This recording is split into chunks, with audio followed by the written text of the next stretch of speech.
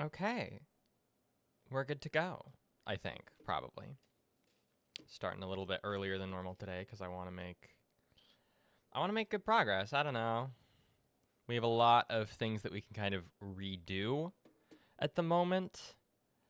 That's going to be good, and even though we're probably not going to finish this in the next 2 weeks, it would feel really good if we did. So, as ever, let me know if the volume is weird. I have my desktop audio kind of low, so we'll just get right into it. Oh God, we did so much last time. Oh my God, I'm trying to remember. So one of the things we did was we finally broke our sobriety and smoked a cigarette, which was not that big a deal. Thank God. We smoked a cigarette, and it made it so that we can kind of raise all of our intellect stats. And so we spent all of our, like, spare skill points on some of the intellect stuff, raising these up a little bit, hopefully making it so that we can retry a lot of the checks around the map. Which, you know, who knows? Right, we also have to confront Klasia because we talked to Hardy. What's his name? Hardy? Can't remember. We talked to him, and he told us we got him and his boys to crack. We finally know kind of a little bit more of what happened. The dude was killed before the murder was killed. Oh my God, pardon me. The victim was killed before he was strung up on the tree. He was not hanged, which was kind of what we were thinking, but he was shot instead. And that's all I can remember. A woman hand wrote yesterday's menu. Today's starts in a man's handwriting. All right. So we need to do Klasia, but we might just fuck around for a bit first, since Klasia's is a pretty big deal. And we have all of these blue checks that we just kind of had to abandon. Egghead and Cindy the Skull in the chat. How are you two doing? Yeah, we're gonna check out the cargo. Click a crate over here that we can open with rhetoric, I think. We can roll for persuasion on the 3 T's. How idiomatic are these? I'm sorry. Those feel like early game prompts. Dialogue. Coming up here. We will do the crate. We're also going to go back to Andre and see if we can figure out how to do his... Let's lower that audio. See if we can figure out how to do his, like, logic white check, I think it was. Thank God, who knows what else. Oh, I see what's happening. Now that I have slightly higher intellect stats, there are intellect pop-ups happening now, which for me barely happened early game. And at the bottom, the Union logo and demand democracy. Okay. I guess this is stuff you would see if you had reasonably high intellect throughout the entire game. Unfortunately, that is not us. I've been ill, stuck in the house and not working, so thank you for improving my evening. I'm sorry to hear you're ill. That's miserable. You never get comfortable in... You never realize how comfortable or how good you had it when you were well as when you've been sick. I've been sick a lot this last month, and I'm trying to be, like, more aware of the fact that, like, currently I'm mostly not in pain, which is huge. But no, that shit's miserable. And, like, do you want to work? No, but you have to work, and that sucks. Fossend means Whale Fjord and Arden. New language drop, I guess. Running up. I'm afraid we're not gonna get this. I'm afraid we did all this for nothing. You're back before the cargo container. Its draw has not lessened since... Oh my God, that's still a pretty narrow check. Let's see, as always, if we got the clothes for it. plus anything to rhetoric. Nope. The polo shirt will do it, but we'll get there when we come upon it. Conceptualization, composure, encyclopedia, shivers. Shivers. I don't really know what the thumbnail is today. I've been wanting to do something with the shivers, like, portrait art for a while, because it's so fucking cool. A lot of these are very cool, but I find shivers, like, really evocative for whatever reason. It'll probably perform even worse than the thumbnails with Harry Dubois, but it's not like it really matters how these streams do. Right, we got the leather jacket. Right, okay. So we're gonna put on the polo shirt. I think that's all of our stuff. I think we're set on that. Yeah. Now let's make sure we don't have anything that reduces our stat. Okay. I've got orientation for my second job, also retail in a few hours. If you're somehow still going in 7 hours, I'll be here for the end. Unfortunately, I will not be going for 7 more hours, but we might get like 5 in today, is kind of my ballpark, which is a longer stream for me. Unfortunately, I have a home life, and so I never stream that long. I've been thinking about getting back into like actually like scheduled weekly streams, but don't tell anyone because I don't want to get their hopes up too much. Well, good luck for your orientation. Also retail is a brutal inclusion. You're back before the cargo container. Its draw has not lessened since you were last here. If anything, it seems to have grown slightly. Alright, let's just do it. And Fuck. as it's always been, it's impossible to open a container with the rhetoric. Damn. Okay. Well, that's probably not worth saves coming, unfortunately. We don't have... Yeah, we don't have any more slots for rhetoric, so I guess that check is Jover. Permanently Jover, because we're not gonna smoke more cigarettes unless we are like barred off in the plot, essentially. 2 retail jobs until this damn library hires me. Yeah, that is how that is right now. Anyone who wants to do a trade is just fucked. And anyone that isn't is also fucked. You know, triply so if you're a minority. I would really like to know what the trans unemployment rate is this year, because like I've kind of known in previous years there have been like studies, but I haven't seen anything this year, and I would really like to know, because it is balls hard. Like the job market is terrible for everyone, but it is balls hard to get a job if you are a trans person in the United States. Just generally, like I live in a place with a lot of trans people, and it is still so fucking hard for me to get a job. Which, you know, thank you to everyone who gives me money on Patreon. I really appreciate that. I'm sorry that I haven't been making main episodes of the show. It's because my mental health is garbage. And I have not quite gotten the healthcare that I wanted from the providers that I've seen. It's a process, though, and I'm hoping to maybe film a thing for Daughters of Ferrix in the next week. Hopefully. That's the hope. But thank you if you're someone who gives me money on Patreon. You do, in fact, make sure I can pay for anything at all. Yeah, God. We're totally not in a recession, you guys. Yeah, well, you know, if the government doesn't publish the numbers, then it's like it's not even happening.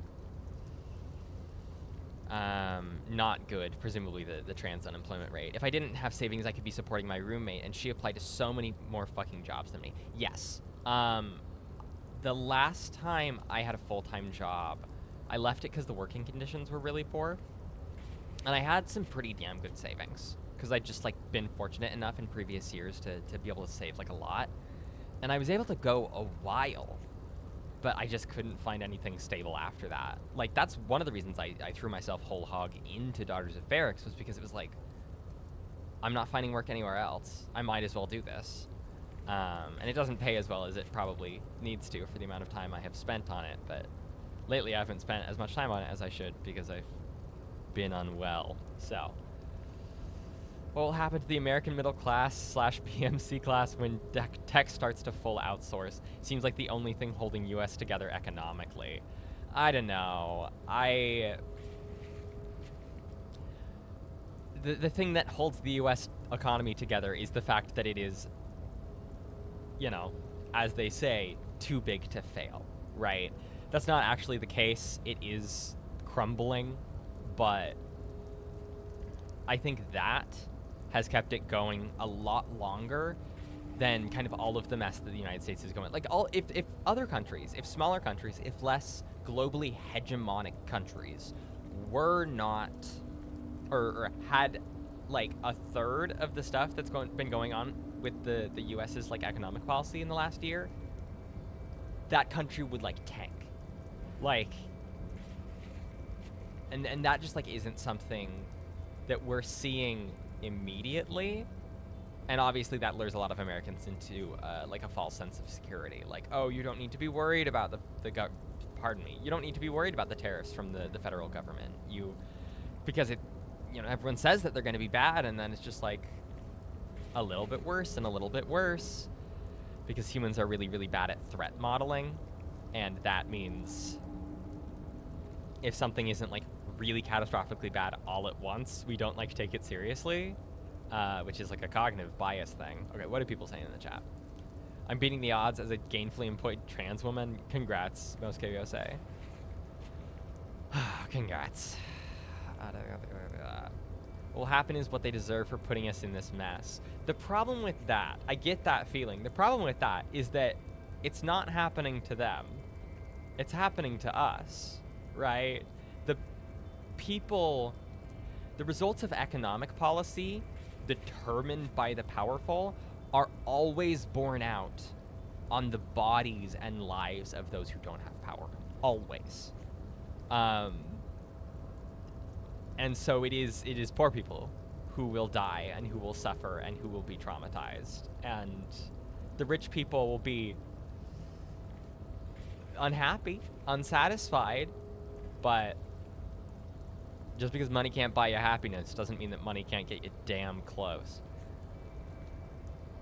Professional managerial class, yeah. Classic. Okay, playing the fucking game.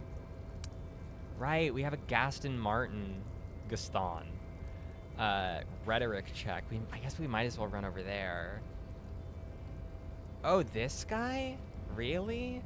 I guess we're just running around doing all those blue checks. No, blue checks. They're the intellect checks, is what I mean. I really am wondering if there's new dialogue with Everard, but last time we went, it was a waste of time, and there isn't a teleport to his container, which there absolutely should be.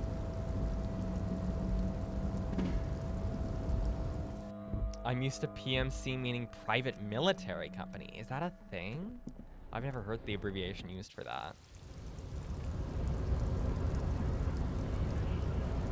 I mean, it is very much like a Mark Fisher capitalist realism. Everyone is in management roles. Not everyone, obviously. People who are actually like low class aren't, but you know, a lot of neoliberal corporate structures rely on everyone being a bit of a manager and everything being distilled through those terms. Where's Gaston? He's like over here. I know the rich never suffer, but seeing the comfortable get kicked down here with the rest of us will be some consolation. What's her name in the Hunger Games? Here's the thing. Are the middle class your friends? Probably not. But I mostly don't give a shit about them. Like, listen, there's like an accelerationist argument to be made, but you know, if you hold with accelerationism, which I probably don't, but whatever.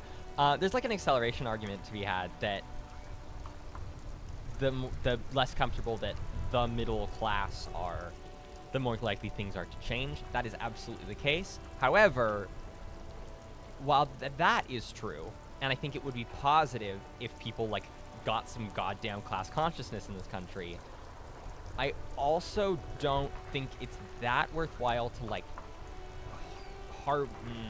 nurture resentment, because I absolutely have resentment. I talk shit about like richer middle-class people to my girlfriend all the time. Like, in my personal life, constantly. But, like, politically, I don't care that much, because what I actually want is I want to fucking... We should collectively do things to the 1%, right? That's what actually matters to me. Officer, care to play a game with the lonely old man? I guess. Actually, never mind. Wouldn't be the same. We don't want a sandwich. We're not doing a sandwich. Egghead says incremental change. Thanks, Egghead. If you say so, man. I've never been close to management, and I don't have an education. Yeah. Real. I've been an assistant manager at a toy store once. Does that count? It doesn't count. Politics of resentment feel good but are cancerous. Yes. Yeah, and listen. For a long time, I felt very strongly that it was foolish to have politics built around opposition to something rather than actually constructing something. That is probably, like, that might be accurate, but more and more and more my politics are defined almost in terms of their anti-fascism, in terms of their anti-capitalism. Like, in terms of, like, anti-racism and anti-misogyny. Like, those things are incredibly important to me in a way that I'm just, like, not interested in utopian pipe dreams. Not to say that every wanting to do things better is a utopia. But still, like, that's kind of how my politics have evolved. And I think anger can absolutely be a tool. But when your politics are just like, I am envious of you and your power, I don't think that that's, like, actually effective for breaking down those sorts of hierarchies, which is, to me, what it's all about. That doesn't mean I don't feel it, though. I absolutely, again, I talk so much shit. Okay, we don't want to take the dude's sandwich. Where is... The guy was one of the truck drivers, right? But he's not this one over here, because that's to do with the poem. And the pale driver's right there.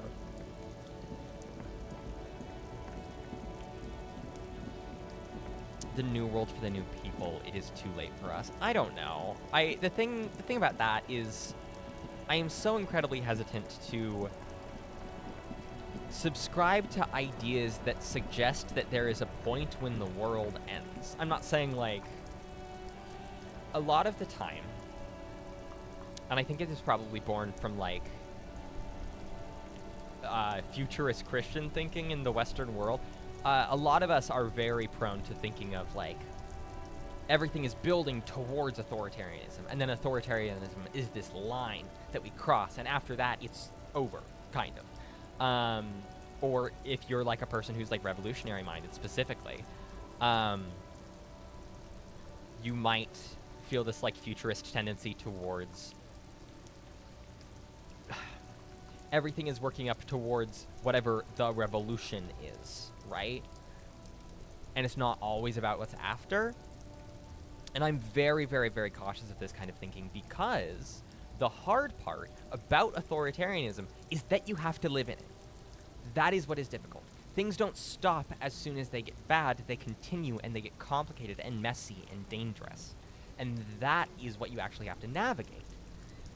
That's one of the reasons, like, I feel like, at least, like, socially, I really harp on the fact that it's, at least in the United States, our current governmental situation is not, oh no, what if they turn into the Nazis?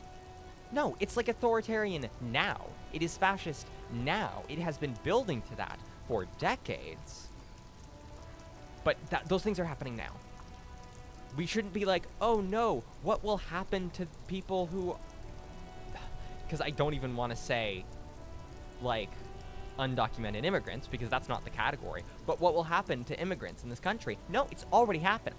It's already happening. These people are already having their lives destroyed. They're already being killed. This stuff is already ongoing. It's not a fight that we need to, like, prep for. It's something that we need to know how it is playing out right now, beat by beat.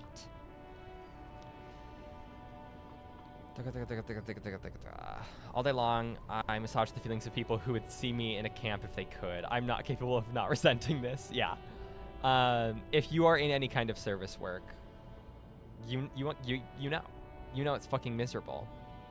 The obvious poor health of our president and the lack of a clear successor does give me hope. People are mad. You just have to point it in the right direction, and that's hard, but very possible. I mean, I don't pretend to be able to tell the future ever, because it would be useful if Donald Trump, like, had health complications and died. Like, that would have effects.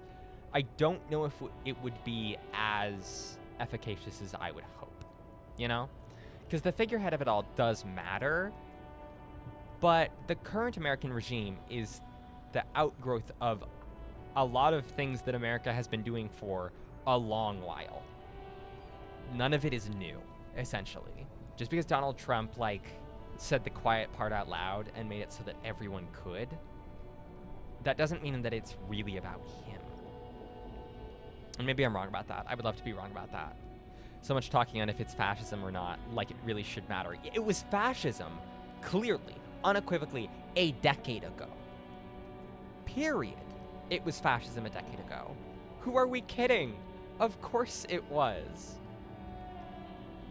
And I don't know. That's another reason why I've been like, I used to do that kind of, I would say, frankly, and I don't even mean this derogatorily, this like frankly very liberal way of thinking about it, where I didn't want to call people people Nazis extraneously.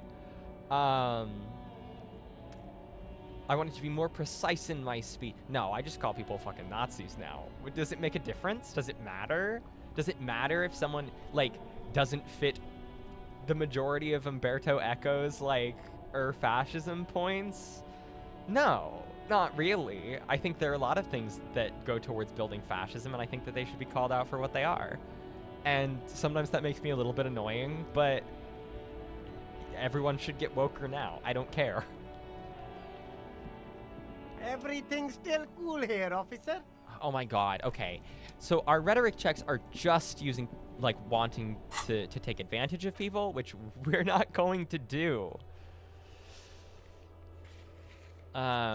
The mask has fallen, but the mask only obscured what was already happening. Yeah, the only trouble with, like, thinking of it as a mask is that there are people who have known, and it's the people who have the least, right? There have been people who knew the whole time that the state was not created for or by them. Why is Measurehead on here? Set of tracks? Oh, I guess that's over by the hanging tree. Even Echo said the list wasn't exhaustive or 100% required. Yes. And you only have to, like, even if we're going by what Umberto Eco said, you only have to have a handful of the things, right?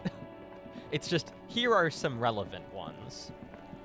And also Echo's obviously not the only person to taxonomize fascism. He's just the one that it's funniest to talk about because he made a goddamn checklist. There are several footprints in the mud, left by work boots. Anywhere from 6 to 12 pairs have walked here. All right. Solid point. Also, I imagine rhetoric is perfect for an ultra-liberal run. No, there's a reason I didn't have the intellect stuff, because so much of it is about taking advantage of people, and I'm a cop. 8 pairs of boots have shuffled back and forth in the mud. Where else have we seen a gang of men in work boots? That's right. The hardy boys in the mess hall of whirling in rags. Whoa, who could have guessed? Obviously, we could have gotten this, like, way earlier on, right? But Everett told us this on, like, day 2. Go over them one by one. 1. Standard work boot. Steel reinforced toes. Number 46. Just like Titus was wearing in his booth. This is the big dick. Titus Hardy. The one with the bald cap on his head. Interesting. Is it? They didn't even bother to change boots. Putting them on the scene is easy. Maybe even too easy. It's too easy. 2. Standard work boot. Steel reinforced toes. Number 44. Either the blonde muscular guy, Glenn, or the young guy with a plectrum around his neck. I smoked one cigarette and I'm like crazy smarter now. Is this game pro smoking? 3. Hobnailed work boot. Steel reinforced toes. Number 43.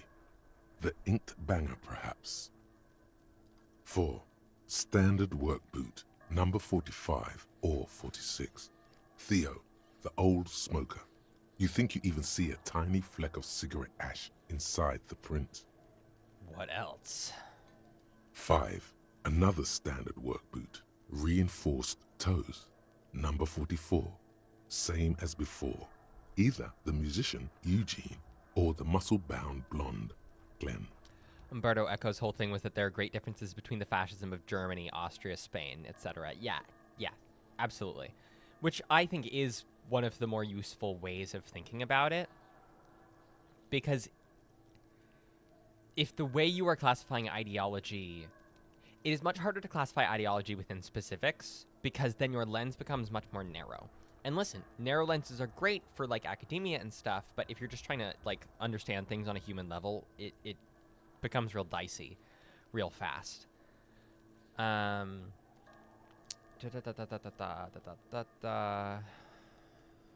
thought Henry said something. Yeah, Imperial Japan illustrates that a strongman isn't fully necessary if the military and hyper-skilled corporate interests aren't perfectly aligned. Yes.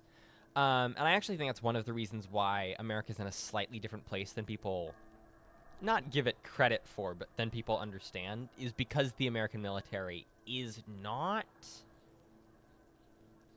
The American military is not your friend.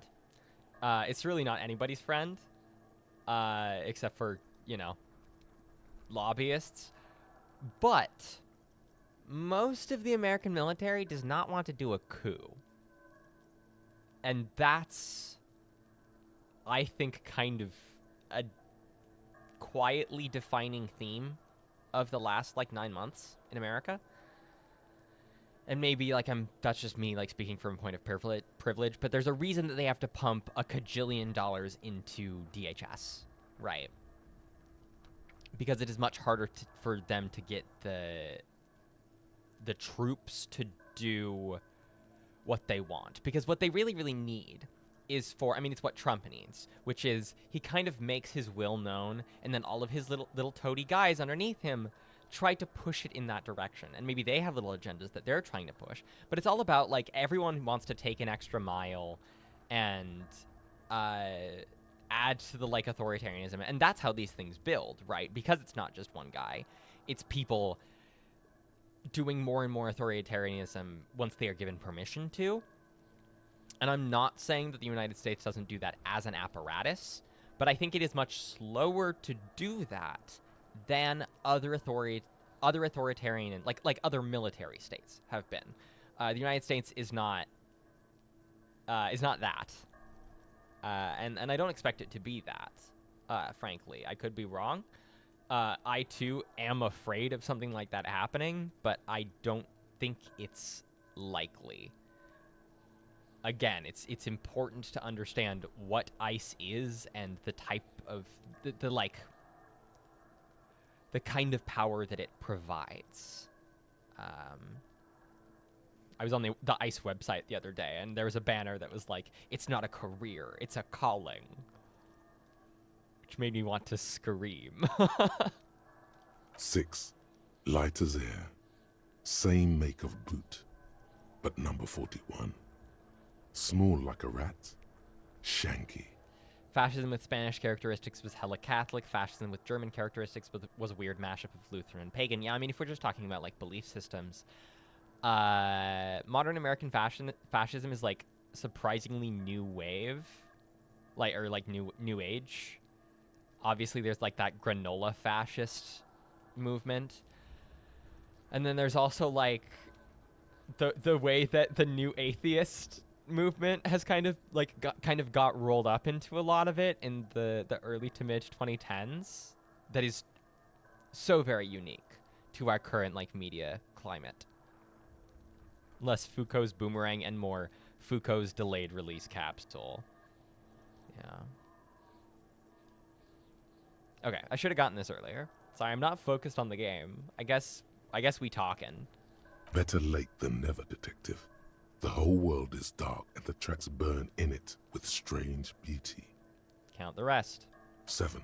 The glowing outline of a standard work boot. Number 46. The imprints are twice as deep as the others. The weight exceeds 200 kilograms. Fat Angus. Carrying something? 8. Another standard work boot. Number 44. There's an aberration in the pattern of the sole. The right sole is smoother, more worn. Curious. A missing 8th Hardy Boy. Just one more thing. That's the woman they were talking about, right? 7 sets of tracks, right? The Hardy Boys were here. 8, actually. That's so funny. That's all? Interesting. Then one of them seems to be missing. Anything else out of the ordinary? These like evidentiary chirons on the screen are really quite cool. I want to see them elsewhere in the game. Note to self. This would be a good question to ask Titus. Where's the 8th man?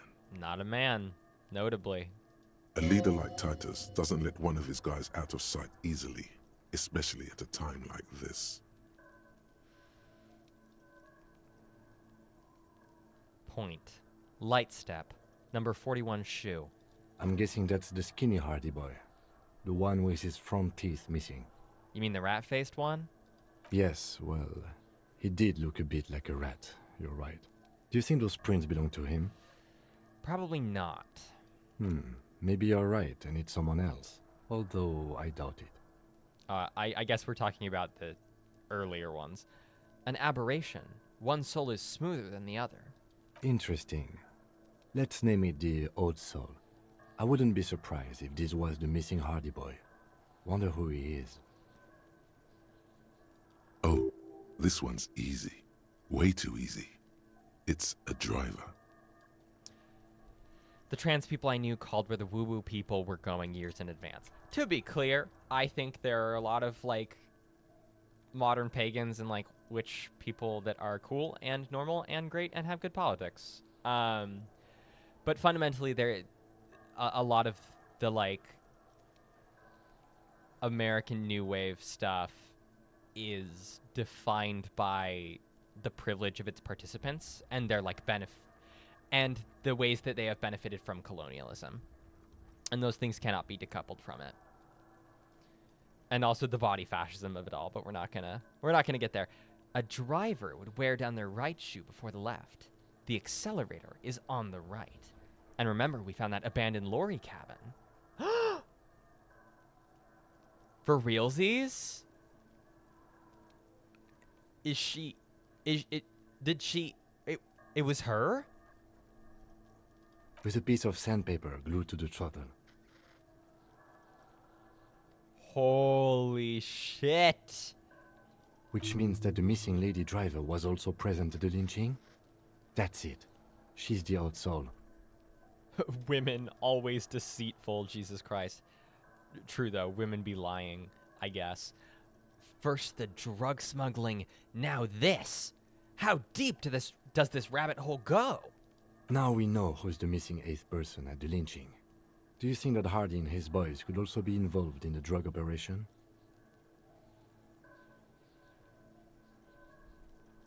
This would fit what Joyce told us, but I don't want to make any assumptions. Sorry for doing, like, annoying cool guy voice. Understood. We should still go and see what Titus Hardy has got to say on the matter. This might throw them off, work in our advantage. So, what else? A heavy one. 200-kilogram imprint. 200? This could be the combined weight of 2 people, one carrying the other who's tied up. Let's say a heavily built worker carrying a similarly built armored man. Maybe it was a fat Hardy Boy, the one sitting in the middle. How many is 200 kilograms again? Is it like 400 cheeseburgers? I don't know. He might be right. 200 kilograms of living weight is unlikely. You're right. The fat guy from the booth was carrying the victim. Probably yes.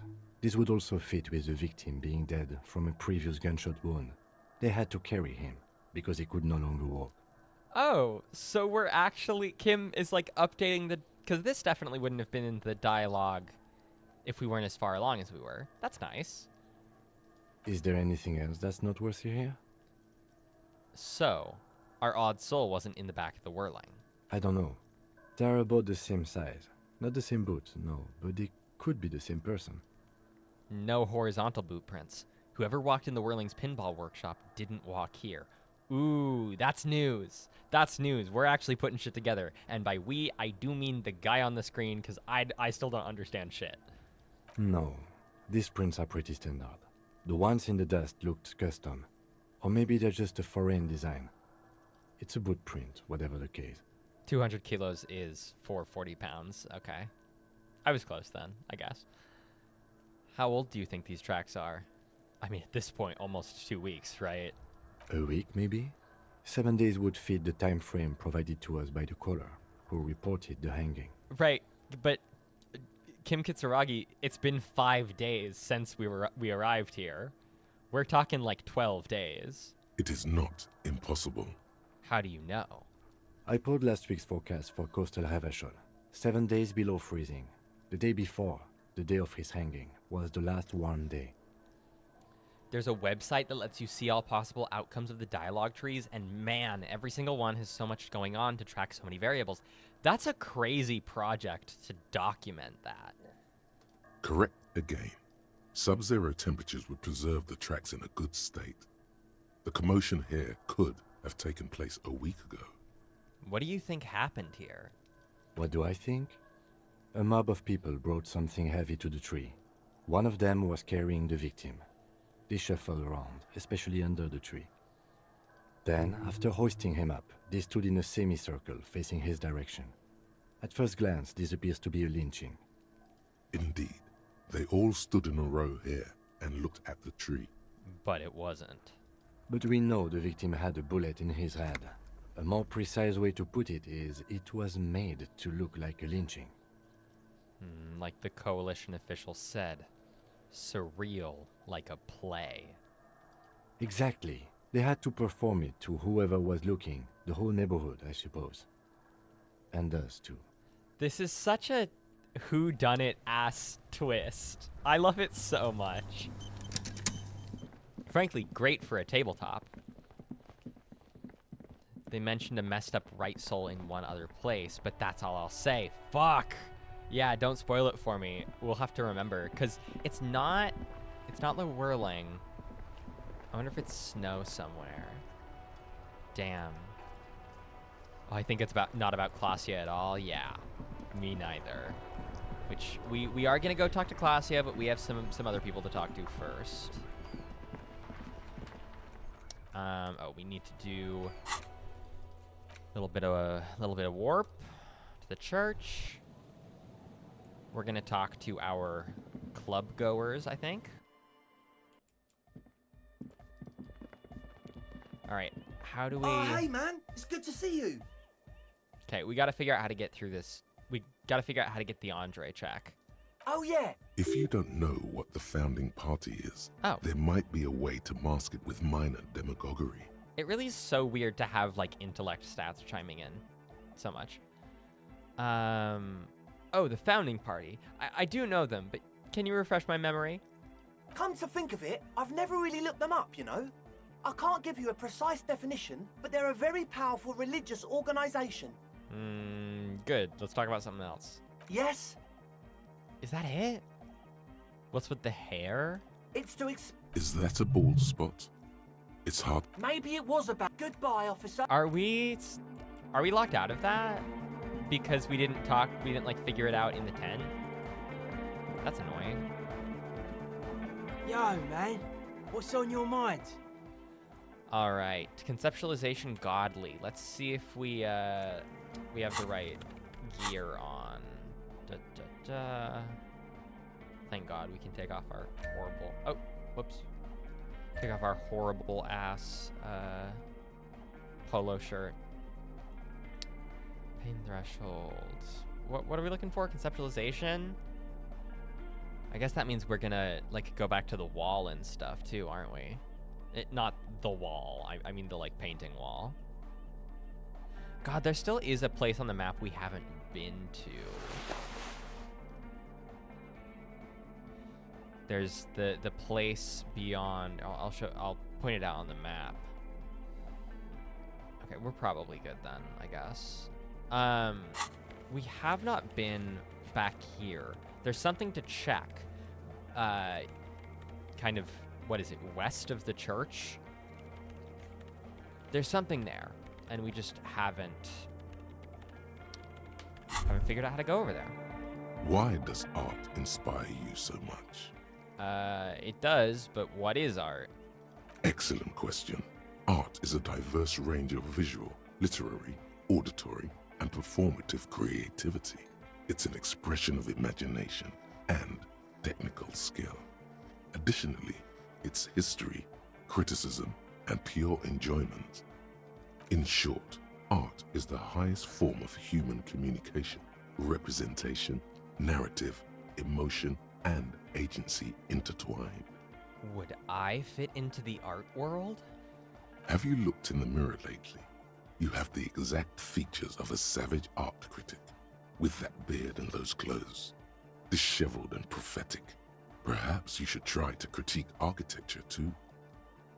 This is not inaccurate. I do have a vibe about me. I guess I have been feeling critical lately. Yes, you seek substance. No vapid representations and reproductions of social mores as made manifest in stuffy biennials. We're talking real, living art here. Become the art cop. Half art critic, half cop. Wait, but don't I have to be 100% cop to get the case finished? I'm just gonna say opt in. If 50% art critic is what's needed to free me from rote repetition, then so be it. Exactly. It's not only your duty to only catch the criminals off the street, you must also apprehend criminals of the printing press and the gallery, the trite and derivative artists and writers of the world. Go ahead and provide savage criticisms, art cop. The world is yours to rip to pieces and reassemble. Okay, I doubt we're gonna do that. Did we ever... Hard cop. Ah, right. Reaction speed. I guess, do we have a slot for reaction speed? We do. I guess when we have a skill point that's worth spending. Yo, man. What's on your mind? Dedicated, hyperactive, unified. You will have to add something of your own to understand this list of loosely formed qualities called hardcore. You need your own entry. Make it. Test your limits. Surpass them. Dance till you drop. Dance till you die, if you must. I want to have fuck with you. Hard people, hard republic, hard cell, hard party, hard riot, hard government, core membership, core secretary, core teachings, core fighters. I don't know how I feel about that. I'm going to truly wreck myself as a machine of modern party in a final showdown between flesh and spirit.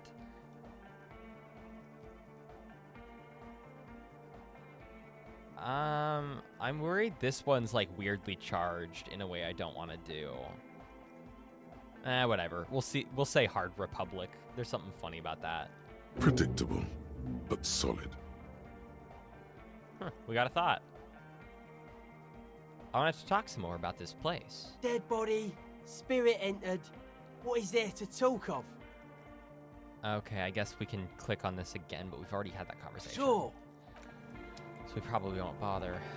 I assume Sona's still doing her thing. Yes, what is it? Yeah, okay.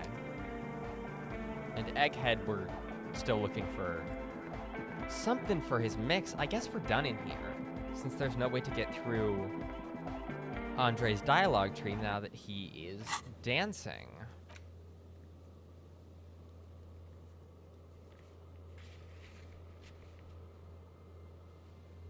Okay. Set of tracks. Wait, why is set of tracks here? We already did that. Is it because it's broken? Oh my god. Okay, scroll up, scroll up. All right, we don't know what the measure head conceptualization check is, but I'm not super worried about that. Scattering of bullet holes, I think, is worth going to, and stained glass window. Oh, I guess we'll just go back and see if we can do that. This is visual calculus. Okay, what are our visual calculus clothes? As always, it's -1. It's funny that the cop jacket gives you -1 visual calculus. It's kind of spot on. I really should give you -1 empathy. -3 empathy. Okay, +1 visual calculus.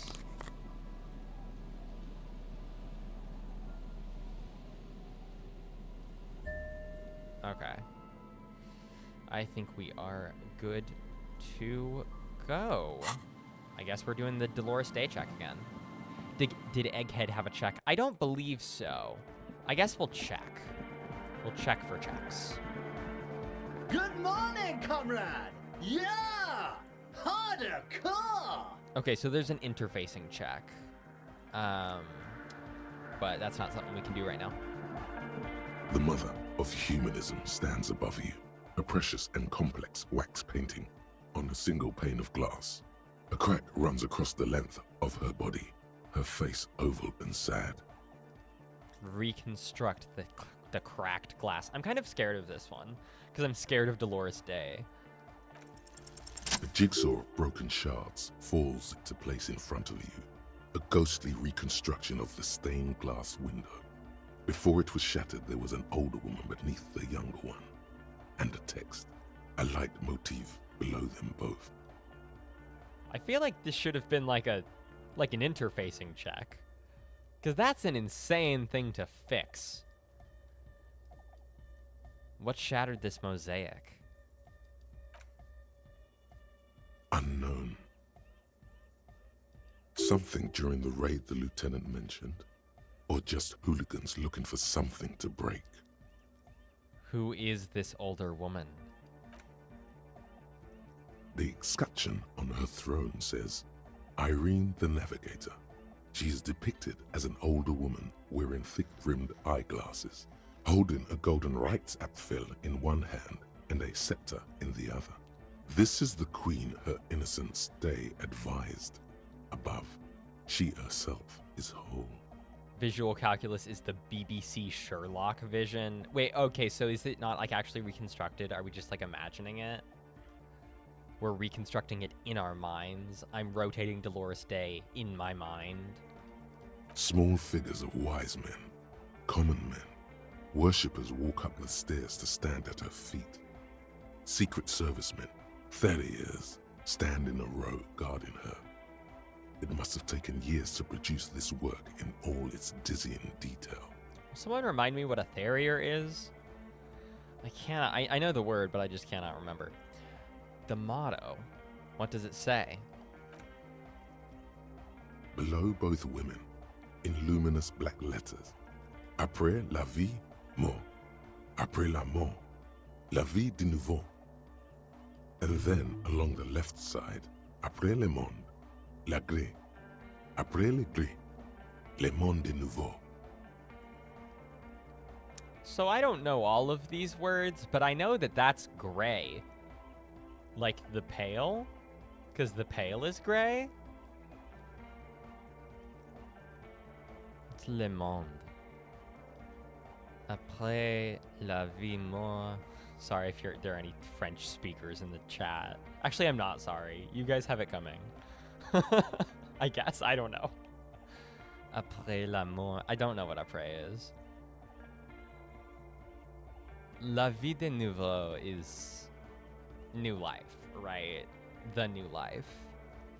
Après le monde, le gris, après le gris. Okay, I'm done. I'm done attempting to read French. After life, death. After death, life again. After the world, the pale. After the pale, the world again.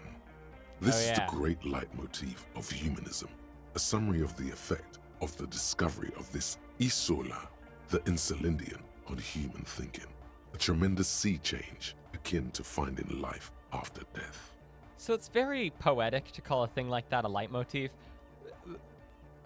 But can a poem be a leitmotif? I guess maybe lyrics can be. Lyrics probably can be. Okay. And a poem is just lyrics, essentially. Lyrics is, whatever. Whatever, it's just being literary. Lieutenant, this used to say after life, death. After... Death, life again. After the world, the pale. After the pale, the world again. Yeah, Kim's Christian. After the world, the pale. After the pale, the world again. Okay, I see.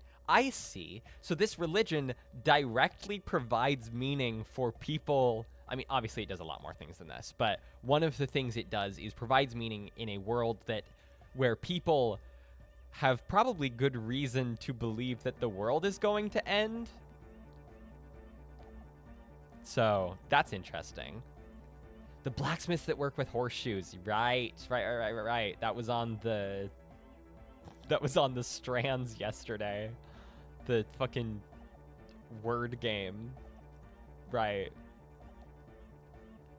This exaltation is common in Dolorian sacralism.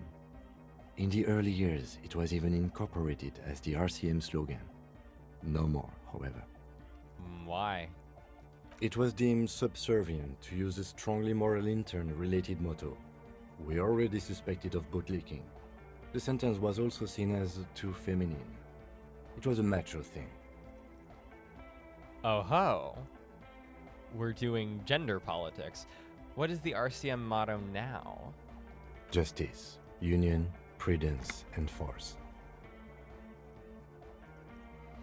Need to get back to work making an inversion of this Dolores with a character that also has glowing lungs. Feathery lungs made to see. Why does that sound familiar? Justice, union, prudence, and force. Jupf. Not very feminine. But I like this. Puts the fear of God back in the... I'm gonna say I like the other one better, because in fact, I do. No, I don't know. It is a pretty terrible slogan for a police department. Prudence and force is, like, actually chilling. Okay, we're gonna say I like the other one better. So do I. Yeah, I bet you do. Cops having weird gender politics say it isn't so. The mother of humanism. Okay. Obviously, there's no way that we could have fixed this window, but I really thought for a moment that we did. I would love to see the, like, texture. Okay. In general, I kind of want to see what the like, texture files look like for this game. We're gonna run south to the bullet holes, wherever those are. The water runs from the west. The source is upstream. A broken pipe? I will say this. I've looked a lot at this map, and I cannot unnotice this ruin up here at the top. I have no idea if there's ever going to be a way for us to get there, but that feels like it should be... That should be like a late game thing, right? It's probably been mentioned, but why is it on the map and so, like, conspicuous if I can't go there? It might just have other meaning, but I should be able to go there. Can we go this way? Oh, how do we do anything around here? Are the bullet holes up here? They are, aren't they? No? Are they? Do we still have a check with this? You see, a once bright, a slogan used to intertwine. Looks like tomorrow never came. Okay. We've done that already. Hello again. You look like someone who has money. Do you have any money? We might do that if we decide we need money for something. I guess we do want Whirl, but that's different. Is there not a way to go over here? I thought there was something hidden behind. All right. Most likely late game, yeah. Good thing we're getting close. I would like to think so. That's what I put in the thumbnail. Who knows if it's true? I don't know. I guess we're checking this. A few locusts trudge along the wall of the trap. The rest are piled in a heap in the corner, dead. No phasmid anywhere. Surely it's not bad to scam that guy. No, I feel entirely neutral about scamming that guy, which is why we'll probably do it at some point. I just, I don't need to do it right now. I have other things I want to do. And also the, like, social mortification, the, like, secondhand mortification that I get from Harry Dubois sometimes, I don't need to, like, microdose, I guess. Where are the bullet holes? They're all the way down there? Ugh.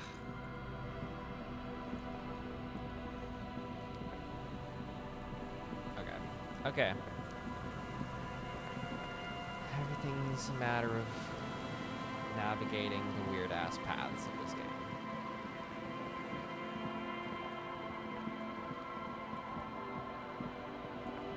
Wait.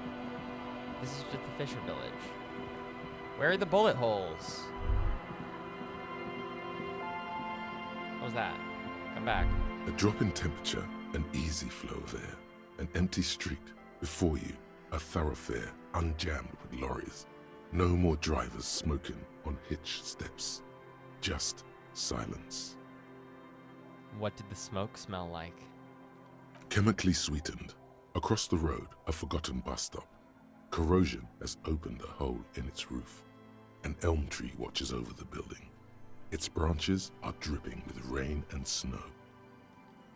The road is smooth and motley. Craters filled with a black asphalt. The asphalt, first laid, is grey already. A row of tenements are under construction in the distance. Who are the people that live across the road? A tub warm with water, white with soap. A man bathes while radio waves transmit the lottery numbers. 4, 18, 21, 4, 1. A modern washing machine rattles a drawer full of silverware. His boyfriend is on his way home. He brings tins of meat and vegetables with him. Their pockets are heavier with money, but only slightly. What about the bus stop? Number 312D. Young girls used to come here, huddled up, hoping for more warmth than their thin coats give them. The bus took them to school. It has not run for 8 years. There were not enough girls to sustain its cost. What about the road? Craters pocked the surface. Children played in them until heavy trucks full of black pitch rolled in. The landowners have filled the craters with money. It is a vital artery of the flow of trade. There's one bump on the road. A dead dog lies flat about 200 paces away, right at the turn. I don't love that. Tragedy comes from the wheels of a fast RCM vehicle, hurrying to work. The cold washes over you. The sound of the sea has grown distant. Killing dogs, that sounds like a cop to me. The wind moves the aerosol. A detective stands behind the boom barrier. A breeze moves a curl of his hair. Oh, that's me. Not gonna lie, Whirl is pretty disappointing. I don't know why they didn't expand it in the final game since you can purchase it. They should have made it cheaper if it's not very good. As far as I remember, the best Whirl stuff you get is for free in the second level of the doomed commercial district in the abandoned game studio where you find the first computer. Well, that is too bad, but good to know. Yeah, I mean, if they didn't make it that expansive, or even, like, expansive at all, it should not cost 25 real. Like, that seems prohibitively expensive. Are there not? Where are the fucking bullet holes? Where are we? Where is anything in this game?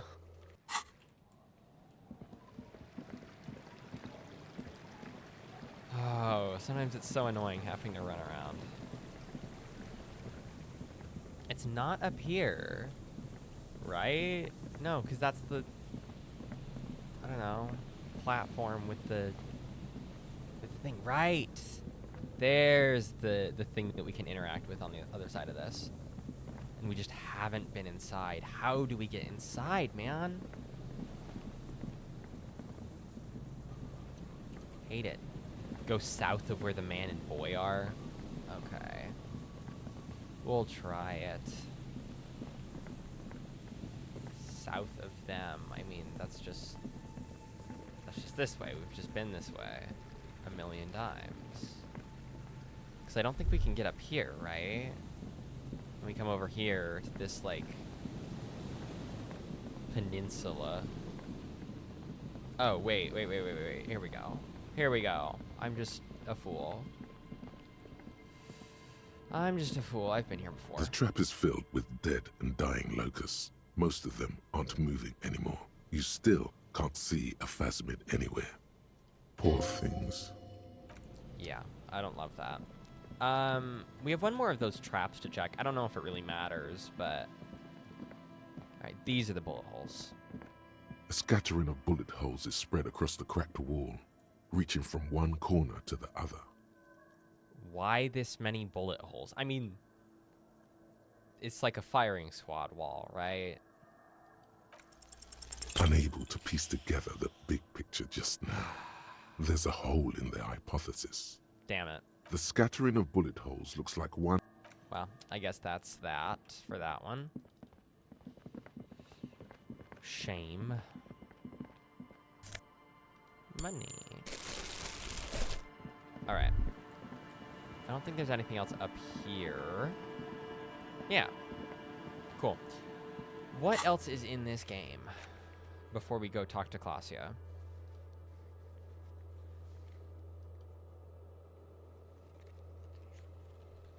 So, Tommy Liam is just like making up a poem, which we can do, but is not like super important. We will go to the backyard wall. Set of tracks we already did, but it's still showing up here for some reason. Measure head is conceptualization, which I just genuinely don't remember. Ceiling is asking for money. Gaston Martin is asking for his sandwich. I guess it's just the backyard wall, which unfortunately we cannot warp to. We have to walk all the way around.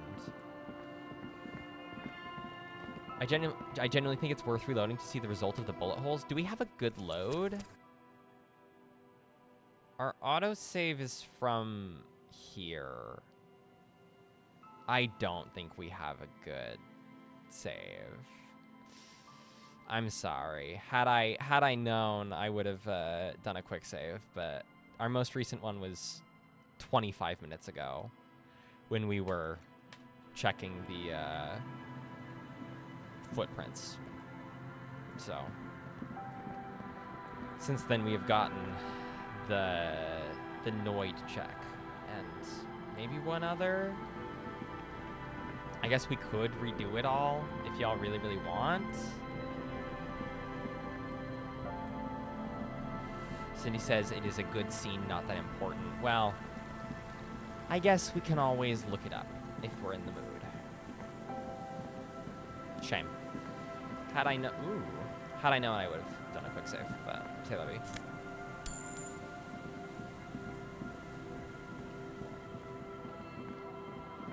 Alright, we're going to where we can do our fast travel, go over to the map. Bullet holes is the only good thing about visual calculus. Everything else is just plot stuff worth putting a point in it after level up, though. Yeah. Too bad, too bad. Brennan Marr in the chat. How's it going, Brennan? Travel to Martinez, and then we're gonna go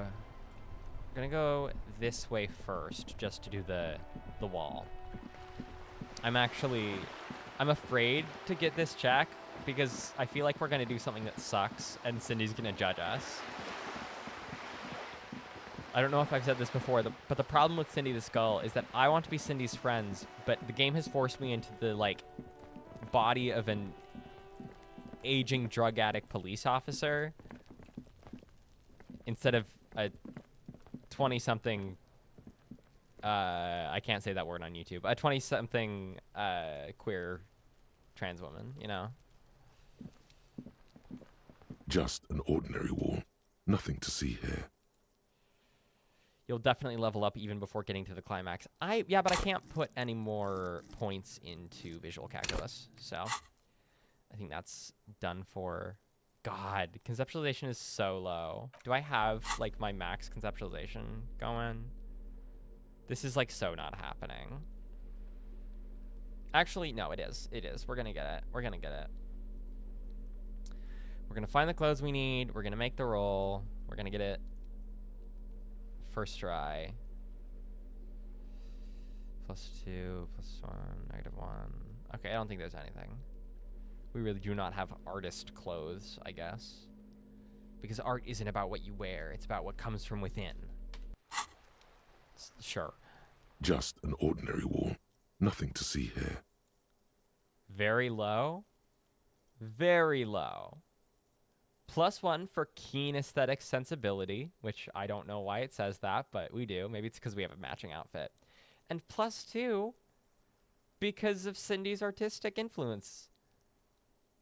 3%? That's plenty. That's plenty. We got this, right?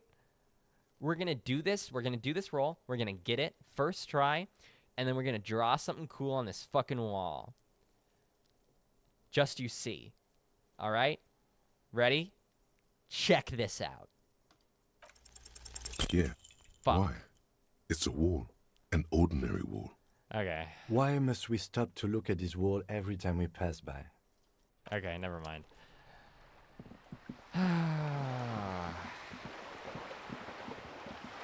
It's fine. See, even with our bad blue stats, it's still... We're still rolling bad. Smoke cigs. No, we're not smoking more cigarettes. At least not right now. We're not smoking more cigarettes until at least we actually need it to advance the plot. It's a TTRPG. The things that you mess up are equally whatever. I don't think... I wish more of this game were red checks, I think. It's fun when the game punishes you for missing a check, and it's good when it locks you out. I think that's like healthy. Wait. Stop. That man, bloated beyond all recognition, was 42? That's what she said. Below the damage, the weeks of decomposition, all the swollen indignity of mortality. He was 42 years old. Where is this going? How old are you? That's where this is going. 45,000 liters of raw alcohol has left its disfigurements. What lies beneath, you wonder? You could ask either one of them. Kim, how old do you think I am? Huh? How old do I look? How old? 58? Oh my god, that's really old. What if you're wrong?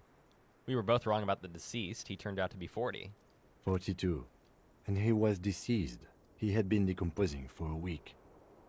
The ravages of Al Ghul are nearly as extreme as that of death itself, Lieutenant Kitsuragi. There's silence. Then a little more. Here it comes. Mercy. Sure, you're 42. Let's go? Oh. Okay. For some, honestly, I think others shouldn't be checks. I wish I could have been forced to have write my own. All of the passive checks are interesting. And I don't know how I feel about it constantly telling me about them. I almost wish that they would just like, I wish I didn't see the medium success on some level. I don't know. It's a complicated game. It's got some cool systems. Wait. This requires scientific measurements. Bring it on. I'm not afraid of the truth. To the laboratorium. That does not seem useful to me.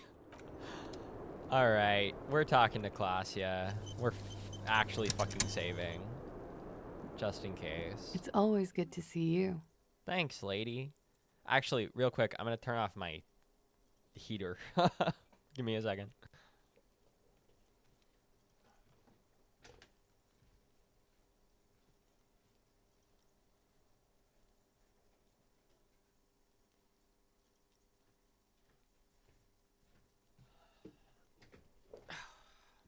Okay. Let's go. Something in her demeanor has changed. She's tired, consigned to her fate, to being here with you and what's to come. The Hardy Boys told us what really happened. I understand. She puts her coffee mug on the table. Just like that. No resistance.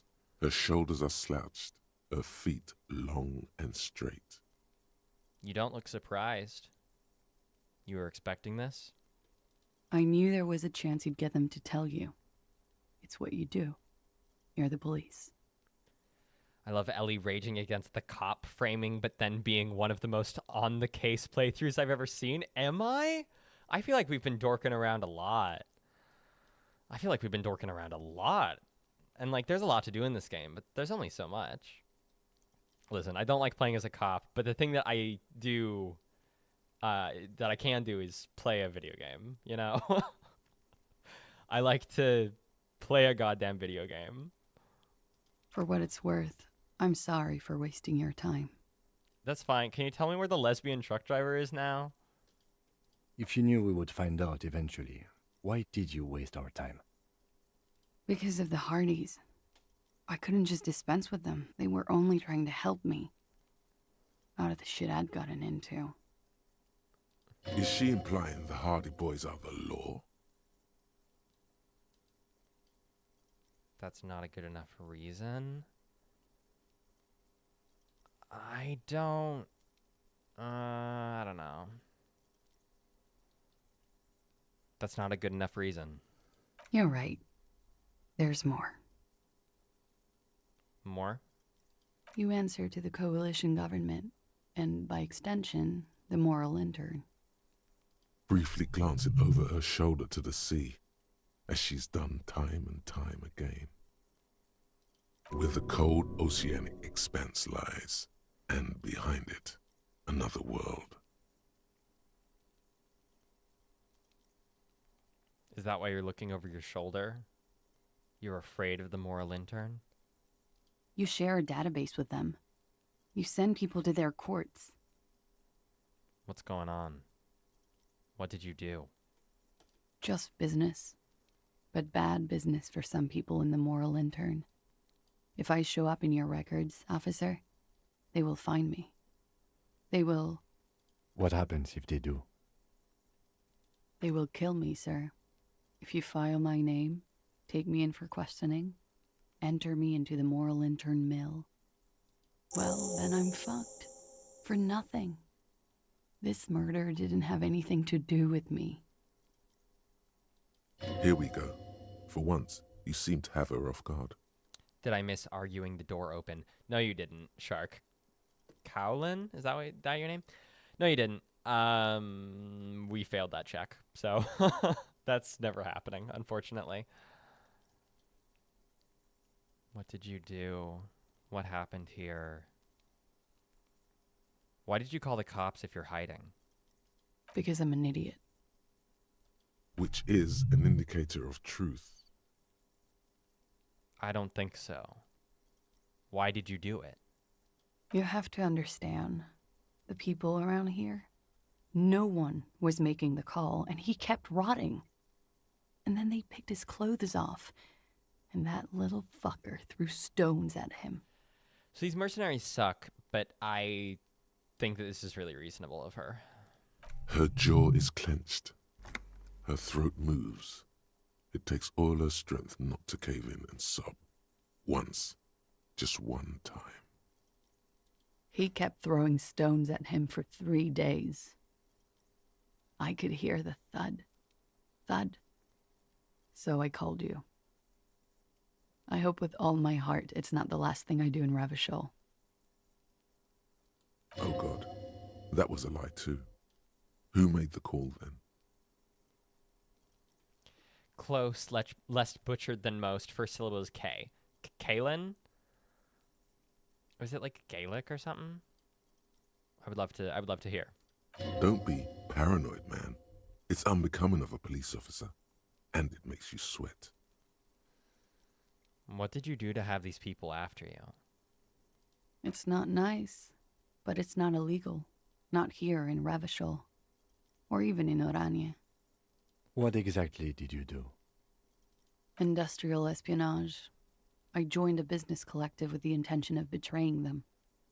I did my job well enough to be asked to do it again. With a bigger company. The kind you really, really don't fuck with. I took their ledgers, 2 decades worth of accounting. I need the names of the companies involved and who hired you. The job was Lou's-Duin County Savings Bank. They sound small, but they're part of the Lou-Scop conglomerate. That was the second job. The first was some printer company. You wouldn't know them. Being paranoid is probably the most cop thing you can be. Yeah, probably. But she really destroyed them. She still feels it. Well, being paranoid and being an RPG protagonist, unfortunately. As to who hired me for the job, I don't know. But they're after me too. Along with Lou-Scop and their friends in the MI. Once you're done in the competitive intelligence circuit, you don't have allies. You're radioactive. It's not being an RPG protagonist. It's believing that you're the protagonist. That's the cop thing. I'm sure there are people who've done much worse than that. Serves them right.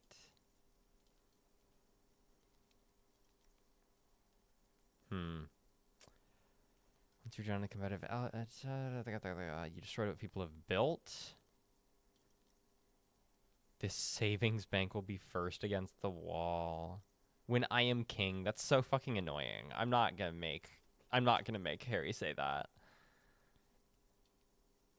It's a lot of shit you've gotten yourself into.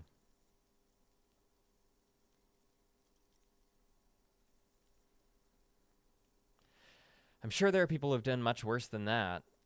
Sure. I'm not a war criminal, but it was bad. People lost their jobs.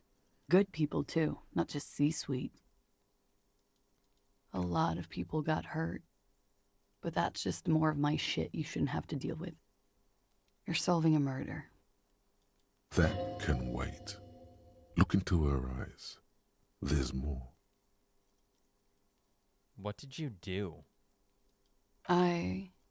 One of them killed themselves because of me. That's not easy to deal with. How do you deal with anything? It's all just... How do you do it?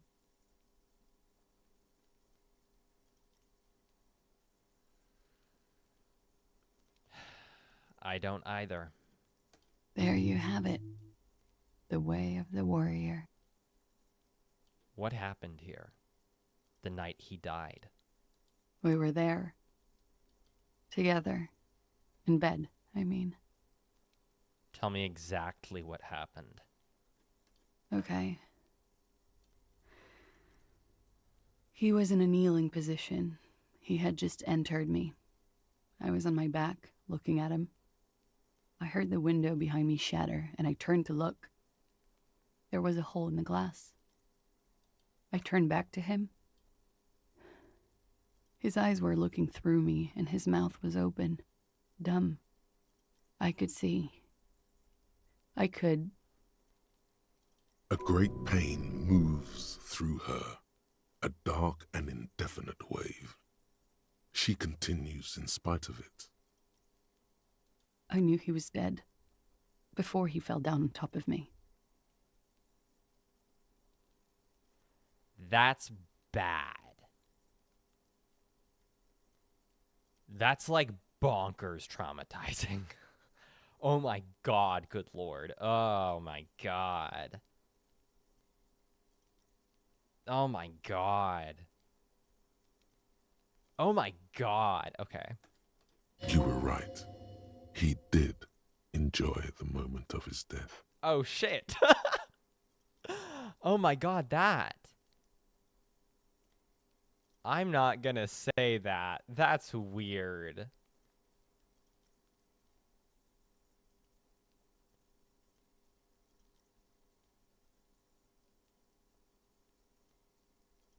Yeah, that's weird. Then what happened? He was heavy. I pushed him off and he fell to the floor.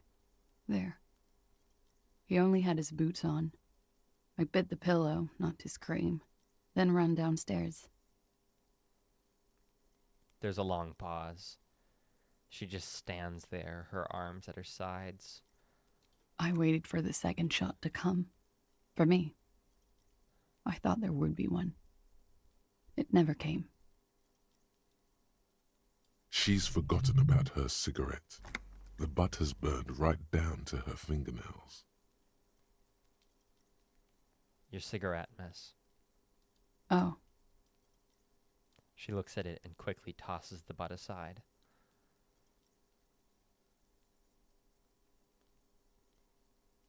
I'm sorry this happened to you. Those are empty words. I'm not going to say them. That's a motherfucker. Yeah. It was a real motherfucker. She immediately lights another one. Absolutely insane that Can We Get a Semen Analysis was onto something. Yeah. That shit was so weird at the time while we were doing the autopsy. Like, I did not, for a moment, think that it was, like, relevant. I thought it was just Harry Dubois being a freak. And frankly, it still kind of was. What time was this? When did it happen? It would help us if you could be as precise as possible. 11:30 to 12:15. I don't know the exact time. Around midnight. God, that's so horrible. I'm still not over how just, like, horrific a murder that is. It's okay. Were you inebriated? Not as much as usual. He'd done a line, plus other things. I was drinking. Wait. Titus said she was gurning her jaw off, much more than usual. Titus said you looked pretty high. I'm gonna guess that's because she was, like, in shock, right? Like, she was definitely fucked up. Oh, yeah. I did one of his lines, just to clear my head. Good thinking. Clear your head. You should clear your head. Get into his mindset. Shut up. Did you hear or see the shooter in the course of this? No, What'd you do then? nothing. I was trapped. I was stuck in my room downstairs. I got some clothes on and crawled back up, drew the blinds. Blood was coming from his mouth. Not a lot, just a little. He was still on the floor, slouched. I couldn't be there with him anymore, so I ran down and out of my room, into the hallway, down the stairs. I knew there would be people there. Run, woman. Run past them and out into the streets where it's dark and people move. To the lorries at the intersection. As far as you can. Why didn't you run away from here? As a matter of fact, why are you here now? I already ran. I ran from an entire Isola. I can't run any further. Not with these people. This is as far as it gets. When it happened, did you hear a gunshot? When he was shot? I may have. I don't know. I couldn't hear anything over the glass exploding. The gunshot wasn't that loud. This is something to keep in mind when assessing the distance of the shot. I have been assuming that the killer came through this door, right? I mean, we didn't have an indication that the door had been opened, but we know that the footprint was there.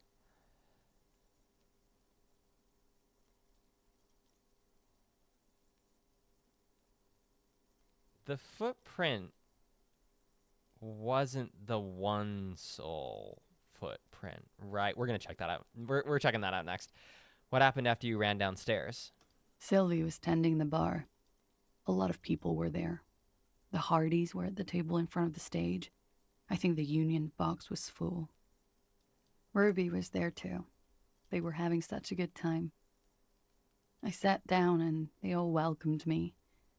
I didn't even have to say anything. Ruby knew something was wrong. Ruby's the ninth Hardy boy, right? Or eighth Hardy boy? Ruby's the one that was mentioned by Titus last time, right? Or am I misremembering? Ruby? Who's Ruby? Ruby. You know, the leader. The leader? Of what? The Hardy Boys. I thought Hardy was the leader of the Hardy Boys. Well, nominally, yes. Ruby's the one they go to when things happen, like things they need taken care of. She's the organizer.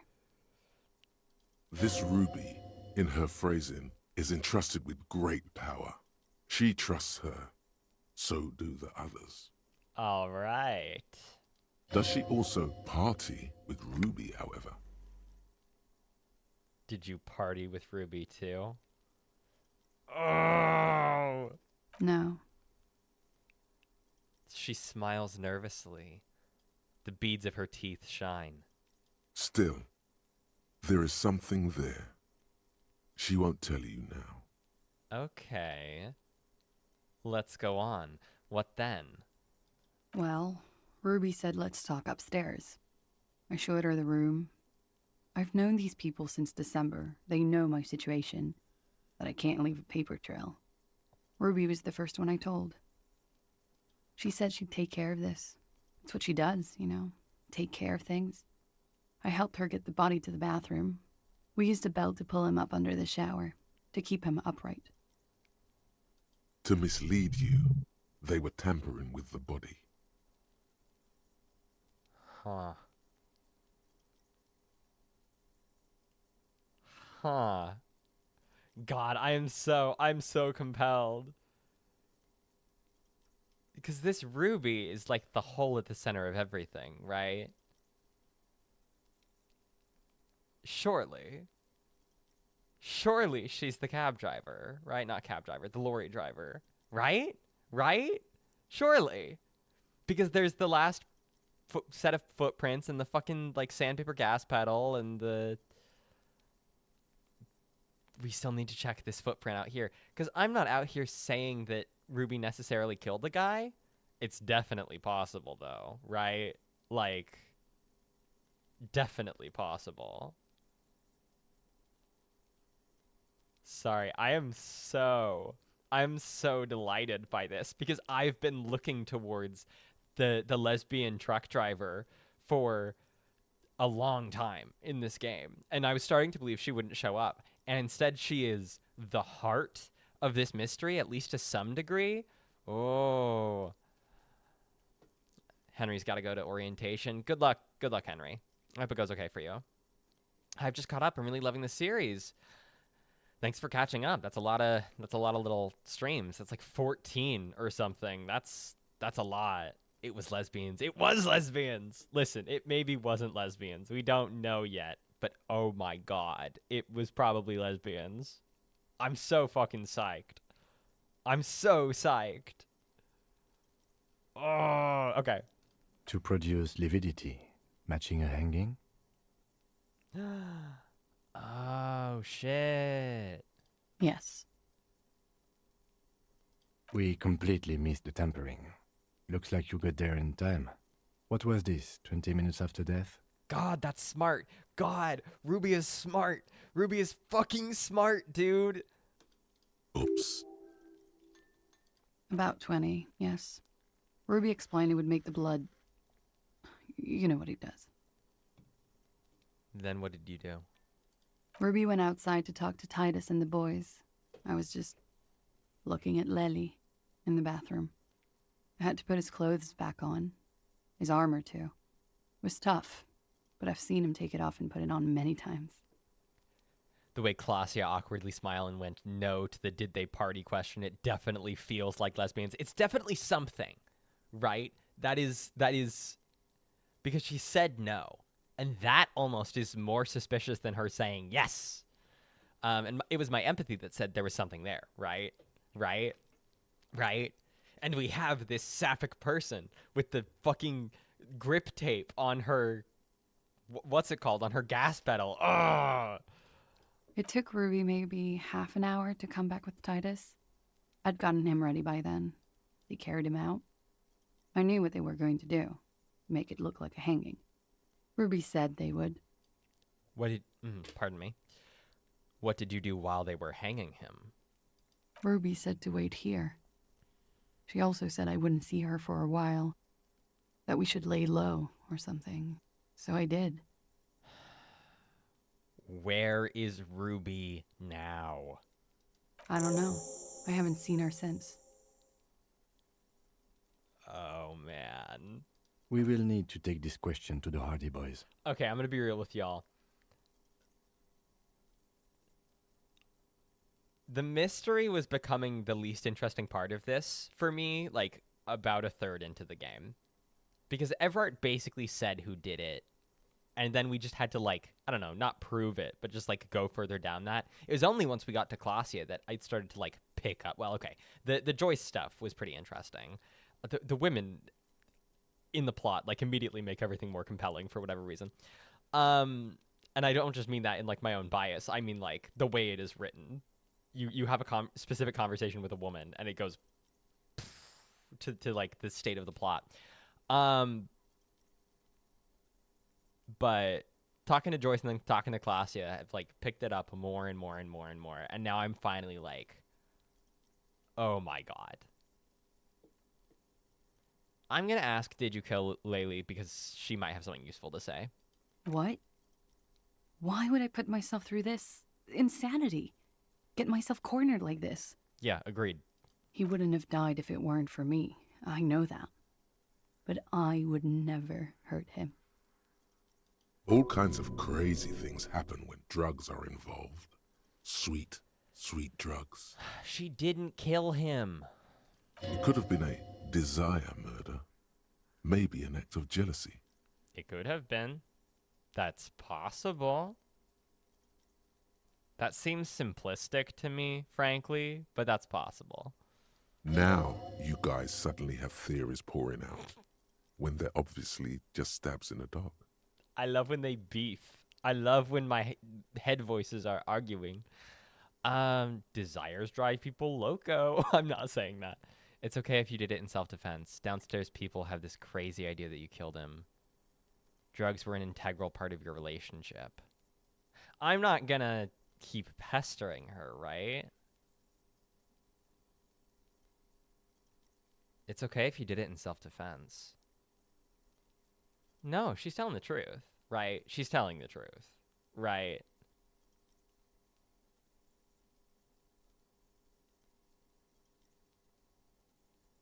It's okay if you did it in self-defense. I did not kill him to defend myself from rape. I told you before. That wasn't what happened. Yeah. Yeah, we're not annoying her with that. Like what? Could the people after you have killed him? That's the first thing that went through my head when I heard the glass break. But it probably wasn't that because they didn't kill her. They could have just killed her. There's no reason they wouldn't have killed her unless they only had, like, a bullet, you know? They had the opportunity. Even if they missed, they could have just killed her. I thought they'd found me. They've killed him to punish me. All last week, I've tried not to talk to anyone or be seen with anyone. That'd be crazy if I got shot right now. You can find the bullet in the corpse if you roll well. Yeah, I bet. I bet you can. So they wouldn't be hurt. I've come to understand, however, this is paranoia. What happened didn't have anything to do with me. It probably didn't. Or I don't know anything anymore.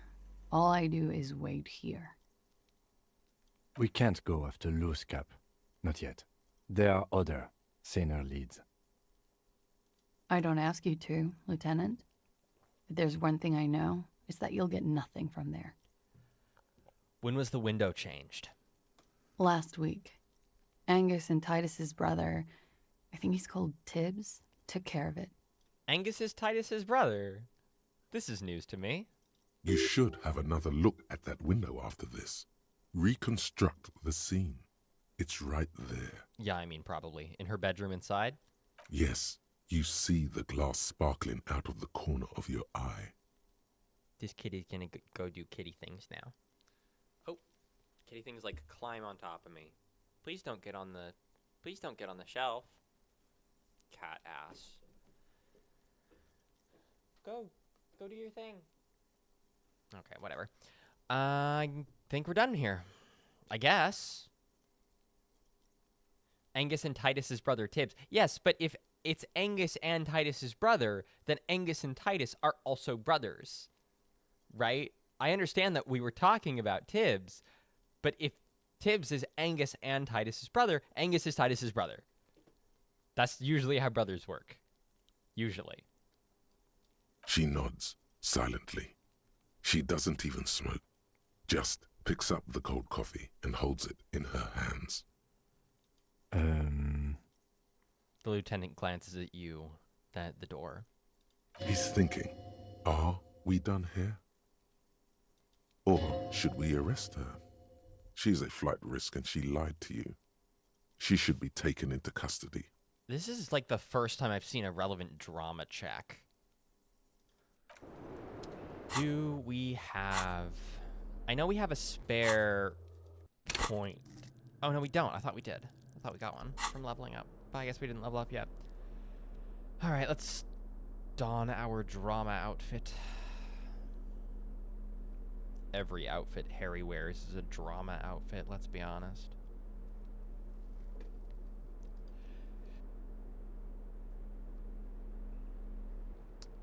Where were we? Ah, right. This horrible thing. It just does not suit him, you know?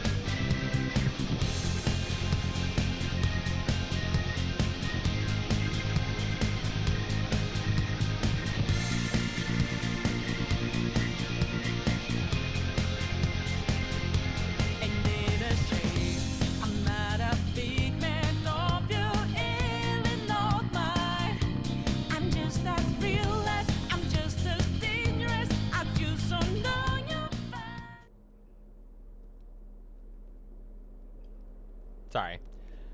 I muted myself because I was having a allergic, not an allergic reaction. I guess an allergic reaction. I was having an allergies moment, and then I had to feed my cats. So, all right, we're all set now.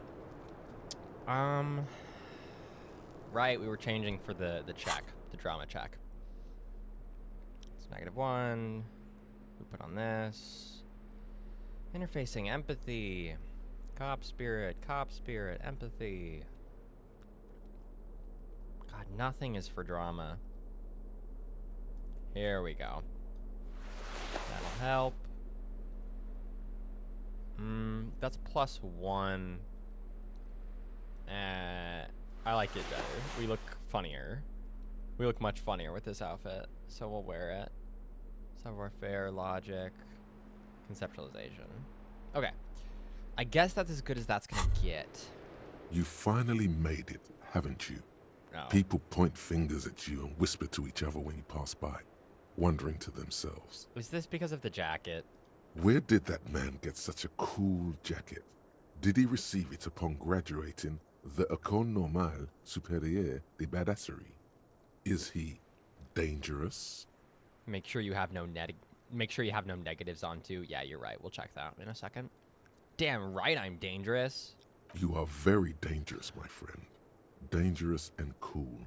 In fact, no one dares to say a single thing about the jacket. But believe me, they are all very impressed. True. I think it was a misread. They aren't saying Angus and Tibbs or Titus are related. They just meant that Tibbs and Angus fixed her window together. Okay, well that's annoyingly phrased. Okay, let's do what Cindy said. Oh, okay, great. We'll put these on so we look cool. And then we'll quick save so we look even cooler. Officer, it's a fine day for questions. Much better. Much better odds. Okay, we might save scum this just because it's annoying if we make it. No, we're gonna make it first try. Like this. Who? What? Dear God, you've been lied to. She could have killed her lover and lied to everyone. She's not candid at all. She's smoke and mirrors and willow-wisps. I don't like drama. She probably didn't give you her real name either. Why would she? Arrest her immediately before she further entangles you in her web of lies. Tone it down, dude. Take it easy. Don't overcompensate with this course correction. Ask questions first. See?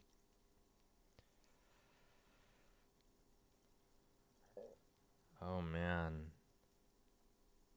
This is bad. I think you didn't make that call to the station. I did. What is this? This is I stupid. hope your desk or whatever it is. The numbers are all over town. Call 8-100-2 for emergencies. There was an older woman on the other end. It sounded like she was smoking. She took my complaint. She coughed. That's absolutely the lady. That is the emergencies desk number. Anyone could know that, sire, by looking around and calling the desk. I don't believe a single word she says. We might have to reload this if this goes poorly. What time did you make the call? Thursday night. It was late, sometime after 12. It checks out. Anyone could know the number. And that someone coughed. We're gonna say nothing. She stands before you, holding her back very straight. Your real name isn't Klasia Amando. Do, right? I agree. You wouldn't give us your real name, not when people are after you. Yeah, that's probably true. Okay. Okay, what? Okay, it's not. I knew it. You log your work every week. It's all transmitted to Common, sir. I couldn't just beg you not to enter my name. So I lied. Yeah, she was right for that, probably. Like I lied before. Like I did at LCSB. I have to lie all the time. I'm so tired of it. Was the passport bullshit too? The passport you keep hidden? No. It's submerged in a plastic buoy on the coast, in the reeds. It just doesn't say Clausia Amandu. It says Anouk Mea Smith. Falsified documents? Passport and visa. Given to me by my employer. I can't even use them. My employer probably leaked the name, Maya Smith, to hurt me. Why would they do that? I didn't show up to a rendezvous. They don't take that lightly. I didn't show up because I was afraid they'd do something to me. The job was finished. I'm just a liability now. She fears an arrest right here and now. This has been an awful turn of events for her. Where is this buoy? West of the boardwalk, in the reeds. On the coast there. I put it there when I first arrived. Haven't been there since. I'm not sure I could even find it now. I bet I can find it. Unless we found it already? No, we didn't, right? No, we didn't. It's useless. Most of the boardwalks in the reeds? We have to check this buoy out. The lieutenant makes a note of it. You're welcome to it. It's in the reeds northwest of here, past a broken sewage pipe, right near the waterline. I'm going to say no, I'm not going to say tell me your real name. That feels dangerous. What if we do that and she tells us and then we log it and then she gets killed? Like, you're probably not even Miss Orania 37, are you? I am. They can never take my sash and my scepter from me. Yeah, surely. Yes, they can, for lying. Enough. She nods, her back straight, ready for whatever is next. We're not going to threaten arrest. I'm not arresting her. I'm not doing that. We're not being a cop. She slowly lights another cigarette and steadies her breath, as if in the presence of some tiger. Yeah, we have so much power over her.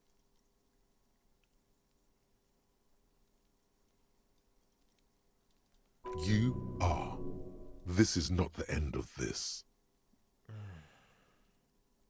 Yeah, we can go back to that, I guess, later, but I don't want to threaten to arrest somebody in a position like hers. That's shitty. That's just a shitty thing to do. Now, let's fix our outfit. Thank God. I think bolo tie, right? Yeah. We like +1 Inland Empire for whatever reason. +1 Shivers, though. +2 Drama. No, we don't like Drama. Drama's a bitch. Office Shades, +1 Logic, -1 Authority. We'll put on +1 Empathy. We'll put these back on. Okay. I don't know if we quick saved already, but we're doing it again. And then we're going through here.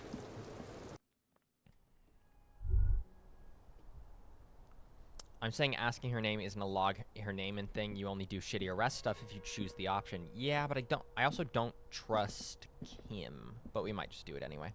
You can almost see the shape of a man and a woman writhing inside, bathed in drug sweat and dirty linens. Bottles lie around everywhere. I think I can see into Clausia's bedroom from here. We know this. You can barely see through. Better not to jump to sensationalist conclusions here. The footprints on the floor, however, definitely suspicious. Boring footprints. I want to jump to sensationalist conclusions. What were those people doing in there? You lean closer to the peephole instinctively. I bet they're doing something quite unnatural there. Sensationally unnatural. I hate electrochemistry, man. Okay. Check these out. Check them out. You clearly see footprints in the downy carpet of dust covering the workshop floor. Jackpot. These, unlike everything else here, are new. All right. We've already done these, but I want to refresh. Let's have a closer look. Large prints, most likely made by Boots. The size is hard to determine. Soul could be bigger than vamp. The souls have left a pattern, uniform, horizontal lines. One person has been here. They've gone back and forth. The tips point both ways. This print doesn't look like the odd-souled print we found at the hanging, Kim. The size looks about the same, actually. They're not the same shoe, but they could be the same person. Interesting. I doubt it, but interesting. I wouldn't rule out Ruby coming here yet. This isn't an argument against her. People change shoes, you know? But it's not an argument for her either. The prints look like one person went back and forth. Between that and that. It's between the elevator and the barred door. This doesn't look like the workers' boots from the hanging. No.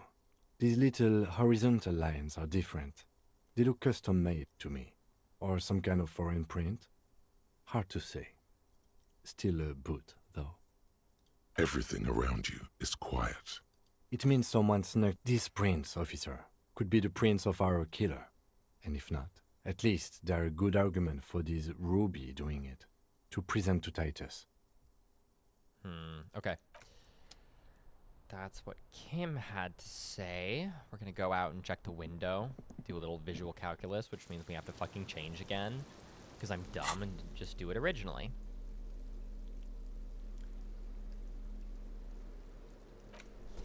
Ew. Listen, if I were wise, I would sort my clothing, but I don't want to do that. I don't want to do that on stream. Logic, rhetoric, logic, endurance, drama, composure, logic. Oh, fuck. Encyclopedia, shivers.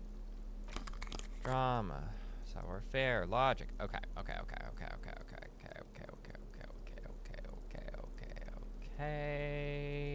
Good to go. Quick save. Alright. Let's do this. This window is pristine on the inside, unlike the one next to it. Light from the desk lamp reflects off the glass in an untarnished golden halo. Alright, well, good odds. Golden light melts away into the blue, glassy darkness of your mind. In it are two neon-lit shapes, a man and a woman on the single bed. This feels... Okay, I guess these things aren't that far apart in this map up here in the corner here. Hang on, my face cam is kind of in the way. Let me... How do I get rid of me? Yeah. So you have these, like, lines going from different, like, hypothetical vantage points. I guess, like, sniper positions, but that's so far away. Like, that feels almost absurd to me. But again, I guess this game isn't that big. Video games just, like, are not as big as they ever feel. What position are they on? God, I hate Harry. Like the witness said, the man is kneeling. The woman is on her back. It's the night of March 4th and a shot has just been fired. The man looks directly at the woman. The shot's possible directions converge in his mouth. A ray cast from somewhere outside, entering his brain. Sorry, I'm looking at this, like, 3D model that's appeared. You have these three different... Visual calculus is kind of neat. It's a little bit too copy for me, but it's cool to have these diagrams and shit on screen. Ending him. Where does it come from? From the roof outside, location A prime. The glass fractures around the bullet hole. Shards face inwards like a corona behind the woman's back. Inspect the ghostly figures. The man does not know the bullet has entered his brain. He never will. Death comes faster than the realization. Have a look at point A prime, the roof. The ray cast from the man's mouth unravels into a fan of possible directions, all on the roof at first. The shot could have come from any of them. This is composite location A prime, most likely of the origin points. Shouldn't there be gun residue outside? There could have been, Then the rain and slush and wind washed it away. This was more than a week ago. So I'm what, 80% sure this roof is where the shot was made from? 72%, with a weapon that's good for medium range, like a rifle or sports pistol. This is a good short distance, but not too short. The perpetrator aimed with their back against the railing, or possibly kneeling for precision. This would explain why it only took them one shot. The lights were on in here. Outside it was dark. It was like shooting fish in an aquarium, a well-lit aquarium. The victim opened his mouth to let the bullet in. Neither of them would have seen anything outside in the darkness, too busy with their own bodies. Could the shot have come from inside the room? A closer point? Point X would contradict the woman's testimony, rendering the entire proposition void. These figures would be wiped out, Detective. Are there any arguments against A prime, the roof? None that you've found thus far, but that doesn't mean there aren't any. Could there have been another point of origin further away? That's a 28%, yes. In this model, the shot could have come from a greater distance. Nothing excludes the possibility. Should we extrapolate to include every possible point of origin in Martinez? Extrapolate the radius to include all of Martinez. According to your map of the district, this shot could have come from a wide angle of locations, starting with the northern edge of the abandoned boardwalk, ending with an islet in the bay. Let's call them B prime. More precisely? B prime for boardwalk, B double prime for Land's End, and B triple prime for the islet, Detective. There may be smaller points in between, but those are too fine to zoom in on. Have a look at B prime, the boardwalk. 700 meters away.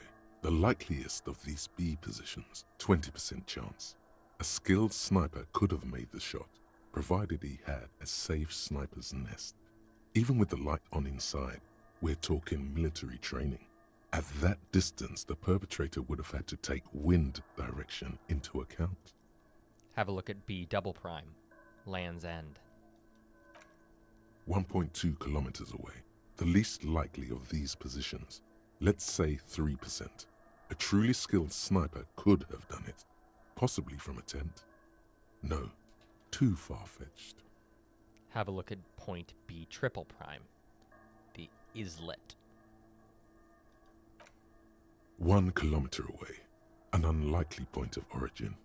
Beyond the docks somewhere, on an islet in the Bay of Martinez perhaps. There are islets there, badly charted as they may be. The shot would have been a small miracle, 5% likelihood. There is an extremely narrow field of view from the bay to the window, between Rue de Saint-Ghislain 10 and 33A.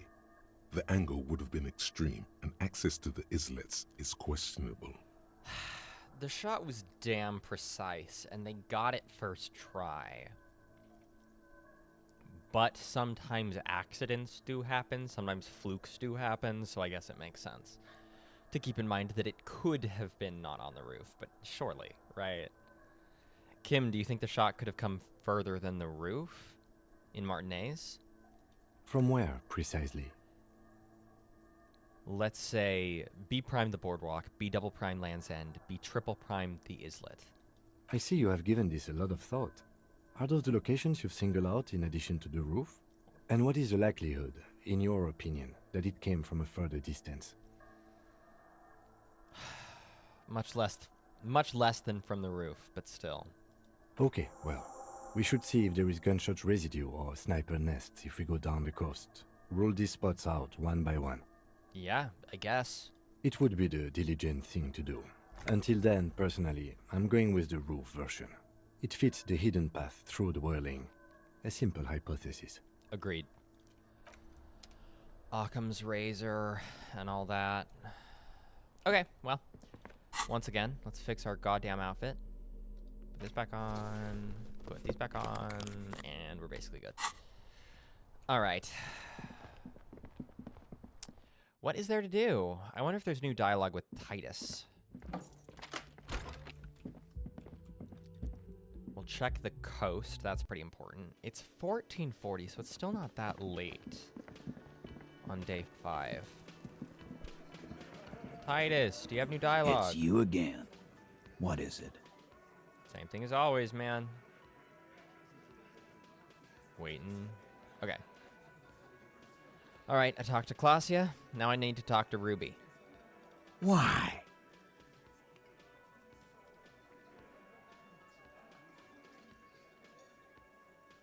Sorry, I'm looking at these options.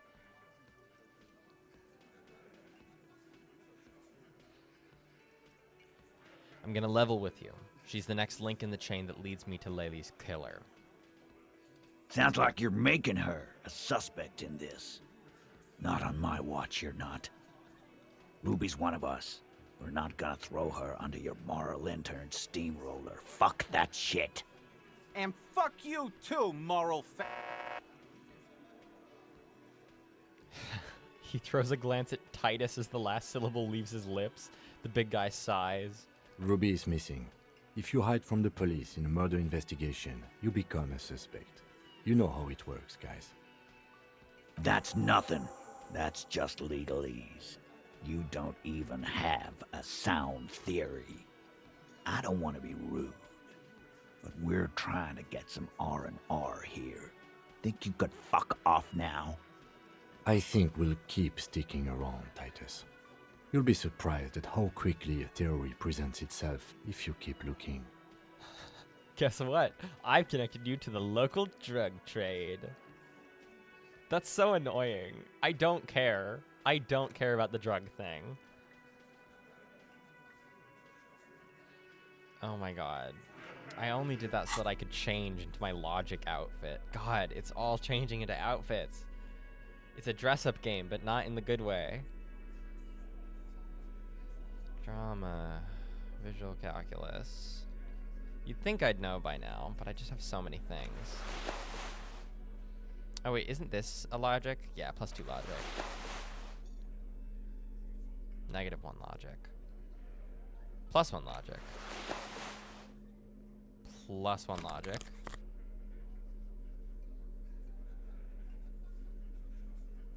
Okay, that's pretty good. That's pretty good. Alright, we good to go. We got our stupid outfit on. It's you again. What is it? Come on, come on, come on, come on. Present a solid theory about why Ruby could have done it. A sudden flash of lightning in your neocortex. The hostel cafeteria is lit by its airy blaze. Floor plans, bullet trajectories, webs of human emotion, all channeled into a single thought. Why are you so sure Ruby didn't off him? Because she was here, all night, with us. That is, as they say, an alibi. He's cobbling together shit so he can put her away. It's Cop 101. She was here all night? 11:30 to 12:15? She was here during all that time? Yeah, with us, drinking, near the stage there. She didn't go to the bar for a drink? No. In the whole 45-minute window, she was with you all the time. All right. She took a fucking leak, okay? For one moment. Maybe went out, too. She has a complex operation to run from her lorry. Drugs. She's a busy girl. Always has been. Drugs, drugs, drugs. I love Ruby. I'm the biggest Ruby fan. You know this already. It all fits together. Ruby, the missing Hardy, was present at the hanging and running the drug trade. Just because she was gone for 5 minutes doesn't mean she magically got to the roof and shot the merc. I've been through this. It's not plausible. Why not? All right, we're in. We got Ruby unaccounted for sometime during the window. This was crucial. Now let's place her on that roof. Have you noticed the winch out back? On the outer wall of the whirling? I've seen the winch. I'm not blind. You saying she reeled herself up by her collar. Like some kind of... Like a kitten. kidding? Hey, that's what I said. Let's go with that. Point is, it's just a rusty winch. It doesn't put her on the roof. You do agree the shot came from the roof? Why not? You can't draw a straight line into Clausia's window from any of the surrounding buildings. Not from what I know about Martinez. Maybe from the coast.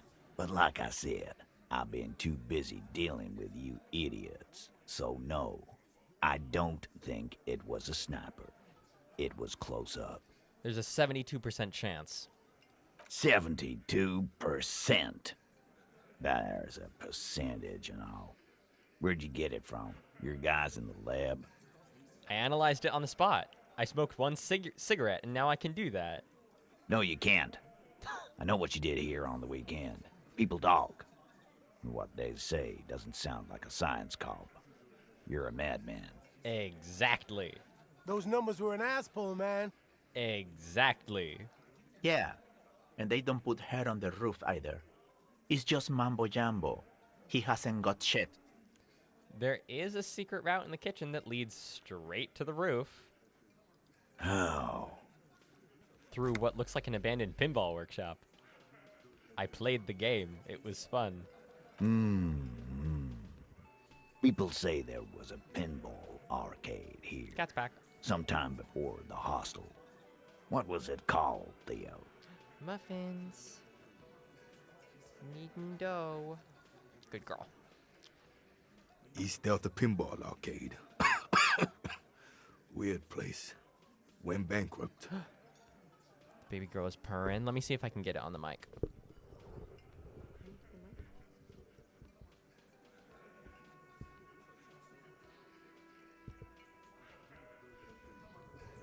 I have no idea if that's audible, but I tried. I imagine her using it, presumably the like hook. I imagine her using it like a zip line from any action game and zipping up there. Yeah. The only one in this setting who experiences the world as an RPG is Harry. Everyone else is playing like fucking Sly Cooper. Okay, but how'd you get up? There's no room for a staircase in this building. Or an elevator for that matter. Well, there's an elevator. Wait, there's an elevator. The elevator is outside the building. It's an old dumbwaiter used for moving pinball machines up and down from the workshop. Good one, Kim. Thank you. From there, a door leads straight to the roof. You can just step outside. Ruby could have gone up, shot him, come down. All under 7 minutes. 7 seems high. That's quite the theory. We need to have a look at that secret passage, boys. I'm on it, boss. Right when the law clears, me and Angus are going up there. Careful of the, evidence. It's a dumbwaiter, not an industrial lift. How about I go instead of... What an asshole. Just now. You got something else to back this route up? Or is that it? It was for pinball machines. Those things are heavy. There were pinball machines in the workshop. Still operational. Right. What the fuck does that got to do with Ruby? What if they're somehow connected to the murder? A pinball murderer. God damn it, Cobb. Are you kidding me? You know it was no goddamn pinball murderer. Don't say funny things. He looks calm, but these are serious accusations against one of their own. Just a thought experiment. Let's go on. I also found footprints upstairs in the old workshop. Footprints. Recent.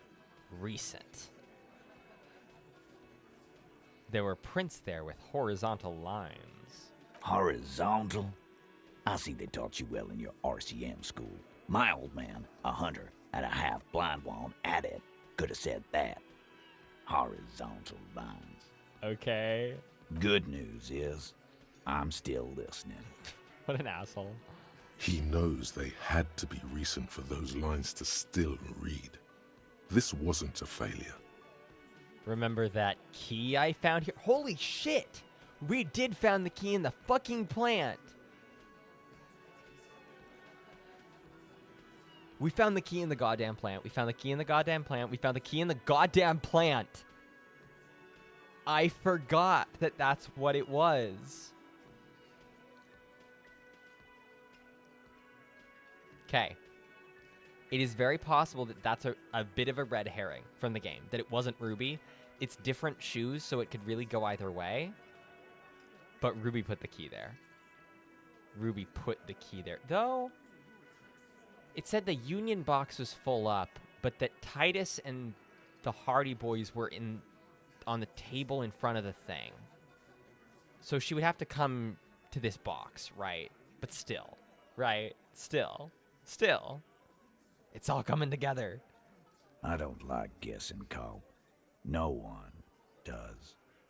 It opens the steel door in the kitchen, the one that leads upstairs to the roof. This key was right here, with you, all the time. You didn't find it, but Ruby did. That's how she got up there. Quit jumping to conclusions, Theo. You took that key. Did it look like it was recently put there? No, the ribbon was old, faded. It'd have been there for 20 years at least. She could have just put it back there once she was done. Why? This doesn't make sense. It's damn interesting, but it doesn't fit well, and you know it. Maybe. It doesn't fit well, but it fits, and he knows it. Have we firmly established Ruby could have had access to the roof where the man was shot? Firmly doesn't go well with could've. There's a route to the roof. Me and the boys need to check it out. That's what we've established. But a route does not put that bullet in his head. A gun does that, and Ruby doesn't carry one.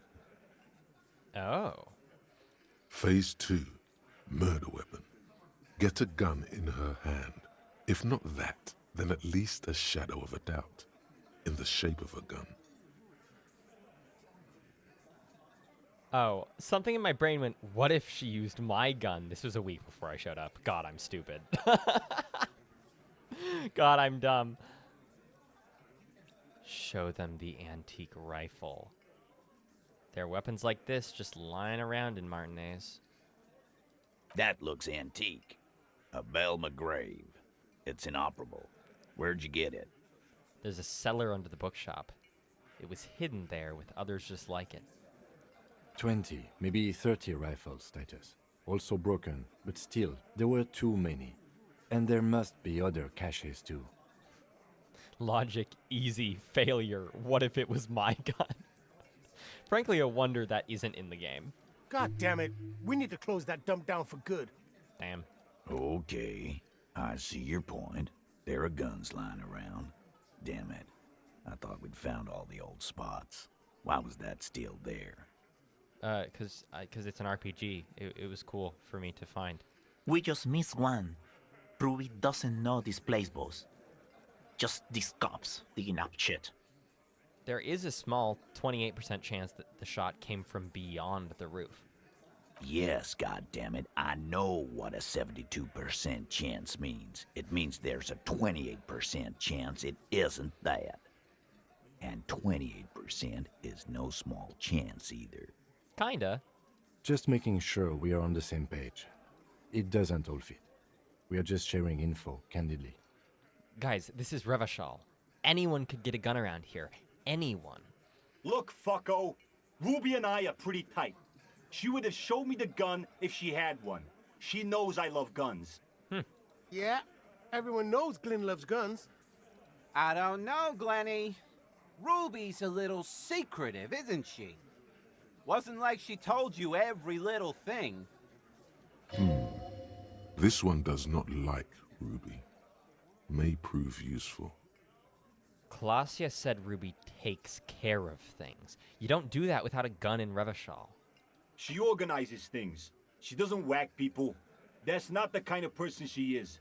She's a talker. It's clear this one is protective of her. Easy now, Glenn. What he's trying to say is, People who don't have guns don't shoot people. You need a gun for that. You can't prove she has one. You don't need to prove anything. Doubt is enough for now. And Titus must have some. I didn't say I'd prove she had the murder weapon. Just that we need to find her. All right, Carl. Keep talking. I'll tell you when I've had enough. Pete, we're not seriously considering it, are we? Ruby wouldn't do this. Why would she do something like this? Phase 3. Motive. The last component. The big one. Get this and they'll give her to you. Remember, don't piss him off. That never works. It's not why did she kill him. It's why did she organize the cover-up. And I suppose you have a theory on that. She could have just been covering up for herself, Titus. Think about it. Why go through all that effort? It was her idea, wasn't it? The hanging. You went along, but she suggested it. She had, like, a fully formed plan and shit. Right when she came back downstairs. Really, Shanks? Claudia wanted to talk to another girl, that's all. She was just the first one up there. I could have come up with that plan if I'd have been first. Time for a logics demonstration. Titus, let's assume you killed him. You're on thin ice here, asshole. God, we sure are BBC Sherlock. It's a thought exercise, Titus. Think. You kill him. Get up there. Shoot him. Get down. BBC Sherlock is so smart because he smokes so many cigarettes. I understand now. Would you prefer to go on trial with your men as part of a lynch mob, or alone for cold-blooded murder? Alone. I don't drag my men into shit with me. If she used us, then that's a serious violation of the Hardy Code, boss. There's a code? But she didn't. She would never do that. Why aren't more of you defending her? This is fucking stupid, Titus. I don't know if Ruby resents Titus, but I think she has reason to. I think she has reason to. Glenn, I thought the same thing when she skipped town and left us in this shit. She left. She's not here anymore. Fuck. Oh, so he didn't rule her out completely. And she skipped town. This is good. Maybe it's part of a leadership challenge. Against you, Titus. There's no fucking leadership challenge. Just when I thought you were taking this seriously, Cop, you put your head in your ass. That's what I'm here for. Man, now he's just throwing shit against the wall to see what sticks. That's what I'm here for. Okay. We ruled out infighting. That's how this works, by exclusion. Remember, all we need to do is rule Ruby out too. That's all this is. There's a bit of truth in there for Titus to react so brashly. He does not like his authority questioned. Maybe she killed him because she thought it would curry favor with you. You had expressed, on occasion, your dislike of the mercenaries' presence in Martinez, right? The more shriveled up your lungs are, the bigger your brain is. Yeah, that's just science. That's common knowledge. Whack someone in my district? That doesn't carry much favor with Titus Hardy. She has to know that.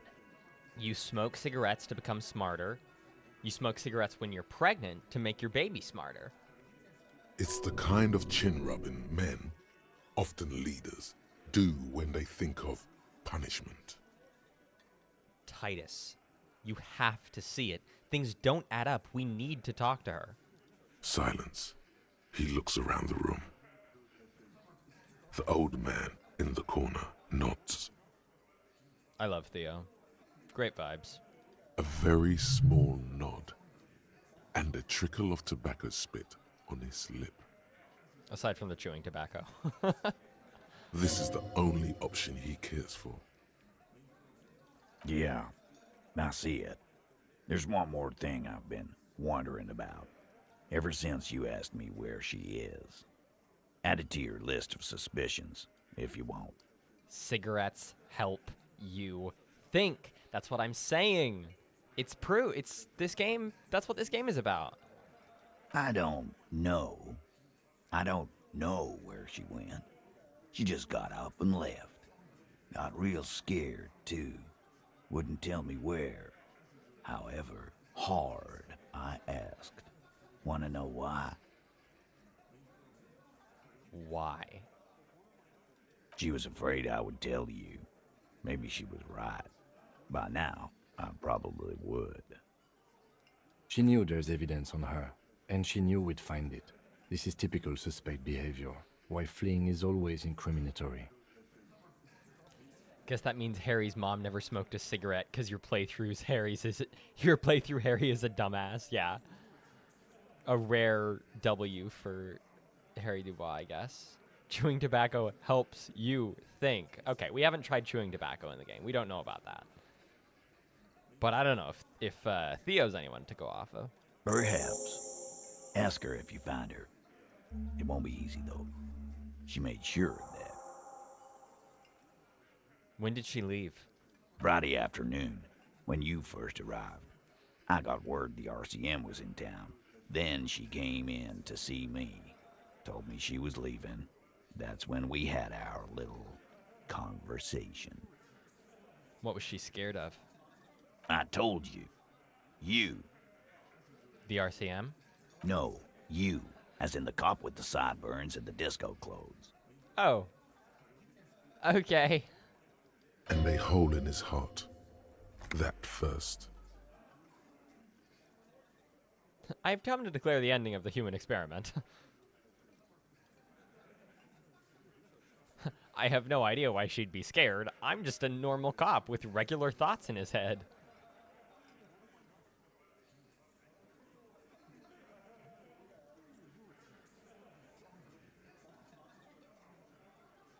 And the hole in his heart. Why not? You look about ready to do something pretty crazy because some bird fucked you over. Don't forget the funny tie, too. How can I forget?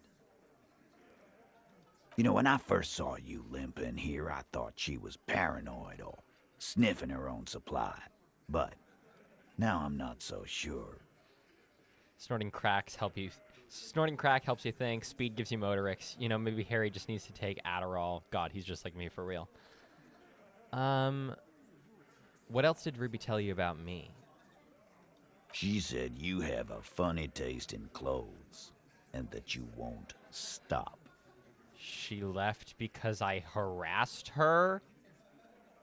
Until you have something on her. She said she's heard of you from Jamrock, that you're a human can opener, that you play suspects against each other, open them up like cans. God, it makes me uncomfortable how this game wants to be like, no, the way that you're acting as the player, that's been Harry the whole time. However you play is consistent with who Harry is. That's so uncomfortable. And then when they're all empty, just move on to the next can. Don't look back unless there was something you missed. Oh no. Oh no. The game is aware of me as a player. Fucking hell. Titus, did he just... Open Angus up like a can? Yes, he did. Now, we can whine about it, whack him, or we can go on with our lives. I'm having a go on with our lives kind of day, Al. How about you? It's not an actual question. Silence. He nods. Is that true, Kim? Am I a can opener? You are insistent. Anything else? Anything? Yeah, there was something else. She wouldn't tell me, though. I could see she wanted to. It was burning on her lips.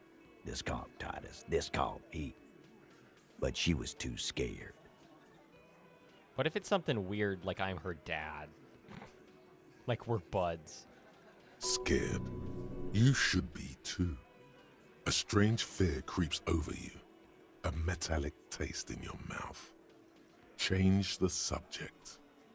Ruby's not my ex, right?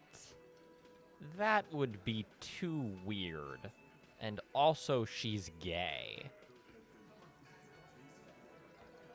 I guess Harry is, you know, trans, right? So. It's this, you know. Harry's not normal. Harry doesn't have a normal relationship to his gender. We'll say that. Do you have any clues on where Ruby went? She's not far. We know that much. She didn't take her lorry, so she's on foot.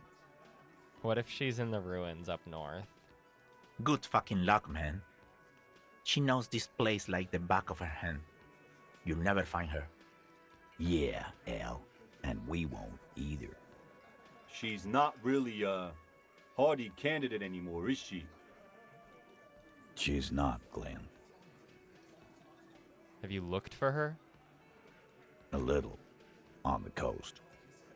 Where have you looked for her, more precisely? More precisely, on the coast, past the waterlog. She's not here, so I'm thinking she's there. Can you tell me where on the coast I should start looking? Sure, there's some shithouses there, a cinderblock town.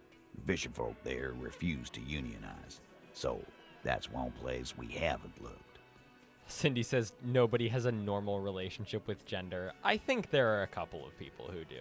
I think it's more common than people give credit for that you don't, but some people have a more normal relationship to their gender than I do, and than Harry Dubois does.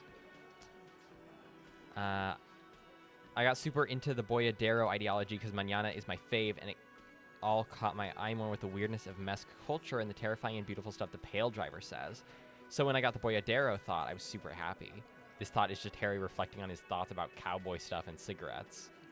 The thought just makes you better at smoking cigarettes. I hear they have a shack where junkies sometimes crash. Time for you to step up.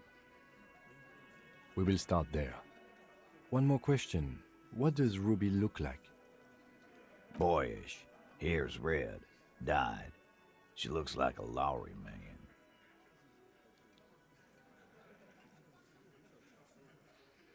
Sorry, I love Ruby. I love Ruby so much.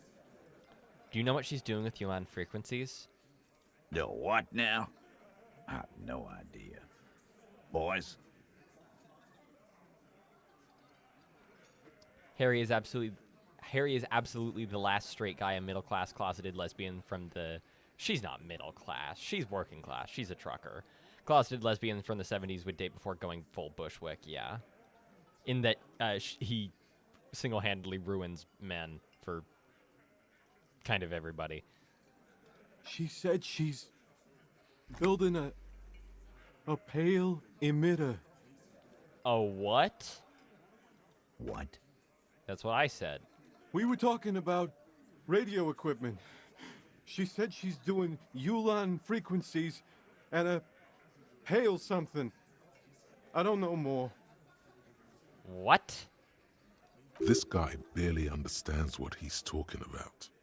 Is that just like frequencies that can somehow make it through the pale? That doesn't seem true. It's got to be something else. God, she's really at the heart of everything. She better not be Harry's ex. She better not be Harry's ex. That's too many. That's too many. There you have it. Pale something. It feels like you'll get to know soon enough. Oh, I am so delighted. It's not much, but it'll do. It'll have to. Shake it. His grip is firm and reassuring, like holding a piece of unpolished granite. Not just granite, tightly packed RCM Sergeant material. I'm not going to say that. No, he already is a sergeant. That's what you're feeling. He just wasn't sure what you are.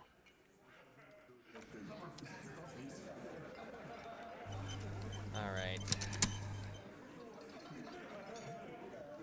Sorry, I have to take a picture of my cat on my lap. All right. This is huge. This is huge. This is huge. This is huge. Things are happening. Things are happening. You think you have a pretty hot suspect right now, don't you? That Ruby of yours? Yeah. And? Notice how it came together without casting too much suspicion on Clasia. It was nice and Ruby-centric in the end. What do you mean? Anything strike you a bit off about this mishmash? Well, the bullet didn't have to come from the roof. It could have come from anywhere on the coast. Absolutely. It could have come from anywhere, but you're suddenly so certain it came from the roof behind the window. The footprints in the pinball workshop didn't fit with the Odd Soul's print on the crime scene. No, they didn't. So far, no one has mentioned hearing the shot. That's pretty important. Notice how this hasn't come up at all. Even Hardy and his boys didn't mention it. Neither did you. I'm done thinking about this. That's right. Finish thought. Don't make fun of me. Just finish it and conveniently go on. She's watching you leave right now. You know that. Free as a bird on that roof. Lighting up a cigarette and thinking, am I glad Ruby's in this shit and not me? Don't listen to this guy. The theory was solid. He's just jealous. Move on. It's no use harassing her further. Volition's thing against Clasia is complicated. And I put more points into my, intellect and my I've been really led by the intellect traits lately. It's very uncomfortable. Speaking of uncomfortable, let's fix our outfit. So I don't have to look at this horrible guy. All right. Oh. We're cooking. We're doing so well. Let's look at the journal. What's up here? What's up here? Okay. Ask about Ruby in the village. Determine where the shot came from. Inspect Clasia's buoy. Confront Hardy Boys about drug trade. I guess we can.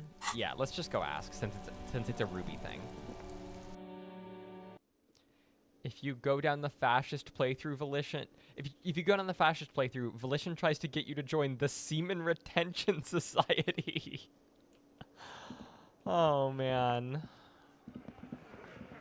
The Copper-nado is back. What do you want? Guess what?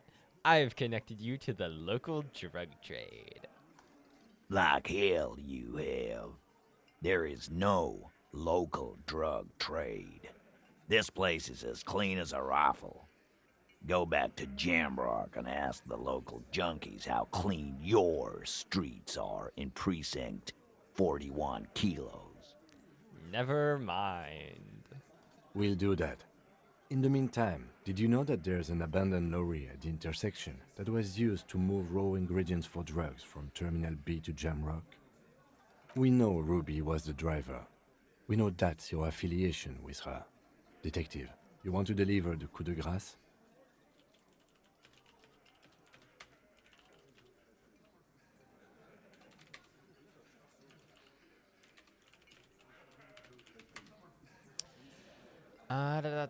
You want to deliver the coup de grace. There is no local drug trade except you. I'm going to give it to Kim.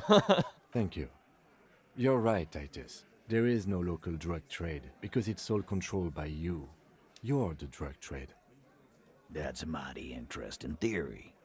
I guess that's what you would need to do, theoretically. A big, strong, state-run monopoly would outcompete the runts on the street. Yeah, man. Theoretically, that's what you would do.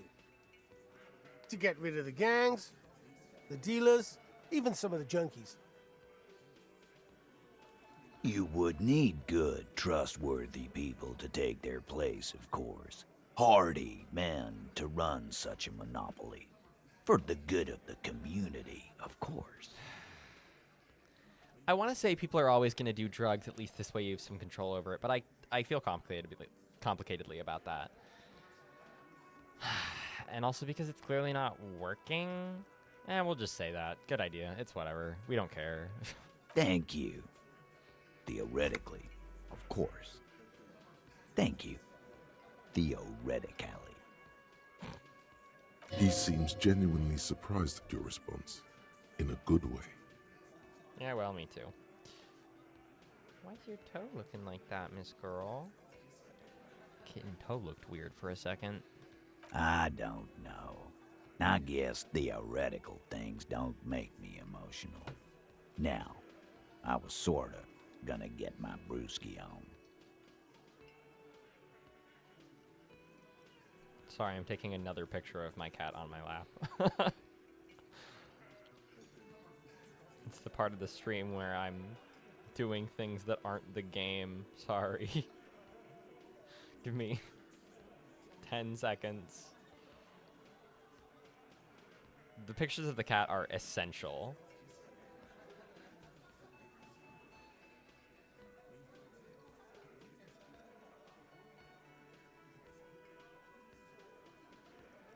Okay, I had to send the picture to my friend. Locking back in. What about this Ruby? Is she the 8th Hardy who runs this thing for you? You sure do love long walks through Theory Town, don't you? Well, I'm thirsty now. Thirsty for beer. Got any less theoretical questions, Cobb? He doesn't let it show, but must be a little impressed. You've put a lot of things together, fast. Okay. Again, we smoked a cigarette and everything is opened up for us.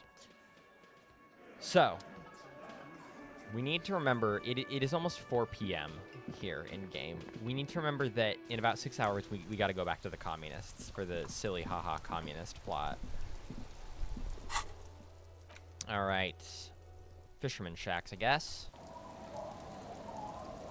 Before we do all this, God, it's so wet. Before we do all that, the trap we have yet to check is over here, right? It's this one. The trap is full of locusts, but they seem weak and unhealthy. A few lie on their backs with their legs twitching. Still, no phasmid. Poor things. Okay, so we've checked every trap. I don't know if that, like, matters, but I felt like we might as well since we're going to be dicking around anyway. Let's come over here. And we're asking around, right? We're talking to people. Aye, the sea's gonna calm down soon. I can feel it. The wind is turning southeast. What's on your mind, officer? That's my motor carriage in the sea, by the way. Oh, that's good to know, I guess. Why is it in the sea? I got drunk and apparently drove it into the sea. This calls for a funeral, if you ask me. You're suggesting we honor the carcass of my former motor carriage? Aye. Feels deserved, don't you think? Falling in the line of duty like that and all? What an odd thought. Maybe I should. Why odd? Our things are part of our life world. They're made with our human sweat and they share human history.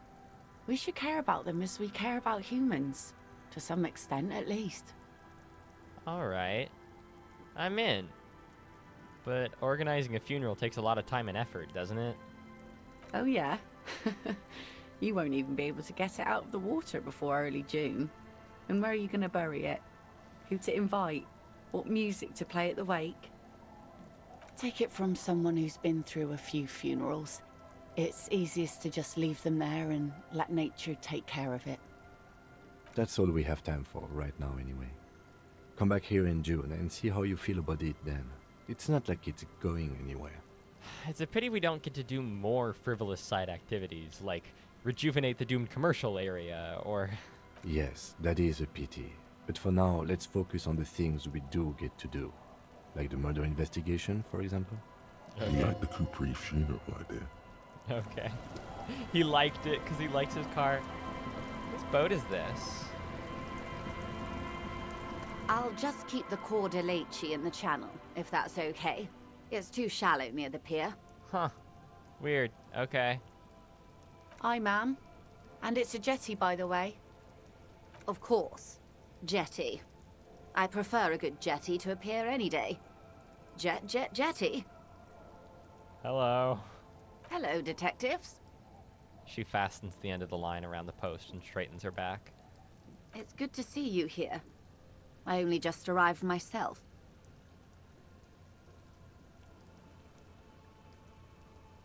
Cigarettes are the historical engine behind historical dialectics. The proletariat did not betray the working class in the whole world. They just haven't been given enough camels. True. I'm always saying this. What brings you here, madame? Nothing, really. I've had my eye on this jetty for weeks now, so I decided to investigate it personally. This cluster of buildings isn't on any of the official maps, as far as I can tell. It's on my map. How do I like it? She casts her gaze toward the village, slush melting on the cinder blocks, construction work left half finished 10 years ago. Water drips down eaves of eternite. The jetty below her feet creaks to the tune. The smell of salt and dog shit in the background. It's pornographically poor. The street has no name, all the men are dead or missing. And is that the carcass of a motor carriage over there? Nah, don't worry about it. I'm surprised that woman hasn't put me to the sword yet. Maybe she will. You should ask your questions while you can. Joyce's class consciousness is so funny. Dark eyes survey the coast leading up to Martinez. Dull grey metal rests in her scabbard. A sword. The wind is too loud for her to hear. Did I know that she always had a sword? Fortunately for you, madame. The RCM is on the scene. Real men, real politics, real thoughts in your head. You're in no danger. The working class have no idea what's happening to them. You're right to be scared. This is your fault. Maybe. I didn't even get experience points for that. Was I just granted a skill point 'cause? Huh.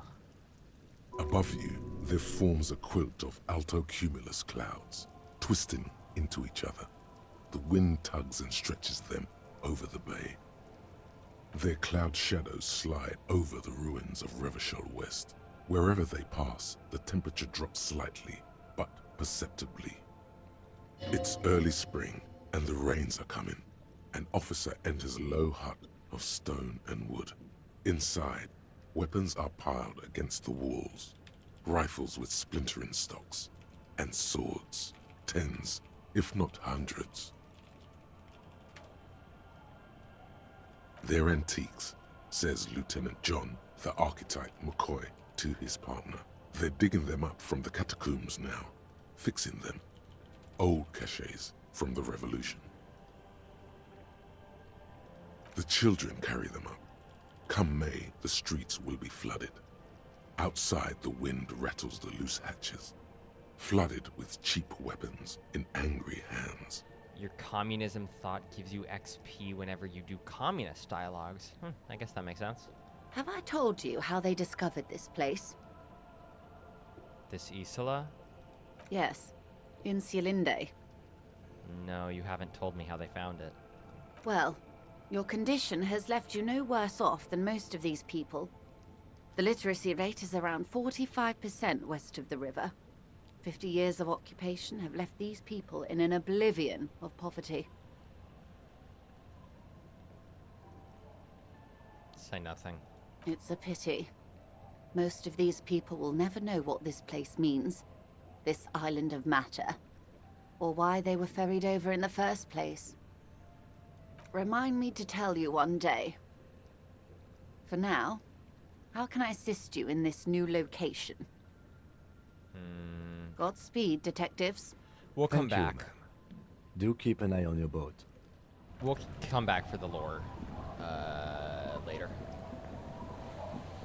Joyce is a liberal with a materialist understanding of the world. It's so bizarre. I think liberals in this world don't have the same layers of idealist nonsense they tell themselves like in ours. Yeah, I do think And it might just be a matter of proximity. Like, Joyce does, in fact, have to look at these poor people. That might change it a little bit. Revachol is not, like, doing great, you know? And it's not even doing well enough that they can ignore it, I think, is part of it. But it's also just, like, a more interesting, more idealistic way of writing a character like that. The scruffy-haired little boy kicks a stone while the other watches him do it. Kids, have you seen any bad people around? What bad people? I don't think questioning 4-year-olds without their parents present is gonna crack the case. Look, it was worth a try. Then we're definitely doing it. What bad people? I don't think Okay. Then we're... I thought maybe it'd be... Okay, never mind. Our tenant, the policeman. I hope the waves don't keep you up at night. What can I help you with? Have you seen a red-haired woman named Ruby around the coast? Nay, I haven't seen anyone lately. Okay. But do you know who I'm talking about? And she has personal connections to Revachol and the material stability to feel bad about it. Yeah, that's also part of it. Revachol much more recently had a revolution, you know? The cracks show a lot more, I think, in that kind of society. This is my little cinder block town. I know what goes on around here. She's being evasive. She knows something. Of course she does.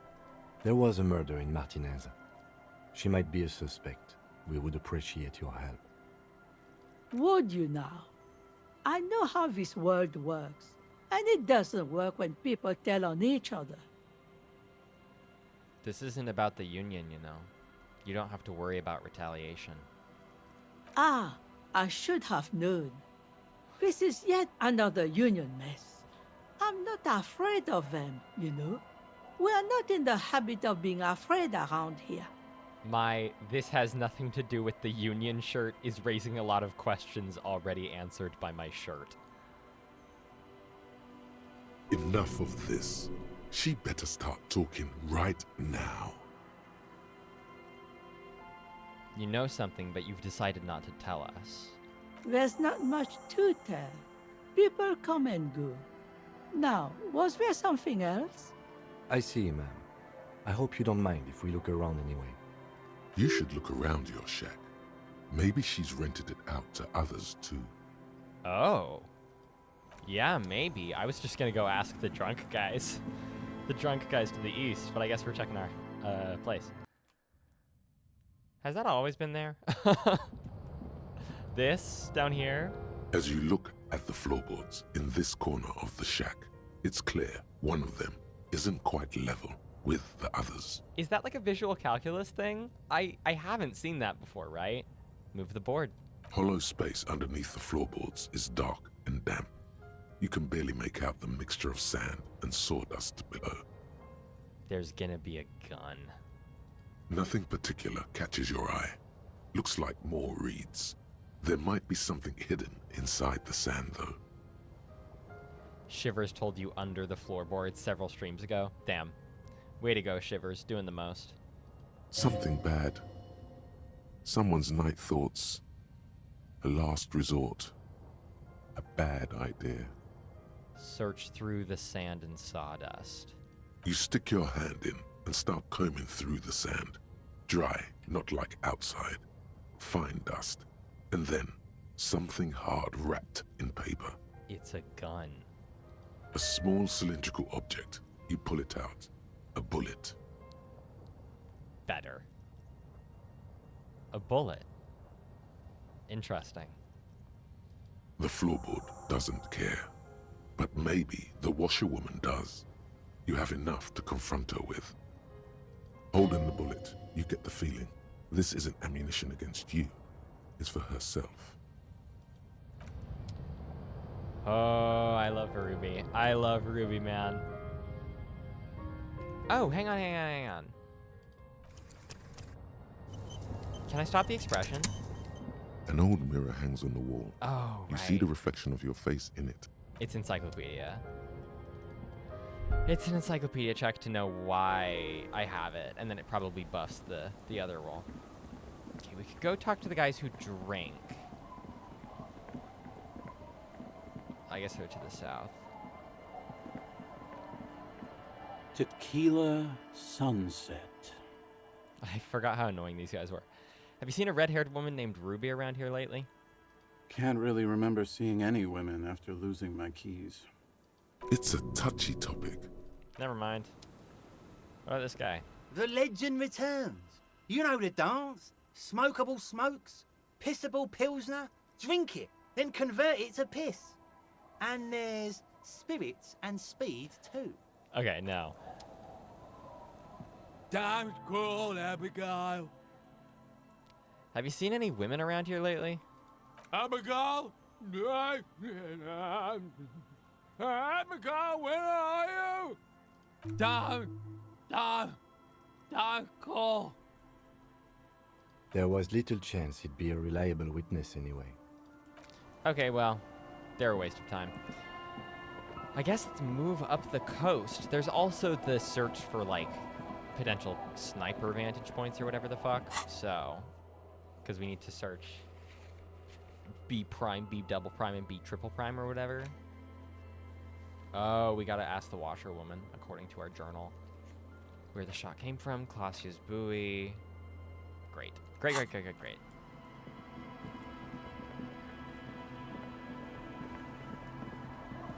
Our tenant, the policeman. I hope the waves don't keep you up at night. What can I help you with?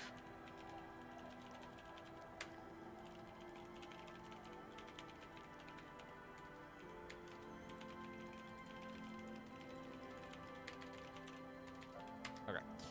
Why was there a bullet under the floorboards of your shack? Damn that girl. And without anger, a long and harsh life has taught her not to buckle under pressure. A bullet? The lieutenant turns to you and gives you a little nod, then turns to the washerwoman. You didn't put it there, did you? She did. Gone and hid things in there? She's usually a good tenant, and not a stupid one either. You rented the room to her? Yes, I let my room to that Ruby girl. As I've done before when she's been in trouble or just looking for solitude. I've made it clear, we welcome all kinds of people here.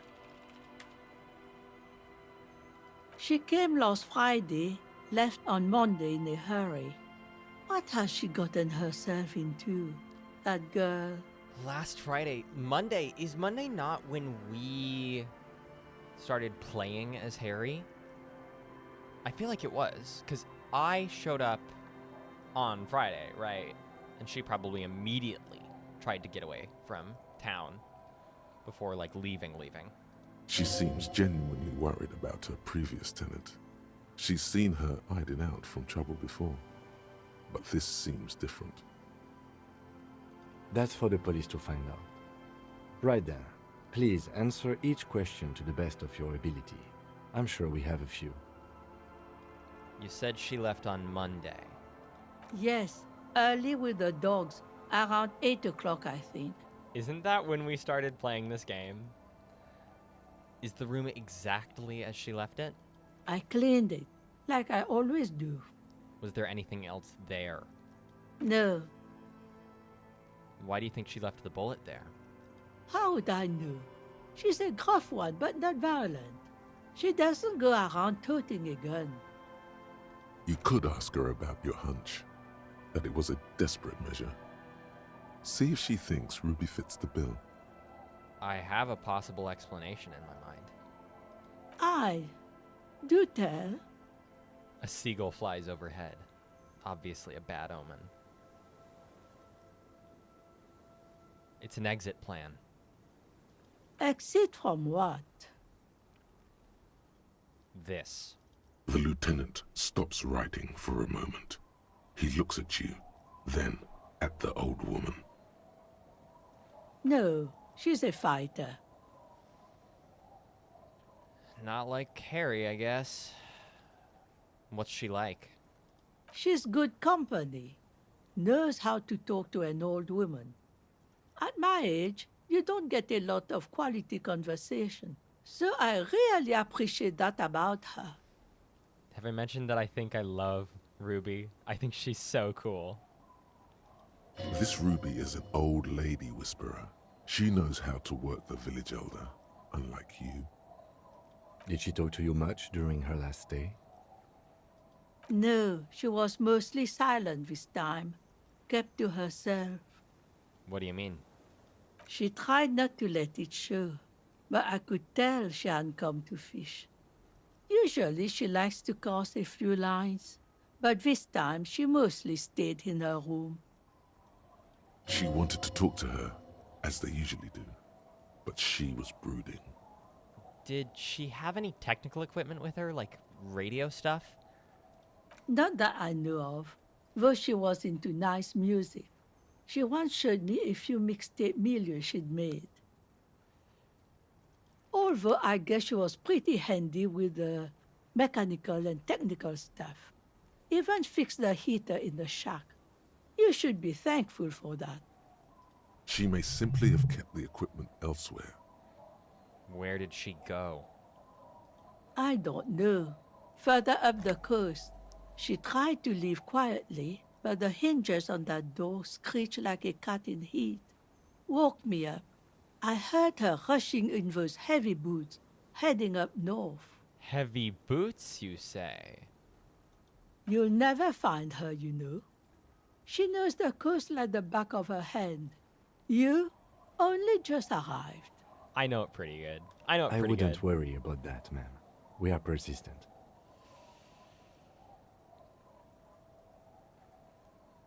Further up the coast we go, then. Are you sure you would rather stay here? Get a nice cozy fire going in the heater? Seems like a better idea to me. Something, something, something, mechanic lesbian stereotype. Yeah, I mean, she's a truck driver, right? The felled electric mural. You feel like you should go look at it again. Step closer this time. Why? One thing, officer. If you do find her, please go easy on her. Oh yeah, sure thing. We're not gonna make her life hard. She really means it. It's an honest plea. She's a good girl. Whatever she's gotten herself mixed up in. Where's the bullet hole wall? How are we back at the village? Okay. I didn't know it several streams ago. I also didn't know where the bullet hole was. But that's not directly on the coast. Also, I have a map. Also, I'm experiencing this as a video game, so where I can go is much more limited than where Ruby can go. Alright, we gotta check this. Ask about Ruby. Ruby left the village, went up the coast. Determine where the shot came from. Boardwalk, island. Island we have not been to, correct? Land's End. So the boardwalk, we're just gonna go this way, I guess. We'll go over to the boardwalk and, there's a slit in the concrete here. The sewer?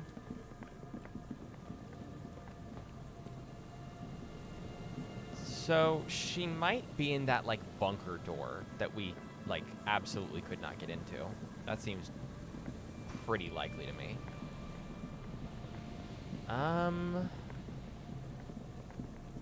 There's the mural.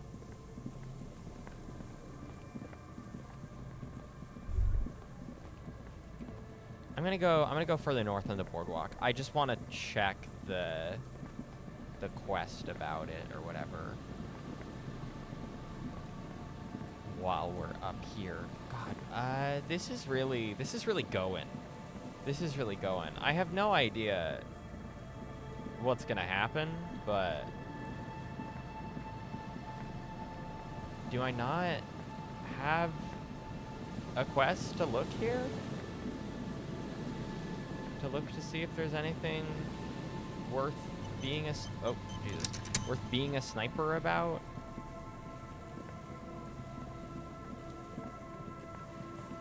There's a decent, again, I said this before, there's a decent chance that Ruby is like another red herring, which would be cool. But she's involved, and that's good enough for me. Okay, I guess we're gonna go to... I guess we're gonna look at the wall.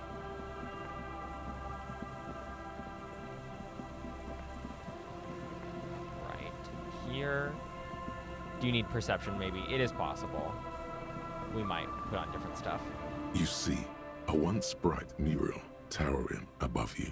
The signage has peeled off over the years, but you can still make out Feld Electrical R&D.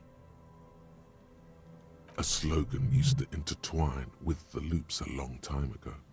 Now, only a shadow of peeled letters remains. It says, "Tomorrow is just a whisper away." Do one of these segments come off or something? Above the mural, a collapsed roof, broken windows set in walls that are cracking and will soon also fall, and the coastal breeze rustling and sighing in the remains of the edifice. There's something in the wind. Sometimes the only way to go forward is to fail first. Could Ruby be in there? In there? She could. Or she could be in the identical room over there, or in that boat shack, in that church tower, maybe. Shivers very high. +3 found the empty trap. +3 heard Lena's true story. What? What? What? Lena stuff? What? +1 confronted the pigs. +2 made that awful call. +2 established the nightclub. +2 had discovered the anomaly. +3 death notification. What's death notification? That's like most of the things we've done. Or a lot of the things. You get a massive boost if you've been doing side quest stuff. Well, sort of. That makes me scared. This ain't the end of the game, is it?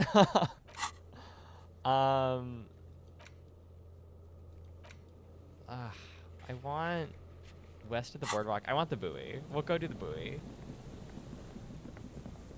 I believe this is quite close to the point of no return. Ooh, should we fuck around and do a couple more things then? I wish this game had like proper save slots.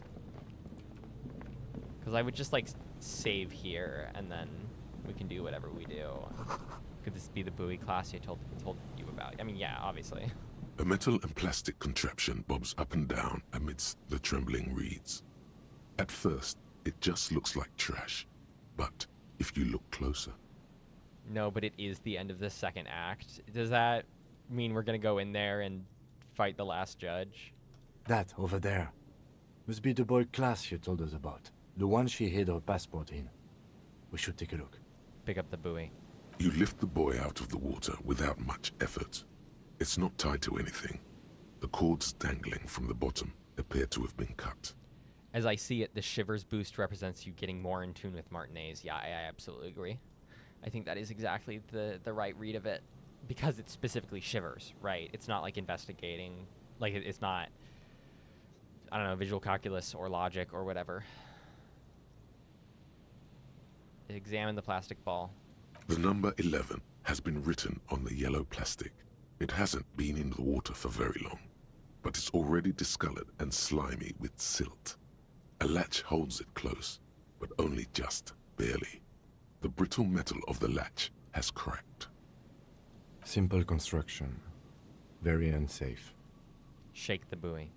There's something in there, splashing around. Last judge is the end of Act 1, fake fan. Yeah, you're right. I was being stupid. Fucking... should I say? That's spoilers, right? Should I say spoilers? I'm not gonna say it. I used the fucking snare setter with the soul of the maiden and the soul of the hermit and the soul of the fucking guy behind Grohl. I don't know. Sniff the buoy. It smells like you would expect it to smell. A concentrated version of the coast. Salt, industrial slop, and decay. Also, Last Judge is not the only end of Act 1. Can go fight Phantom. The water this side of the peninsula is cleaner, actually. Smells a little salty. Open the buoy. A shot glass's worth of seawater pours out. Some algae. And nothing else. Does Ruby have it? Well, damn. No documents. Who do you think took him? I have no idea. This is a minor quirk. We knew what was in the buoy every way. Anyway, I think this is slightly more than a minor quirk. Or think we do. This is a small loose end, either way. Not important, I hope.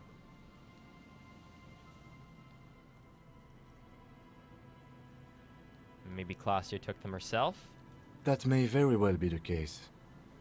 We should keep an eye on her. Nothing more for us to do here. Let's go. I'm the real fake fan stuck on post-Clockwork Dancers, Metroidvania paralysis. It's a damn hard game. The Silksong is aggressively inaccessible for its difficulty, and I really think they should have like scaled it differently and had different settings for it, but it's fun. It's a really fucking good game in almost every other way is the problem. Like, God, the amount of Silksong I played when it came out is like obscene. I 100%ed it in 2 weeks. Like, that's that has like a grip. Sometimes I get like a game that has a grip on my mind like that I just can't let go of. Silksong absolutely took over, and it was fucking miserable like a third of the time. But God, is it good. You could ask the miss what she thinks later if you have the time, though you doubt she'll tell you much at this point. We're lucky it's still here. A little longer and it would have floated away. We still got here too late. There's nothing of use here anymore. Agreed. All right. We've been in the village, determine where the shot came from. Okay. I tried to play Hollow Knight from Cindy. Hollow Knight is definitely easier, but still, I mean, in general, Metroidvanias are not like super easy to get into. I really like them. I think they are probably my favorite genre of game, if that's something that can be quantified, which probably isn't. Oh yeah, oh yeah.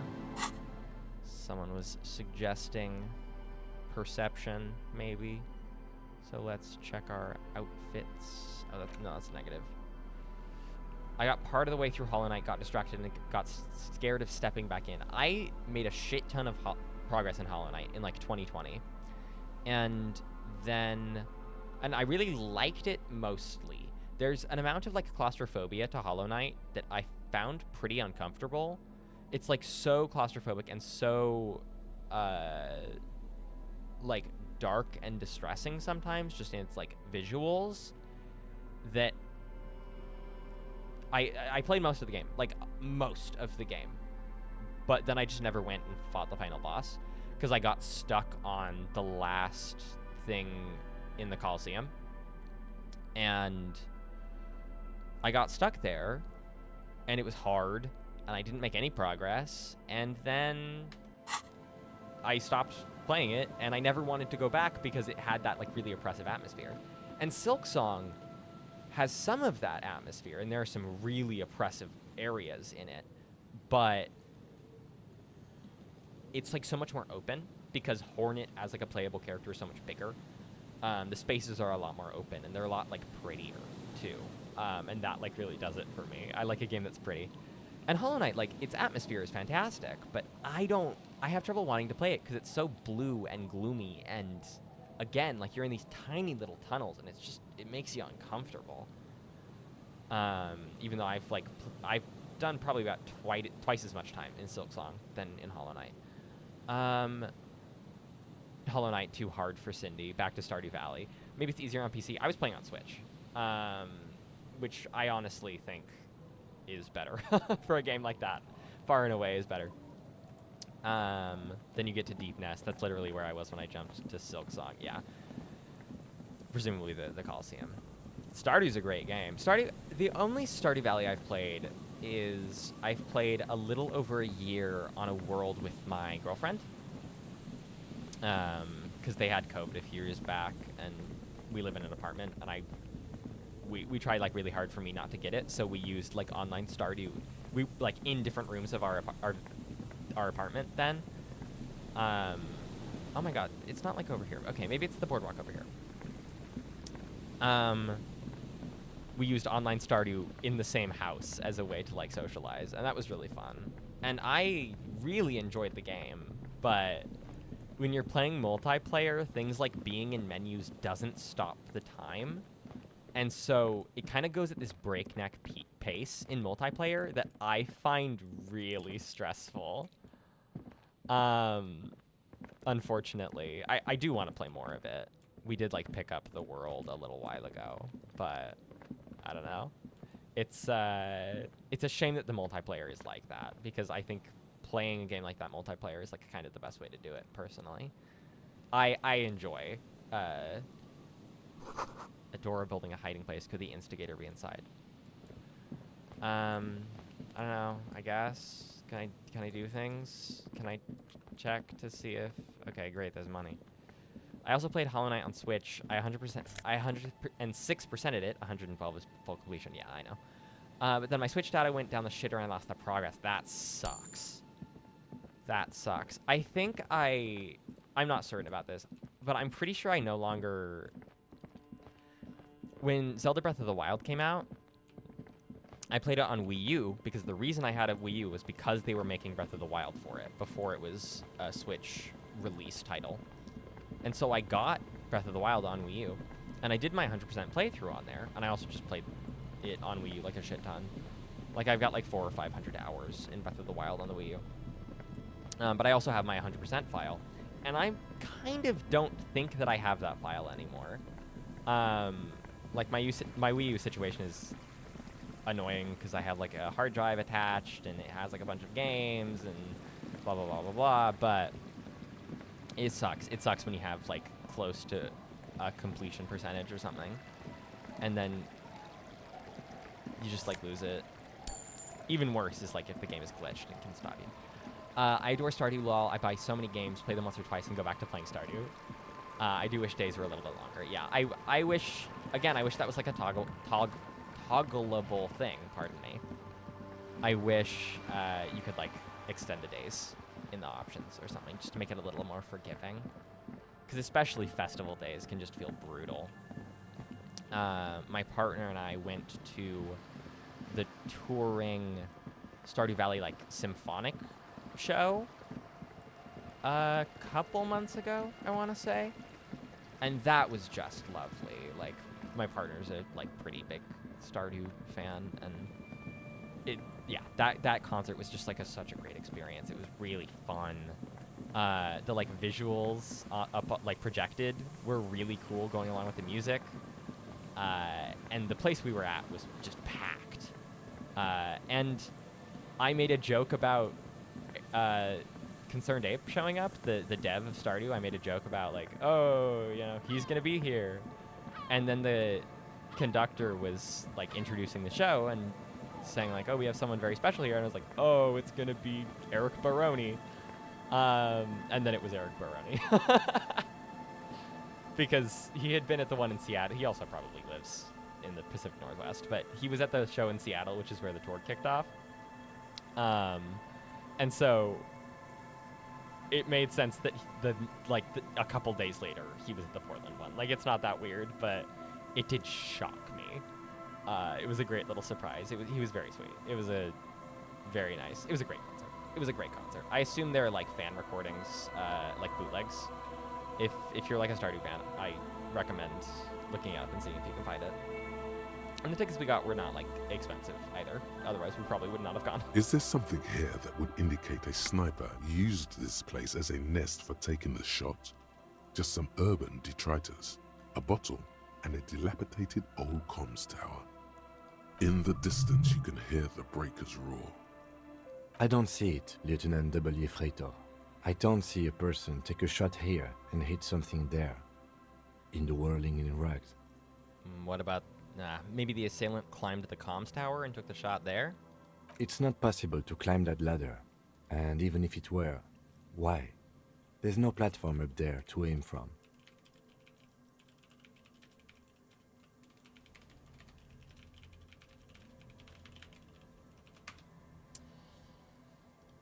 does look extremely rickety and wouldn't help much either.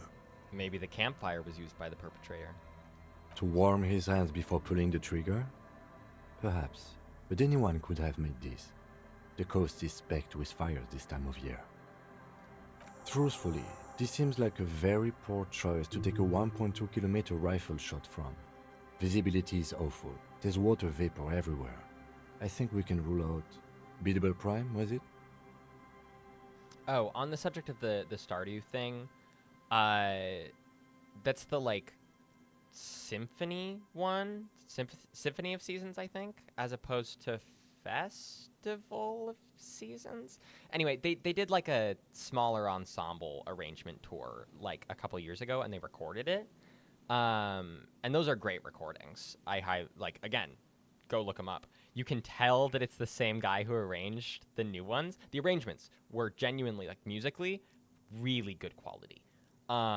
Really impressive arrangements, taking, like, what they did with, like, taking these, like, MIDI songs, mostly.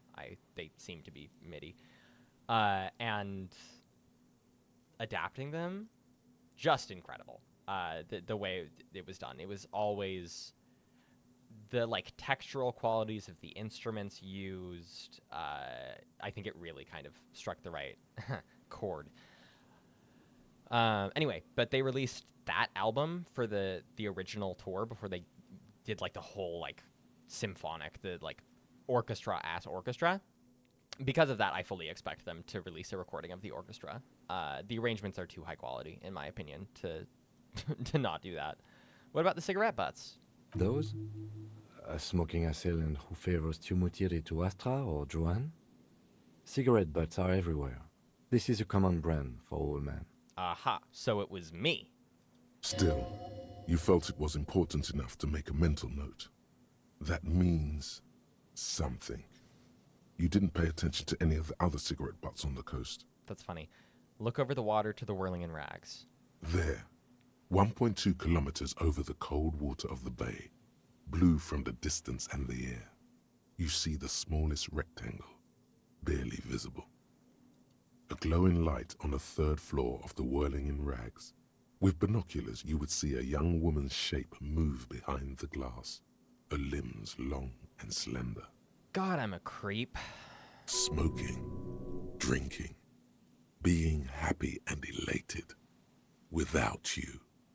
Because you're here, freezing in the wind, aren't you?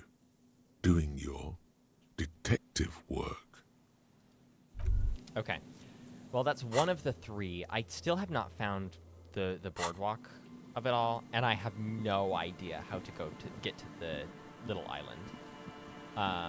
We've never been there because we don't know how to get there. Frankly, it might be Joyce. Joyce might be the way to get there, but unless this is like to an underground passage or something. Stardew used to be one of my go-to games for years, but when I got a PC, I got more into teeth-grindingly difficult indie games. I never seek out a hard game, you know? I'm not a person who's like, oh, it's hard, I want to play it. But I do sometimes accidentally end up playing hard games or making games hard for myself because I like to 100% games. Not always, but, you know, routinely. Unless this is the island, but that seems dubious at best. The boardwalk stuff for the sniper's nest you'll find later. Okay, I believe that. Yeah, I like a game that's easy. I do. I like games that are easy. But I also do occasionally really like a game that's hard. And it's not for the difficulty. Like, sometimes there is like an emotional catharsis there, but that's not why I play games like that. It's because I really like their combat or their vibe or just the style of game in general. Okay, I don't think we're going to be able to get to the island, and I don't think we can do the boardwalk stuff. So we just have to do this. The mural, which feels almost arbitrary. Van Eyck's Jam Hardcore we don't have a way to do. Spirit is Eternal we're not bothering with because that shit is expensive. Getting the Hangman's Boots is long gone. Sing Karaoke we have not bothered to do. Now it's important to tell Joyce about Everett's plans. It's the only thing that's left with her. We'll do that. I don't know. We'll save. Because we gotta come do... Should we go talk to Joyce? I don't want to talk to Joyce. I just want to do the fucking board, the ad, the whatever it is. I want to advance the plot. Should we talk to Joyce, though? I don't want to go talk to Joyce, but maybe we should. She does have lore. Maybe she'll turn this 97% check into a 100% check.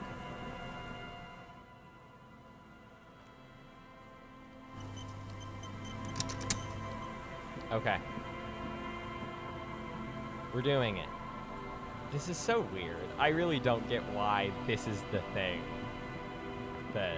The once bright mural towers above you, saying, Feld Electrical, R&D. Tomorrow is just a whisper away.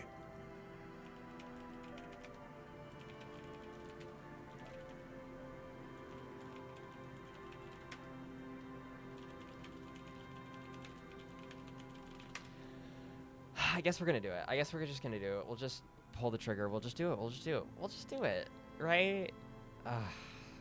It's just so obviously so big, you know? And also, why don't I have 100%? Why is it only 97? Surely there's something I can do to make it 100%, right? Okay, we're rolling it. We're just doing it. Fuck. Even though you're sure you succeeded, all is quiet. There is no cold hand brushing against your forehead, no rustle in the reeds. The wind has died down. The ruin in front of you is silent as a tomb. Joyce Everett, Cindy the Skull, and Communist Quest will be unavailable if you go after Ruby, so it's better to finish it all. Little Lockhart says it's not immediately the point of return. Kim will tell you when it is. Okay.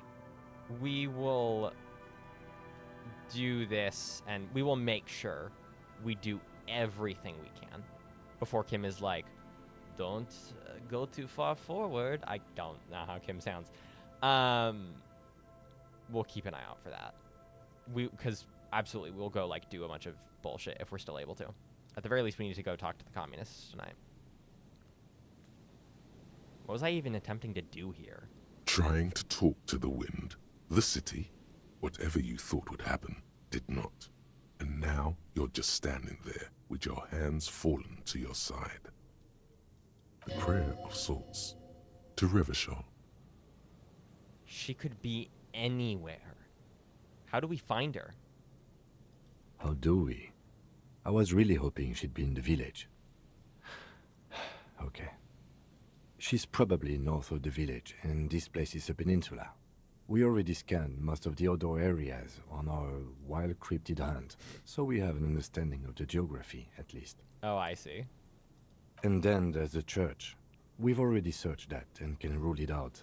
I know it doesn't feel like progress, but exclusion is a step too. Anyway, we do it the old-fashioned way, sector by sector. Go over the whole peninsula, ask the locals, enter the places where we can enter first, like we did in the village. And if that fails? If we don't find her? Then, if we're desperate, we can look where we can't enter. Bunkers, storm drainage, this place. I'm sure it won't come to that. We gotta find our way into the bunker. One, an image of a pine tree. The next, a police badge. And the third is the Delta rune. Oh my god. Walk the coast, the old boardwalk, the reeds. You can always come back here and talk to the wind again. Look where it already got you. Huh. An adventure awaits. An adventure on the windswept urban coast. Okay. Buckle up and raise your collar. Oh. This search is going to be wet and cold. It's weird that we have to do a roll every time. All right. We're saving. So clearly we can like head further north, and we will do that. Let's stick around and do some... Let's talk to Joyce really quick. I don't know if there's anything else we can do now. I guess we can maybe go check on like Everett and stuff, but... Because the communists aren't until 10 p.m. And I don't think there's anything we're like waiting on. Ruby on the coast is what we will do very soon. Determine where the shot came from. We cannot do that right now. Offer figurines to Dolores Day. We found the one, we haven't found any more, and frankly this quest is weird. Get yourself organized. We just gotta wait until the group gets back together at 10 p.m.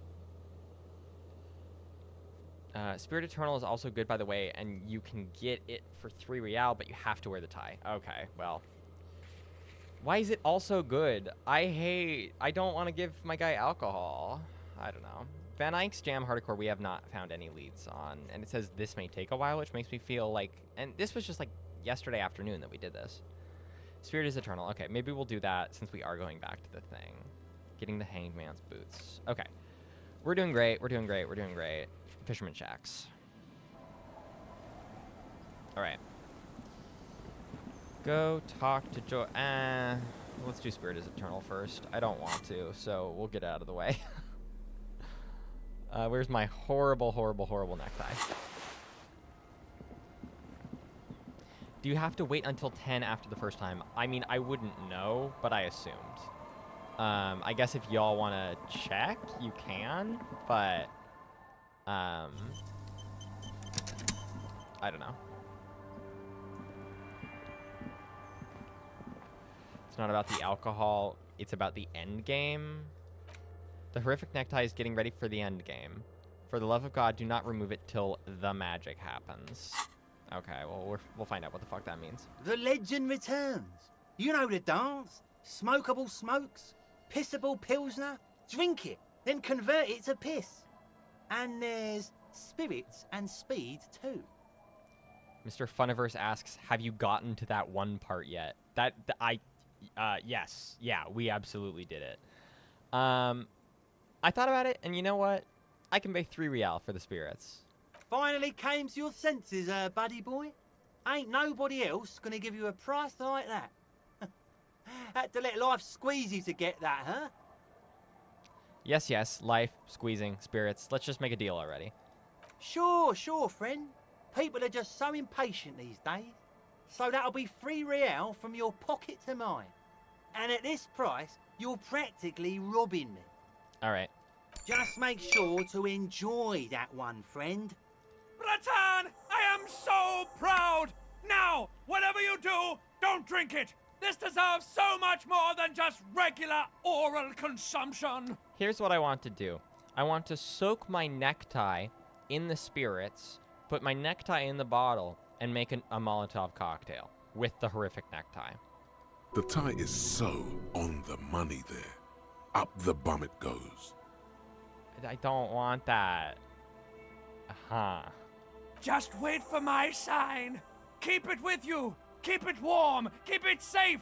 Soon we will enter the other world. Wait for its sign? I don't want to keep the horrific necktie on. Soon.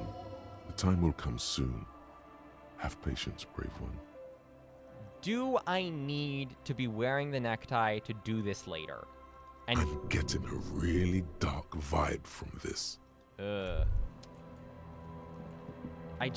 Does that... Do we have to, like, keep the necktie on if we want to do that? We did get the spirits. What does it say? What's the description? Oh, it's not a tool. That's surprising. The liquid has an unearthly blue tint. The kind that might or might not, but definitely does glow in the dark. This is 98.7, yeah, 0.7. Oh, right. European. 98.7 pure alcohol. Keep it away from an open flame. Have the tie on when you enter the endgame? Okay. I'm afraid I'm not gonna know what the endgame is, though. I know, Kim tells you, but I'm scared. I'm also scared that wearing the necktie during the endgame will ruin things, because the necktie's an asshole. You're back. Good. What can I help you with? Oh my god. Trauma. I guess... I've got more questions about reality? More lessons in basic reality?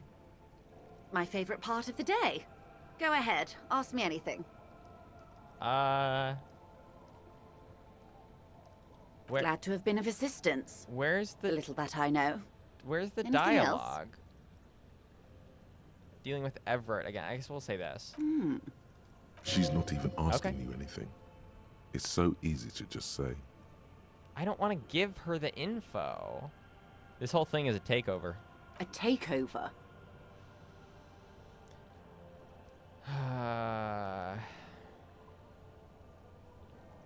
It's not a strike. You aren't being let in because there's nothing to negotiate. The Union is taking the terminal. If they're taking it... She looks toward the colorful mountain of crates like toy blocks rising above Martinez. Green livery, changing into red, blot by blot. Then we're talking about a war. Everett needs to let me into the harbor at once. We need to talk about this. He's ready for a war. They all are. They most certainly are not. Crenell has 1,000 men on their payroll. The next batch will be a platoon of 20 men and a gunship. I've seen the Union's forces. They are better organized than these mercenaries. They also have the support of the people of Revachol West. Whenever we talk to Joyce, it feels like that one Akira audio clip. Trauma at its finest. You mean the one where the guy takes like psychic damage? It will take more than Crenell to wipe them out. Wild Pines will need to send more and better equipped men. Make no mistake, ma'am. I am sure you have the money. The question is, how many years and how many lives are you willing to sacrifice? Damn. What do you suggest I do? The workers should have the harbor, cut off the snake's head. It's a bluff. It's apocalypse o'clock. Time to commence the gloaming. The workers should have the harbor. It's not complicated. They should. Do you think it's within my authority to give it to them? Do you think I can control the board and the shell-shocked mercenaries they've sent? I don't think that. So, what are you gonna do? What will I do? Her arms fall to her sides. Her spine relaxes. Did I ever tell you how they discovered this Isola? During our reality lowdown? You said you would. It may be the only break we've ever caught as a species. The last one for 400 years. Why? The nations who colonized this Isola called theirs Muindi, the world. It was all they knew, all they thought would be. That there would be something more was a gamble, akin to another world, or life after death. Oh, shit. That thing that the mural said. The Pale was thought to be impregnable, perpetual. Irene la Navigateur, the Queen of Suren, sent 8 expeditions, one after the other, into the mass at the edge of the world. 5 of the crews did not return. 2 did, but had lost their minds. 8? Is that a normal number? It was anything but normal. There was no precedent. People thought she was punishing the admirals, or had gone mad, or both. Until after years of trial and error, and the development of a strict psychological regime imitating the creation process of poetry. The 8th expedition returned sane and intact. They told of a new continent of matter. They told the Queen and her counselor, Dolores Day, that the Pale had begun to condense, day after day, hour after hour, minute after minute. A new continent of matter. God, this game is cool sometimes. Slowly raining down until it formed a vast ocean. The air is cold and scented with petrichor. There are rain circles on water all around. Humidity crawls up your back like a piano trill. Put your hand in the rain. So does the lieutenant. His mouth is slightly open as he looks to the sky. What is in the sky? God, this place is weird. The droplets feel warm, like spring rain. This ocean? The phenomenon has never again been encountered. For a time, the crew thought they were experiencing a hallucination. The mass hand proclaimed, Lancielinde, Lancielinde, the signal to wake up. But they could not. They were sane and conscious, as islands began to appear on the horizon. There are 78,000 uninhabited islands in the Insulindian archipelago, officer. Wow. The freckled face of God. Après la vie, la mort. Après la mort, la vie encore. Après la mort, le gris. Après la gris, le monde encore. The world again. After life, death. After death, life again. After the Isola, the Pale. After the Pale, Isola again. Right.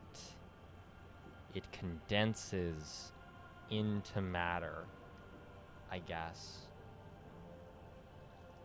On the second day, a great skua was shot down above the flagship Lysergique.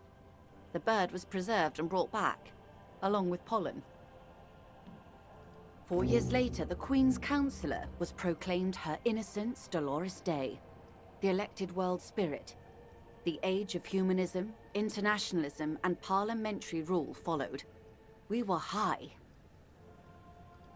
Okay, hang on. What did we get? The Insulindian Miracle. You were reminded of a poem somewhere deep inside you, the translation of which you don't remember. Nulla sarà cambiato della luce. It begins. Colori come grigio e marrone. I mean, this looks like Italian, and it is Italian. Oh, shit. Che bella giornata. Che bel tempo. You were reminded of it when you heard about the discovery of Insulinde. But what does it mean? And how do you know it by heart?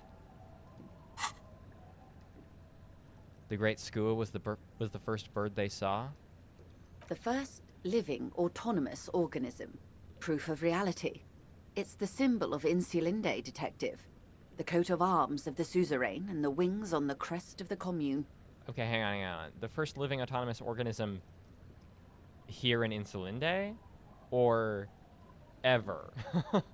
That they experienced ever? Did they not have non-human animals? Surely not. Surely it's just Insulinde. I seem to have it in for it. Or it for me. I broke one. In your defense, it is a nasty creature who plucks food from the throats of lesser birds. Yet much like Revachol, it is also magnificent and rare. Imagine the suzerain of seagulls. There was a sting in your heart at the mention before, when she said its name. Leaving us here. On Caillou, the Pebble, the largest of the fertile, uninhabited islands of the northeast Insulindian archipelago. 4 centuries and 2 revolutions later. And this was the last break we got? The nations of Mundi proceeded to discover 5 more Isolae. Or they discovered us. All in the rush of the great inter-Islary reconnection. But these others weren't uninhabited. We had to kill people there. Wipe out indigenous populations. Gunboat economies. Or they came to do the same for us. Or had done to each other. But here... She spreads her arms. There was no one but the skua, the Liliat Sea, and the Blood Beach, and the River Esperance. It was the new world. The Mondials used it to amass the greatest concentration of wealth mankind has ever seen. Revachol, the suzerain. What happened? Revolution, poverty, and the mercurial rise of capitalism. What will you do? I will take your advice, Lieutenant Chiefrater. I will surrender Terminal B to the Union. I thought it wasn't within your means. She puts her hand in the rain. She's silent for a second. That's snow, actually. We will see. Ma'am, this may well unravel property law this side of the river. If that occurs, we may never see the end of this kind of confrontation. The next time there will be 2 strikes, then 4, then 100. Quite right, Kim. What happens will happen. She takes the end in her rain-slick hand and starts untying the knot. The age of capital has only begun. I will talk to my employers in person. We will amputate and cauterize Martinez. If you handle the situation on the ground. Rhetoric medium 10. We? It's a red check.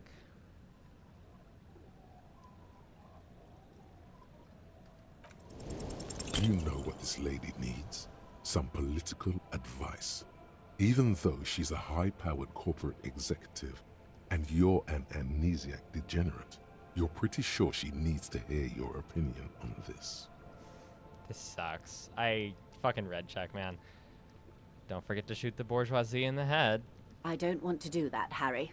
Why not? I do not want to shoot myself in the head. Fair response. Keep the peace, and I will keep my end of the bargain. How far along is Cronell's investigation? The confrontation is imminent. They have followed in your footsteps. As your investigation reaches a climax, so does theirs. They are your shadow. Arm yourselves. Protect their targets.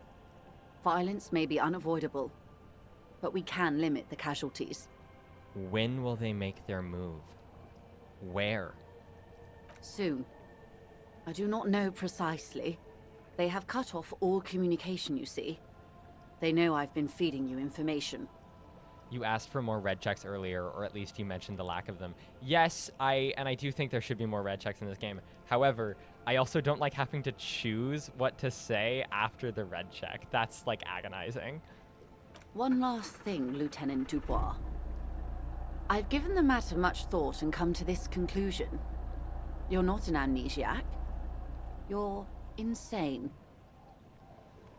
Probably, yeah. I know, because I, too, am insane. I just hide my illness better. And I'm rich. How do you keep your shit together?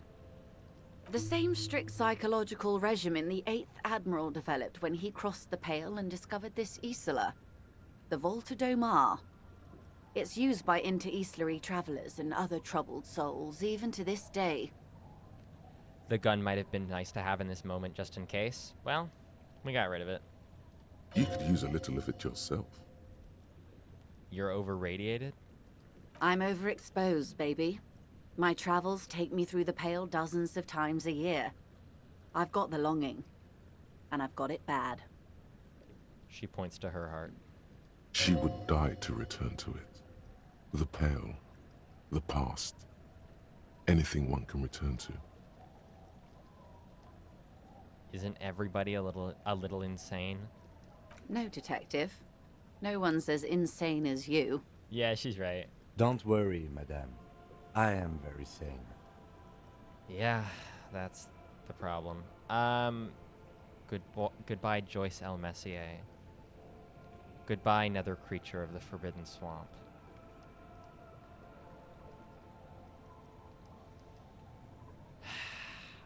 I like Joyce and I want to just say her name, but I'm afraid that's gonna, like...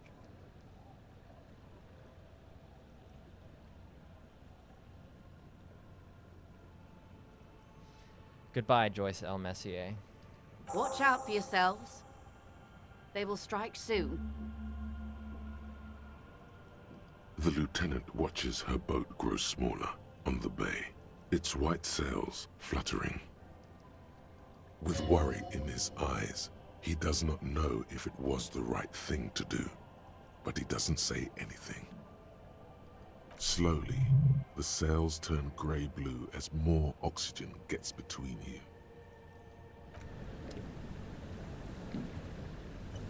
Okay. Well,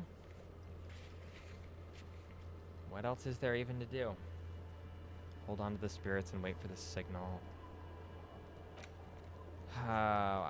Again, we don't have any leads with Van Eyck's jam. I don't really think we're going to. Get yourself organized. Let's see if the communists are still meeting. I can go tell Everard. Yeah, we'll go tell Everard.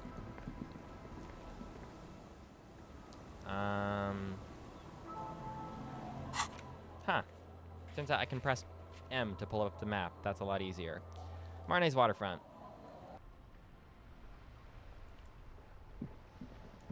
Talk to Egg. Should we? Yeah, I guess we can. I guess we can. I don't want to leave anything, but part of me wants to just go fucking search for Ruby because I'm so very interested in Ruby.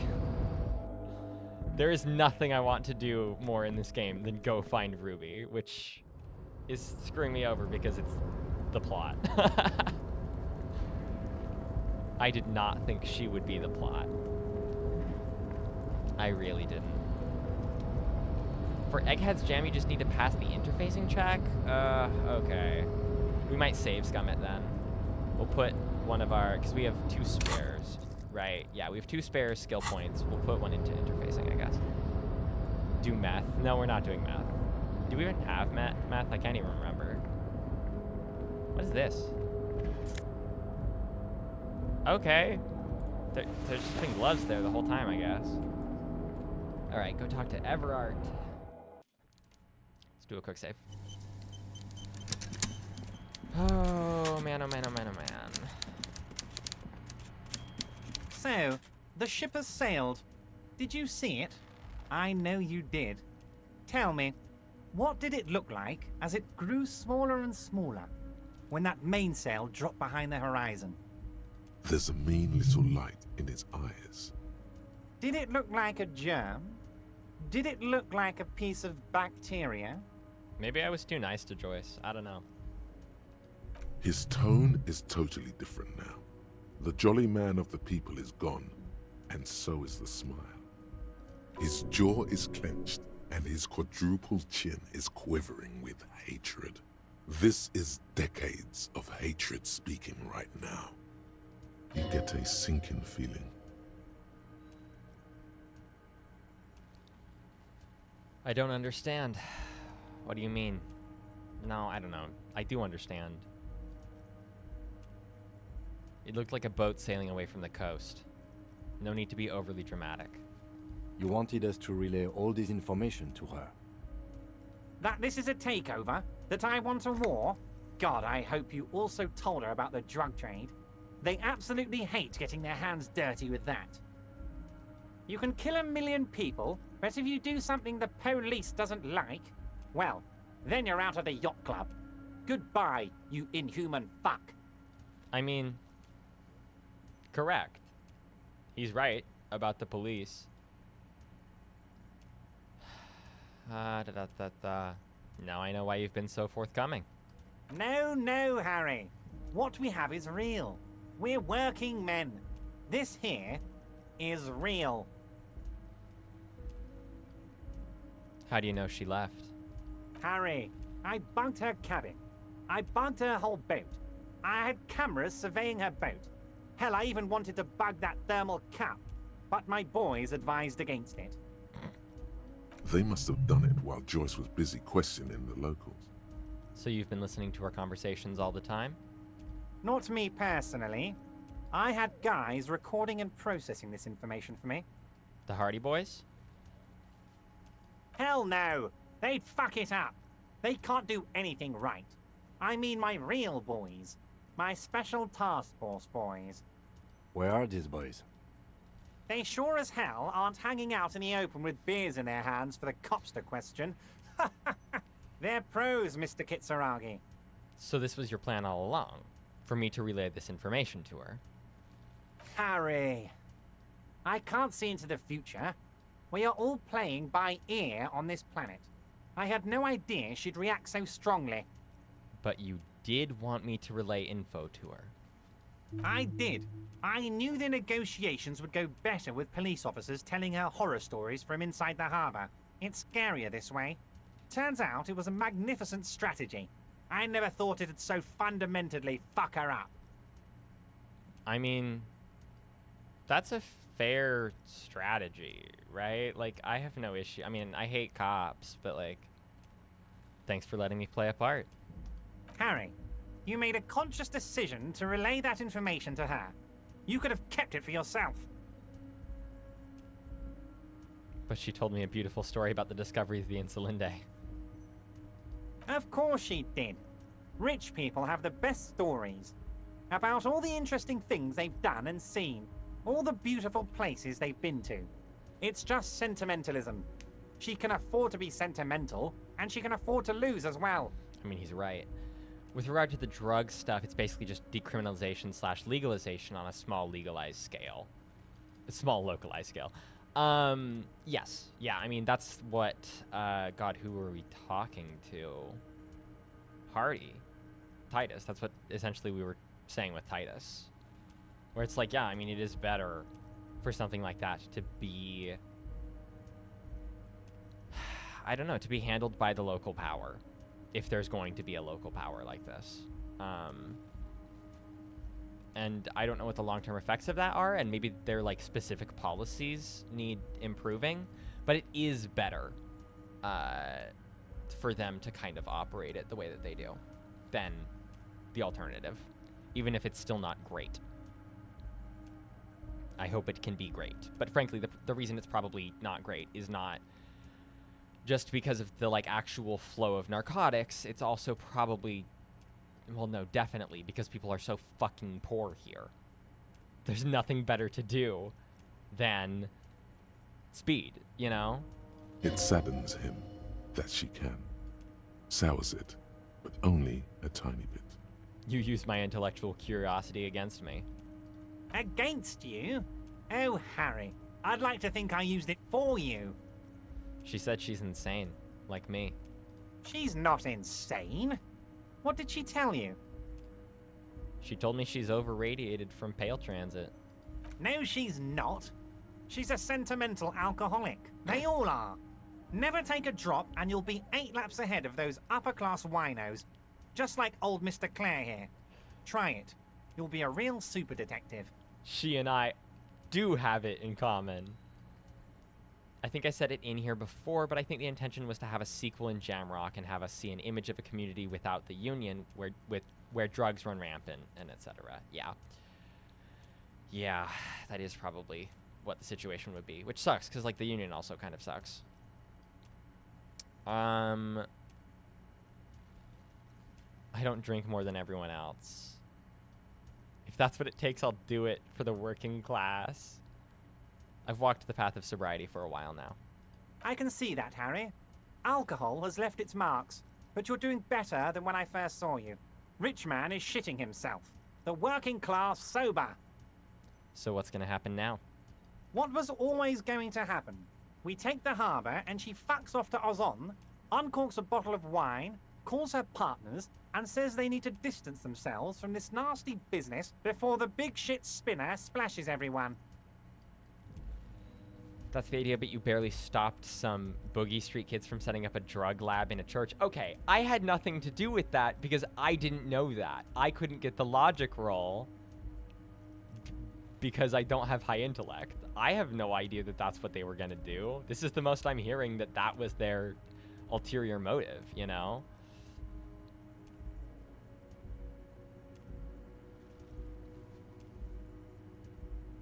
Only difference is the Union doesn't have to lose 2,000 men to machine gun fire.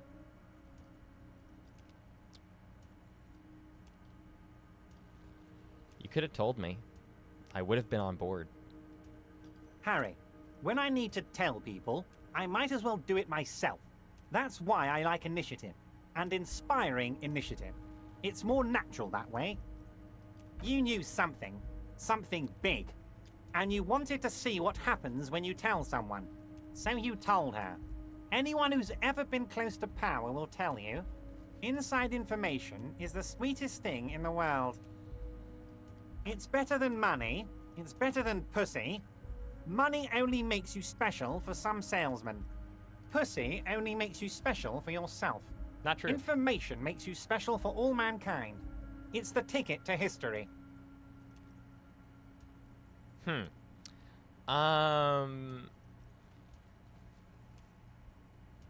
gonna say A cell told Everett that they're gonna make drugs in the church. Damn, I'm really... it's not spoilers because I can't get these checks, I guess. I guess I'm learning all of the lore about the nightclub kids that I would have no context for. Rip me, not knowing that. Right on, Harry. What you did was participate in history. When history calls, you have to pick up. You had no choice. None of us ever do. A hard disco cop like you, I knew you weren't one to resist temptation. You know what, Detective? I am going to leave this out of my report, and I suggest you leave it out of yours too. Just look at the three of us. The three careless boyaderos. Good times, good times. So what now? So what the fuck now? Now we let bygones be bygones because there's work to do. For me and for you. I suppose there was a reason you came here, so let's have it. What can I help my best friend and comrade with today? I mean, it was that, but... Let's hear it, Harry. Of course, Harry, of course. Most certainly. By all means, Harry. What's on your mind? My dear Harry, I rarely do Okay. Well, that's that. Interesting. Complicated. I'm not talking to this guy. He talks too much. Alright, alright, alright. Well, that's kind of Joyce and Everard dealt with. Like, I'm not saying they won't still do stuff in this plot, but they're definitely gonna do less. I mean, Joyce seems like she's gone, but Everard's not. We'll find out. We need to go talk to Egghead.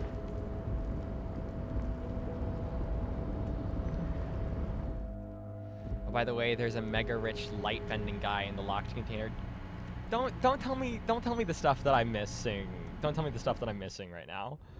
I would love to hear after, but we are still working our way through the game, even though there's a bunch of stuff we kind of can't do.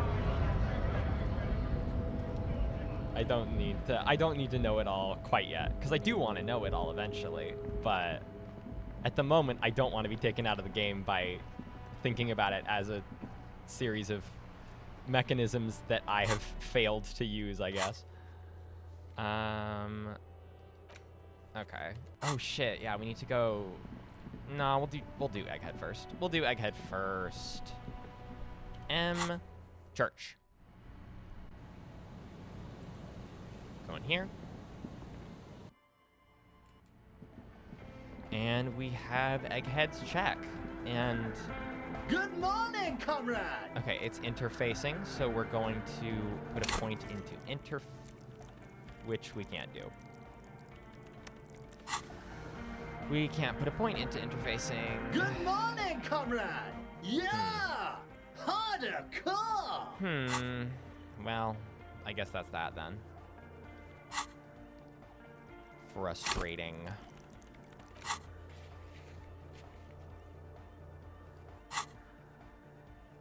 Alright. I assume this isn't one of those ones that, like, gets raised if you put on the right clothes, right? Those are +1. The current gloves we have are +2. I don't think there's anything else. I don't think there's anything else. Probably not. I guess the one thing we haven't, like, plumbed the depths of in this game to, like, our current ability is the, we have not done, like, a lot of thought cabinet stuff in a while, but I haven't wanted to do any of them that bad. Some of these are interesting. Like, the Insulin Miracle is kind of cool. Date of birth generator is funny. But, yeah, I don't know. I missed a lot of these. Um.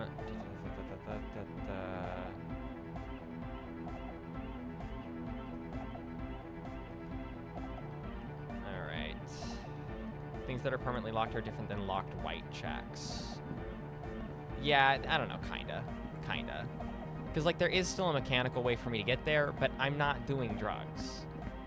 The game does not want me to do drugs. The game is partially about the destructiveness of substance abuse, right? Like, that is a core recurring theme. But at the same time, and I get it. You want to, like, have it be... You want there to be incentive, but I want there to be different ways. I don't know.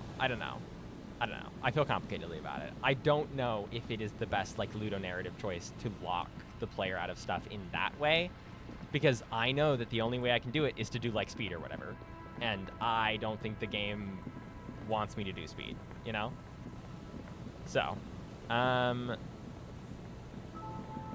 we are gonna save. I guess that's that. I guess that's kind of what we can do. That's kind of what we can do for now. Because we can't do Van Eyck's. We did what we could for Spirit is Eternal. I guess we'll put on the tie when it's time. Look for the Ruby on the coast. Yeah, okay. We keep going. Cindy says you should probably talk to Classy again. Yeah, sure. Let's do that. I do whatever Cindy the Skull tells me to.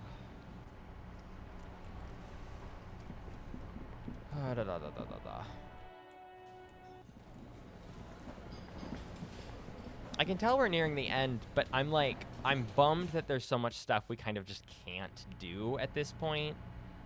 I find that a little bit off-putting because I'm so excited about kind of all of it, and there's no way for me to do most of it without the drugs. Don't think you talked to her since you found out about Ruby. No, I haven't. So if there's more, then we'll talk to her.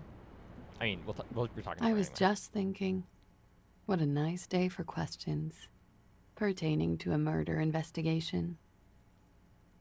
I wasn't talking about the drug thing. I was saying there's a difference in spoiling red checks or things we can't access because the opportunity is gone and spoiling things you need to get to. Yeah, I agree with that. I think, like, there have been times where I got a red check and then chat has told me what happens if I fail the red check. Like, I think learning that is fun as we go, especially because it's, like, really relevant to what we were just doing. I found your buoy. It was empty, just seawater. Oh.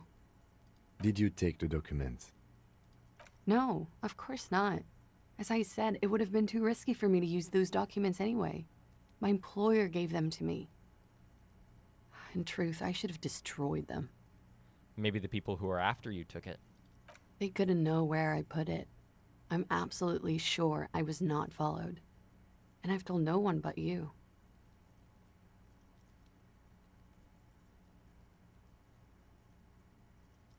You mentioned seawater? I was worried I'd been too careless with the latch. The documents were probably just washed away. No, that's definitely not what happened. You can unlock the egghead check if you buy the magnetic dice set, but it's 8 hours or so. Probably not an option. I mean, we could go order them and see how that goes. You said yourself he probably has ADHD. Harry? This isn't even self-medicating, more like preventative care until you can get to a shrink. Harry? I don't remember saying that. The words, washed away, sound distant and strange suddenly. Somewhere far away, a dog barks. We don't have the money for the magnetic dice set anyway, unfortunately. Why do I feel like you've won here? I really don't know, sir. I certainly don't feel like I've won. I feel like shit, sir. All the time. Yeah, she hasn't won. She got small victories after a dude she really liked was murdered while they had sex. I think that's perfectly fine for her to kind of get a leg up, you know? I don't know if you can get another dice set. I think it's 2 per game. I mean, I guess we have 2, so I assumed you could get more, but maybe not. She smiles, a bitter little smile. She means it. You're right. How well could it have turned out for me? I mean... The snow falls on her shoulders, then melts in her light blonde hair, cold and soft. I mean, I made a joke about Harry just needing Adderall, and then you said he's just like me to that. Maybe that's what the other person was remembering. It is possible that's what it was, because I did say that. Harry needs a lot of things. I'm stuck in Martinez just like all of us. I've been up here for... I don't know how long now. I like to call this my rooftop containment facility. What are you contained for, then? For my sins, of course. The long-standing sins of a bad, frivolous person. For destroying my first love. For working for bad people. The list goes on and on.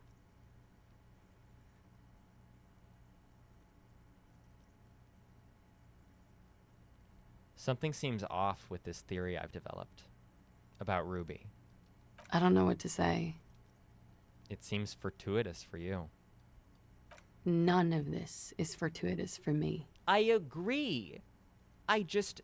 She's not having literal hell happen to her right now. But it's not like she's getting off easy. It's not like this is nice and comfortable for her.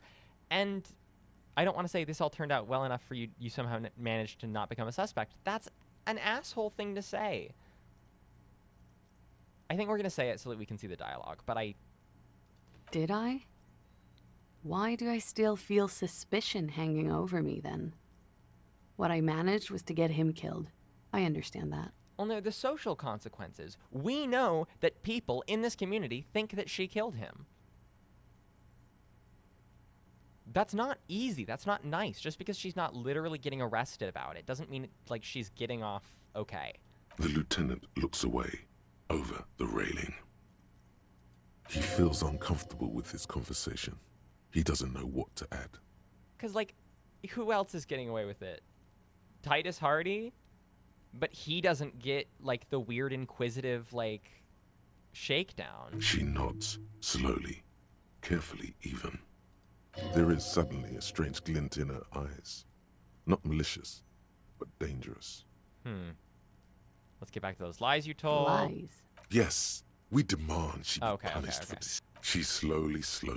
I think that's that, because we're not threatening arrest. We're not threatening arrest. Okay. I think we're going to go to the coast and try to find Ruby. We'll do a good old save, and then hopefully we'll have that save for a while. Let's up our health. We only have one health up left, which I don't love, but whatever. I assume... Again? Yes? What is it? No, I don't want to talk to cops. I don't want to waste my time. We're towards the end of today's stream. I want to go do stuff. All right. God, some of these are just tantalizing. Okay. Okay. I'm learning that I should have save scummed more. That's not a good thing for me to be feeling, but it's true. Great. No, wait, I actually want I want not a quick save. I want not a quick save. Oh, did I? Okay, we're good. Okay, we have both of these. Oh, and I guess we'll keep those in mind so that we can go back if we need.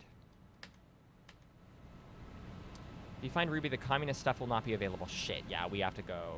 We have to go to here.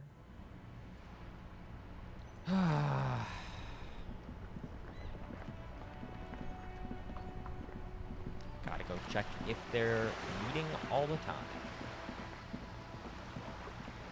You saying that reminds me of how when you first got Titus to tell you about Claudia, he told you not to threaten her, question her, or make her uncomfortable, stuff like that. Yeah, well, we did all of those things. I did all of those things. Harry did all of those things. I wash my hands of my own mistakes.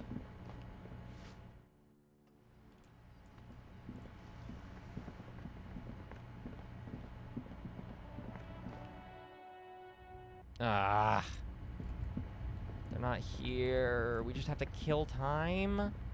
Yes? I guess we haven't done these Kim dialogues.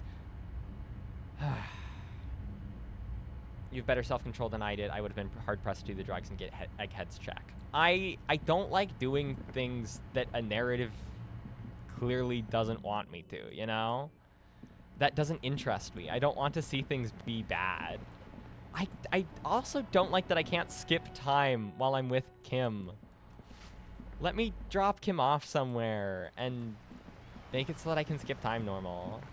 Just read some books. I don't want to read books. I want to skip time. I don't even think we have books. I think we'd have to buy books. We've done informaterialism. Note from the fridge. Medicinal purposes of the pail. We have done. You can start to follow after Ruby, but stop before the no return point. That was my plan for the communist of it all. Do I have enough time before the no return point? Whatever. We've got some clear-ass saves. That's why I did those saves. We can always just back up and go to this point later. That is not a big deal in my book. I mean, it's annoying, but, like, whatever.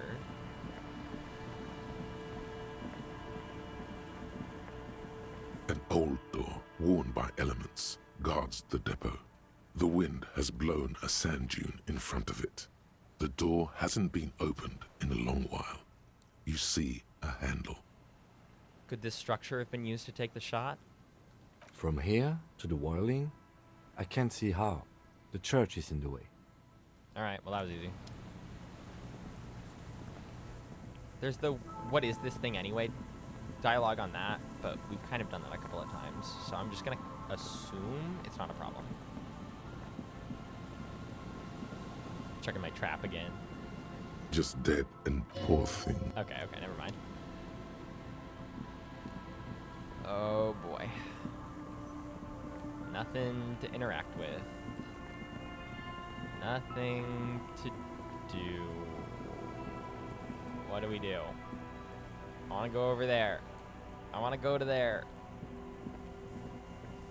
I don't have anything to do. Okay, hang on. Return to the Feld mural and consult the wind if you don't know what to do. Let's think about it. Ruby was in the Cinderblock village but left Monday. She could be anywhere on the peninsula north of the village. Look inside the church. Ask around. There are people to the west of the mural. Kim seemed pretty confident she wasn't in the church. Ask a girl on a date, then ask her. I'm not doing that. Ask the wind. I don't want to have to go back to the Feld picture. You do not need to check the Land's End? I don't? It said north. I guess there's a bunch of coast between the fisherman shacks and the church. Yeah, I guess we'll check that coast. I assumed it was Land's End because it has that vibe about it, you know? Because there's nothing here. And also because I thought she might have gone to the bunker for some reason. We go so slow sometimes. Alright. You can skip time on the bench. The game told me I could only do that when I'm not with Kim.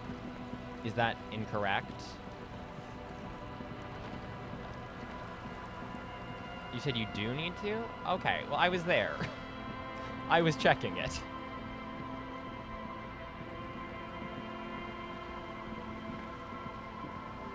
That's what I was doing. That's the purpose that I was there for. We were all collectively checking Land's End and frankly coming up with very little.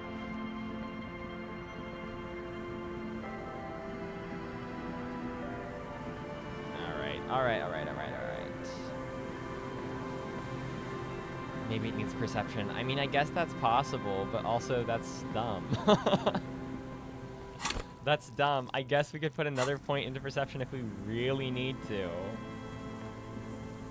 but also, why? An old door. It's military. The washerwoman mentioned a depot up the coast. Okay. It's definitely not that thing. I guess we'll just wander around until we get one of those pop-ups. Oh. We got an autosave. That's kind of suspicious.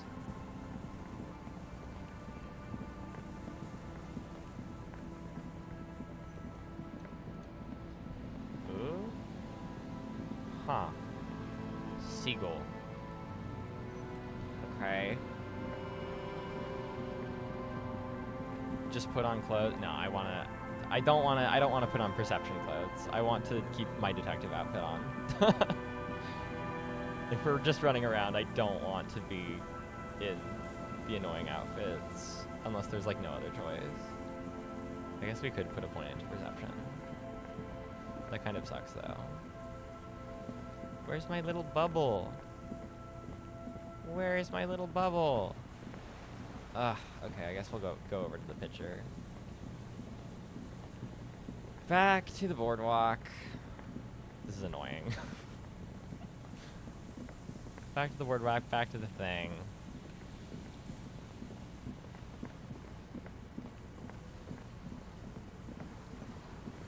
Like it says to do, if you don't know what to do. There's still that staircase behind the billboard that I have yet to use. The angle of that staircase looks really weird. Is that on purpose? Or is it just like what happens with the camera angle? Alright. Do your running, Harry.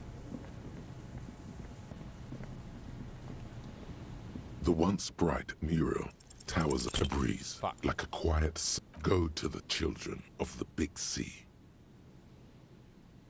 What the hell was that? The wind rushes away, leaving you where you were, on the rotting boards of the felled building. Officer, are you okay? It looked like we lost you for a second. The wind told me to talk to children. Let's roll. Okay, when you're... The once bright mural tower...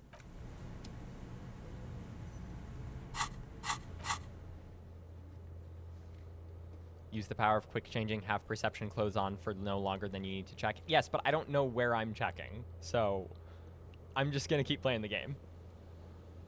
This is rare. Almost everyone gets the second shivers check. Oh.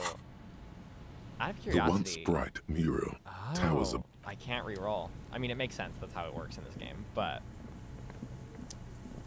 that's a curious way to handle failing that check. Some pretty low odds to fail that. Going to these kids. Come on, kids. The scruffy-haired little boy kicks a stone while the other watches him do it. Kids, has anything strange happened lately? We had bad words and said, I got in trouble. These little kid voices. Bad words. Bad words. Bad words are bad. Don't say them, kids. It's a first step to a life of crime. I'm gonna say that. That's funny. We won't. Oh, he sounds like Bingo from Bluey. We learned. Let's move on. Where did you hear the bad words? Was it from someone on the coast? The radio? We just heard funny voices. Oh. The boy shrugs. His jacket whispers as his shoulders move. We thought the voices were funny. We said what they said, and then we got in trouble. Where did you hear them? Did you overhear someone say them? Was it on the radio? Radio? What's that? We just heard them in our head. Uh-huh. Voices from another self. Voices from a deeper self. Voices from early schizophrenia. Let they who are without sin cast the first stone. We hear upwards of... Add a couple, 27 different voices in our heads? You know, I heard people talking, except just in my head. Okay, what did you hear? It was like, it is time at last, my nasty speed freaks. Our brother man is about to grow up. Okay, that's creepy. DJ Flatio's Big Boy Daniel single is here. Buckle up, cause this is the fastest track that you're ever gonna hear. That's not in the past, surely. Turn up the volume. Blow those speakers out. Now here's... No. Don't say bad words, stupid. Tell me. A word when you're done. The lieutenant clears his throat. His eyes are wider than usual. Because I'm grilling these children? The boy draws a jagged rock across the... Okay. Kim time. Detective, about what the twins had to say. I believe they heard something. And given the poverty of this part of town, I don't know how they could have heard the radio. I don't know how they heard it, but I know the station they imitated. So they must have heard it somehow. What channel was it? Speed Freaks FM. Speed Freaks FM? Yeah, local station, known for its kinetic music and aggressive style. Sounds like a good time. Yeah, anyway. Weird as it is, the situation is not connected to the murder. This isn't our business. But it is related, Kim. The wind told me so. The lieutenant says nothing. An ocean breeze blows in strong. He raises his jacket collar against it. Besides, maybe it was just a radio they overheard. They might not be old enough to know the difference. How would they have heard the voices? Entreprenetic crosstalk? If it was, that can't be it. I think it was it, Kim. Let's at least rule out radios before continuing. Maybe the twins didn't know it was a radio they were hearing. Radio interference in your head, fun? Radio fucking shock jock DJ in your head. That sounds like hell. The washerwoman seems to know everything that happens here. Let's ask if she heard anything before moving on. After you.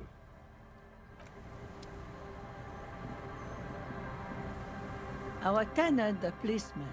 I hope the waves don't keep you up at night. What can I help you with? Raises his jacket collar against the wind because the wind is speaking. The wind speaking is Shivers. Yeah, you're right. God, that's hard.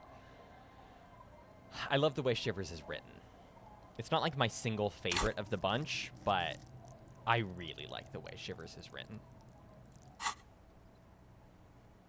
Have you heard a radio on the coast in the last week or so?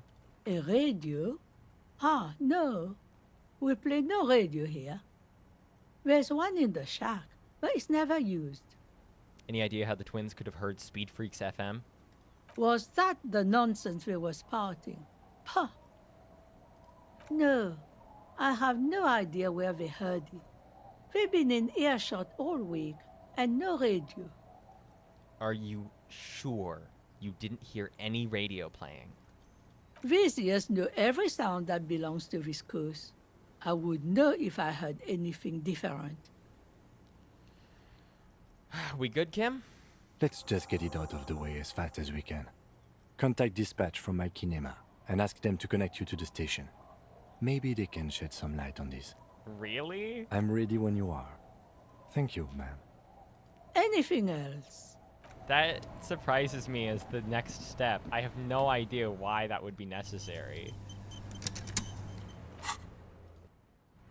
Good thing we can fucking teleport. Inside, you see a set of steering levers, a radio microphone.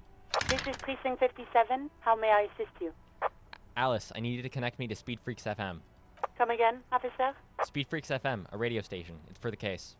Okay, officer. One moment.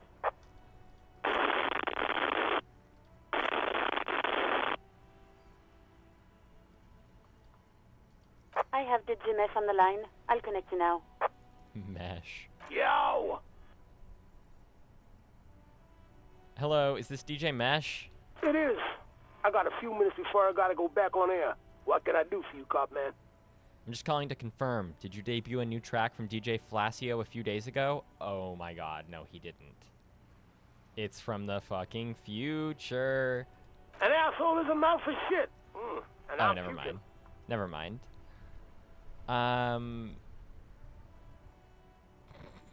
Okay, but what is the song called? Yeah, that is the song. An asshole is a mouth for shit. And I'm puking. Do people like it? They're loving it, man. The requests keep coming in for more. I really think it's the future of music I do. Fucking, like, stinkcore or something. Shit's so nasty. Those stink waves come up like sound waves, you know what I mean? Sure, man. I'm young, cool, and with it. Very cool, man. I'm dead serious when I say Fellacio's gonna make it big in this world. Okay, let's move on. We talked to some kids who said they heard it in their heads. Do you know how that could be possible? Is that what this is about? Listen, it's not our problem if kids decide to tune into River Shaw's hottest station. It's not that they played it on a radio. They heard it in their heads. Do you know how that's possible? I don't understand. Are you asking if we can, like, play our station into people's brains? An enemy of traditional values forcing your filth on the innocent. Yeah, like that. Maybe it was part of your civic duty. You were testing it out for the government. You'd make a killing on ads. Okay, I guess we're doing the communism one.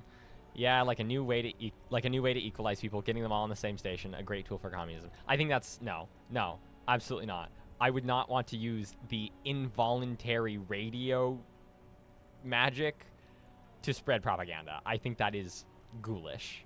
Right on, brother. We got to make sure everybody tunes into this sonic revolution. True. But we didn't, like, force it into people's brains. Got no idea how you do that. Short of them just tuning in on their favorite radio receiving device.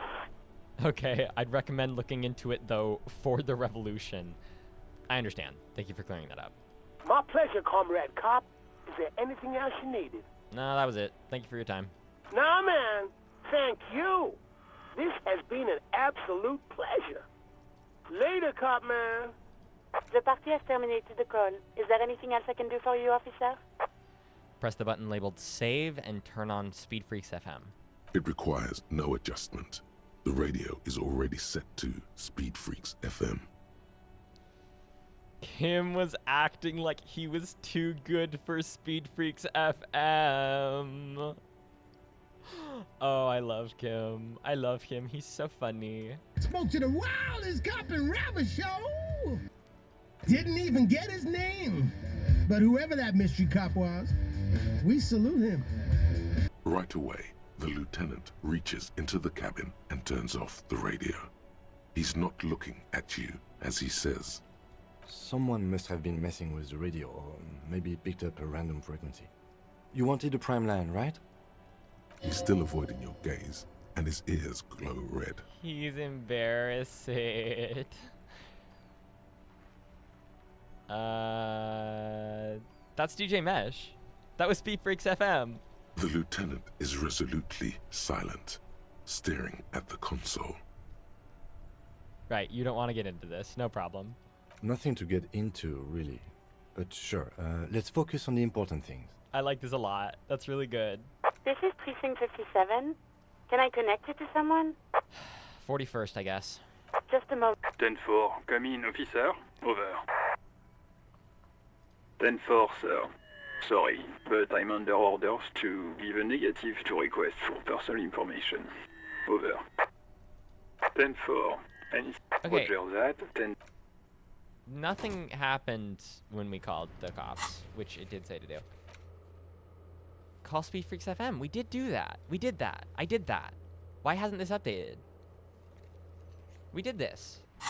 What the fuck do we do now? Inside, you see a set of steering levers, a radio microphone, a pull-out. This is Precinct 57. How may I assist you? 57. In the cabin, you see a set of steering levers. There is not...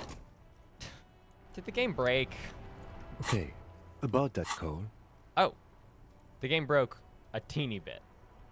Let's start from the top. There's no doubt that the twins heard Speed Freaks FM. I still don't know how without a radio, but they did. We're not any closer to knowing how they heard it, though. No, we are not. I mean, a weird voice in my head said to talk to the kids. Maybe it's related. I don't think the voices in your head are related to this, no. But it didn't sound like one of my thoughts. It sounded like a lady. The lieutenant gives you a long look. I don't know what to say to that, or what you want me to say. I'm sorry. Did we ask where the kids were when they heard the voice? I didn't, sorry. No need to apologize. I was just going to say it'd be a good idea to ask them. And, Detective, thanks for this. It's been interesting. Ask Lillian's twins where they were when they heard Speed Freaks. Alright, we're 6 p.m. I really don't know at what time we can put Kim to bed, you know? Nothing happens when we call the cops. It's called realism. Yeah, true. No, sometimes things happen when you call the cops. It's just usually not anything that you need or want.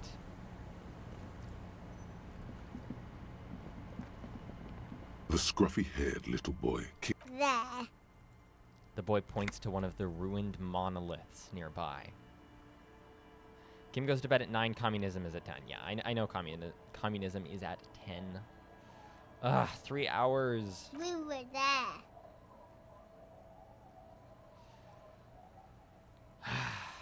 And so I return to thee, Feld. Uh-huh. Full circle. Back to Feld, then. When you're ready. Stupid. The boy turns the rock over in his... Stupid, stupid, stupid. This one fucking billboard. Tuck him in for the night, give him a glass of milk. Yeah. He needs it. He deserves it. He worked so hard. Dealing with me. Okay. Once again.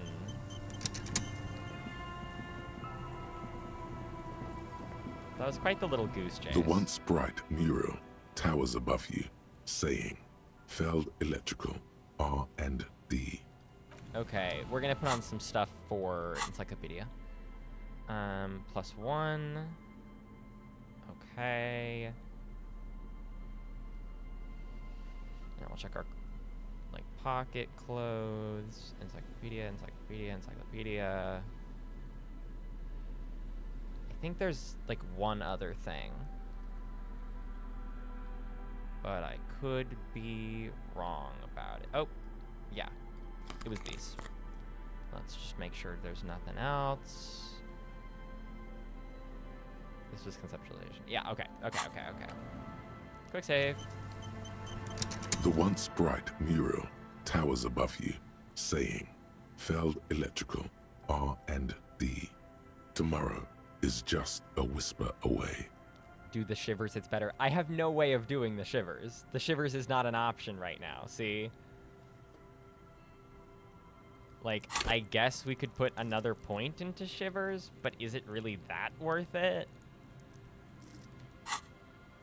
Like, I don't know. We have this roll. It's like a good roll, too. 3 out of 10 says spend a point. Yeah, whatever. Sure. Why the fuck not?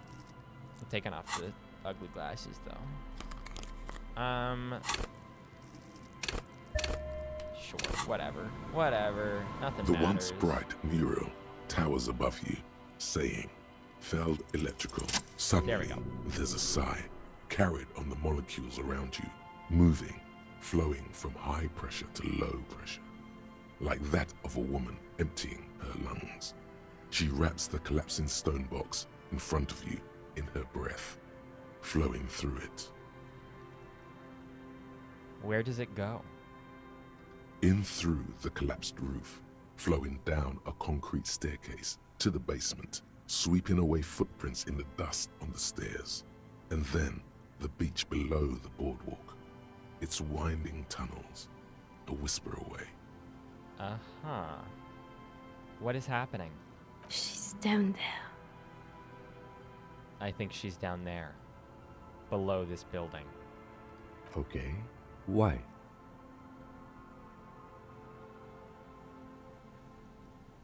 Ever since I woke up, maybe even before, I've been getting these strange cold spells. Good, good, yes. Cold spells. So basically your hangover is telling you she's down there? The wind told me. So, how do we get in there? The doors were on the collapsed side of this building. They're gone, basically.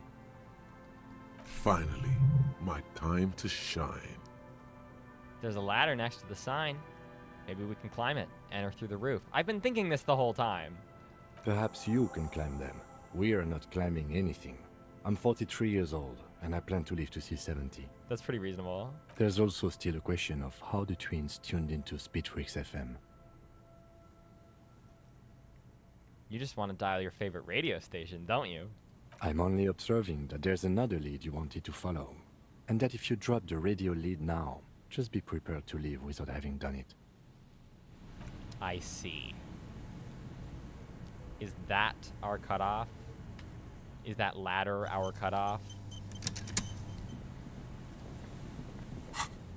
Okay, I guess we gotta do the encyclopedia check for the felt stuff. Can I can't interact with it anymore? What's this down here? There will be a red orb in the tunnel. Don't tell me things. Don't tell me that much. That is too much information. An old pipe peeks out from beneath the rotten boards of the boardwalk. Could this be an alternative path into the fell building? Come closer and look in. Your eyes slowly begin to adjust to the darkness inside the drainage pipe. The lieutenant looks over your shoulder. What's in there? An ordinary drainage pipe. Darkness. Okay, what else? As your eyes adjust, you see some trash. Crumpled up newspapers, cigarette butts. Someone has half-heartedly spray-painted skulls on the right side. And? And nothing.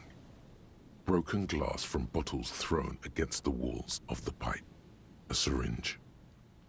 Could we get into the Feld building through this pipe? Given that this isn't a martial arts thriller, it's highly unlikely, and not without risk to our health either. However, the pipe suggests there may be an entrance to the basement around.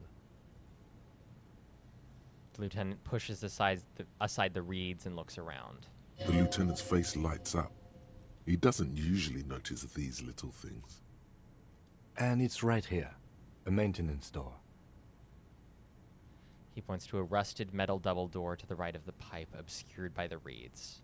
It's jammed shut. The subtle approach isn't going to work on this one. Oh yeah, big boy time. This needs you to put your back into it. I'm gonna hurt myself if I do that. I'm definitely gonna hurt myself if I do that. It's 6. It's only 6. Can we just like read the communist book again? I want to put the pieces together at Feld Mural, but now I can't interact with Feld Mural. Should I reload? This game is frustrating right now. It's being real frustrating. I guess? Is that before or after we did the roll? That was before, right? But if we do the Feld Electrical... we'll load it. We'll load it. It doesn't matter. Nothing matters.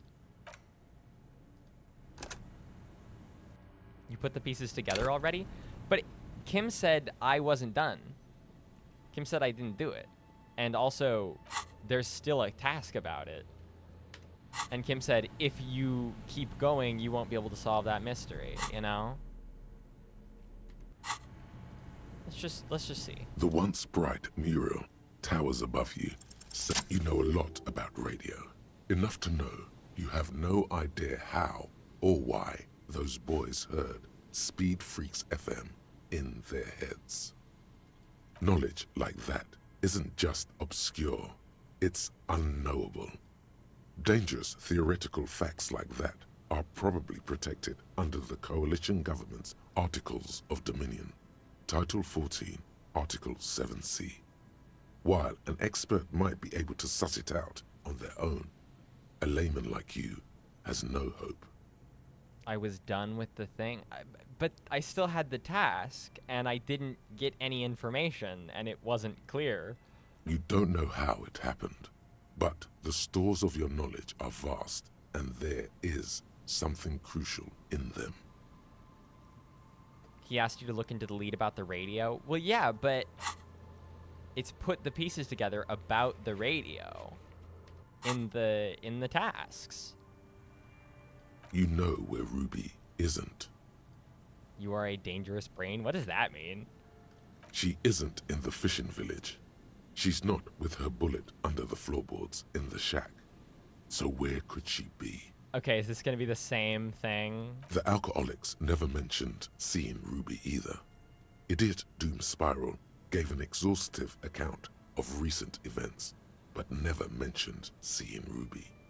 You've searched the whole coast for Morel's traps, just as you didn't find the Insulindian Phasmid.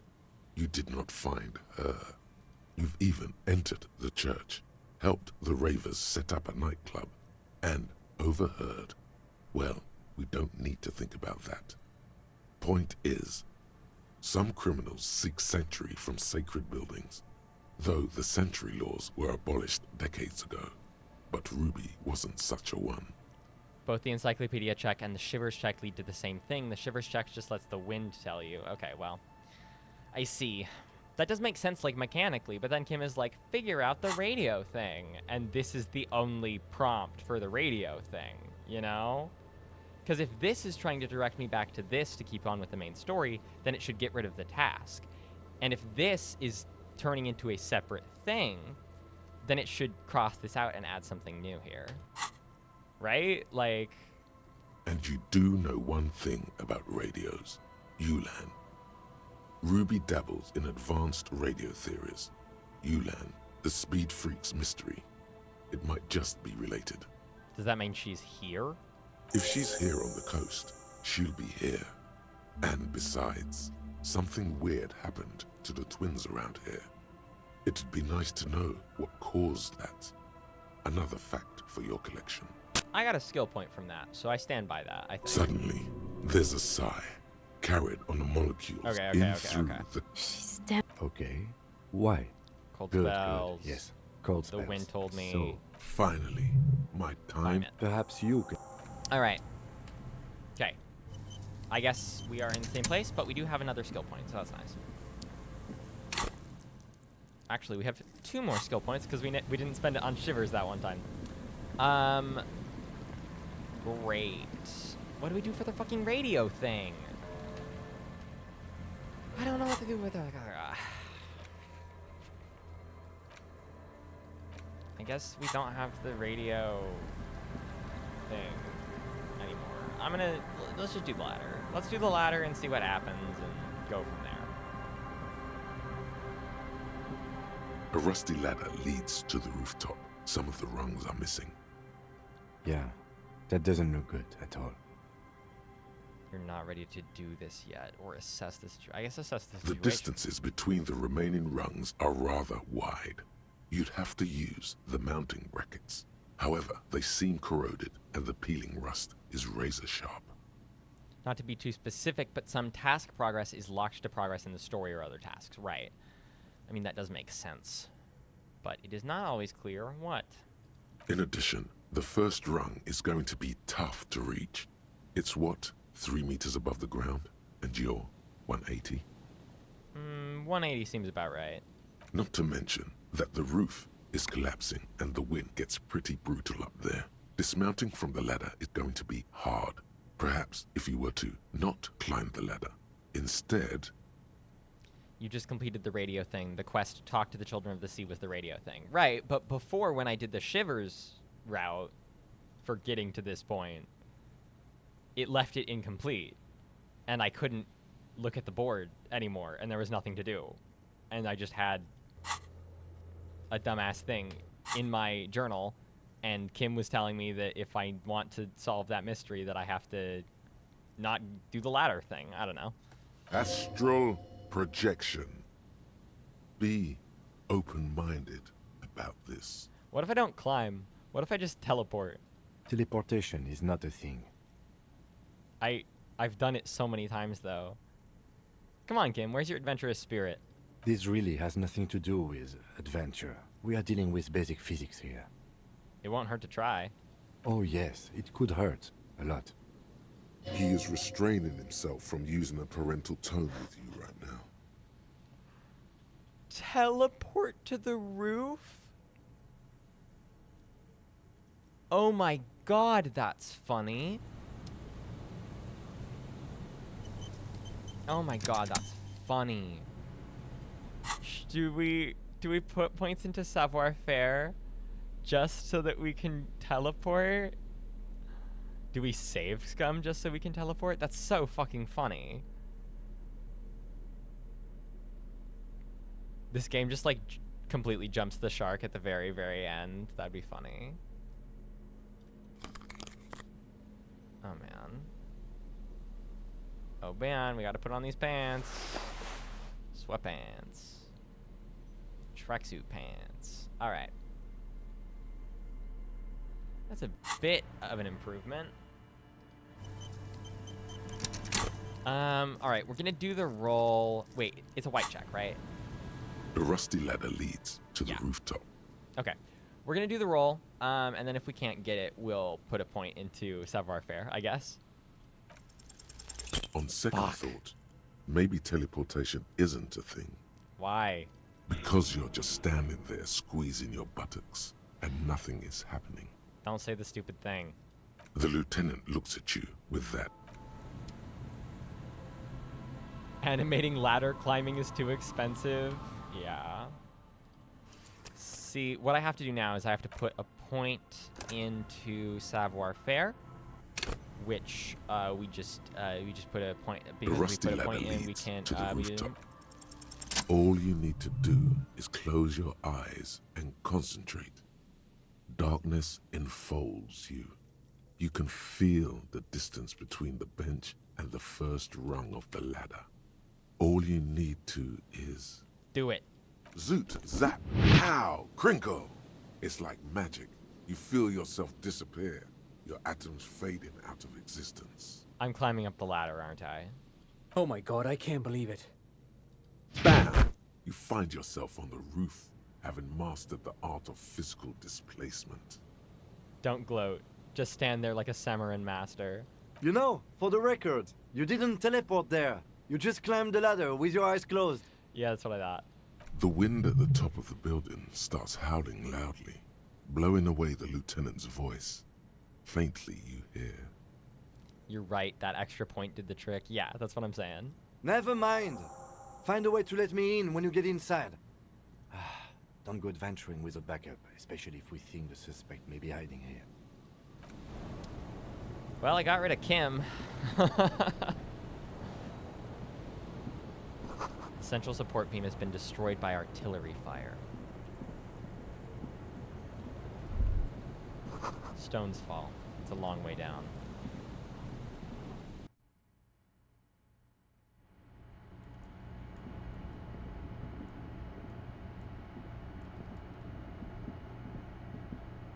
The glass is covered with grime and dust. You can barely see out. Postcard, Martinez 98.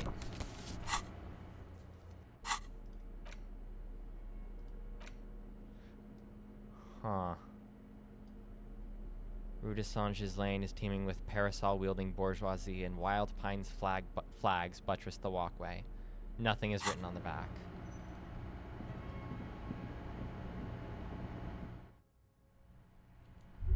Oh man, that's a lot of stuff. You should take out your flashlight. Yeah, okay. If you say so, game. Bam. Antiquated office furniture. Last century, maybe? Brought down and forgotten so long ago. This collapse nearly sealed the basement. One can barely squeeze by.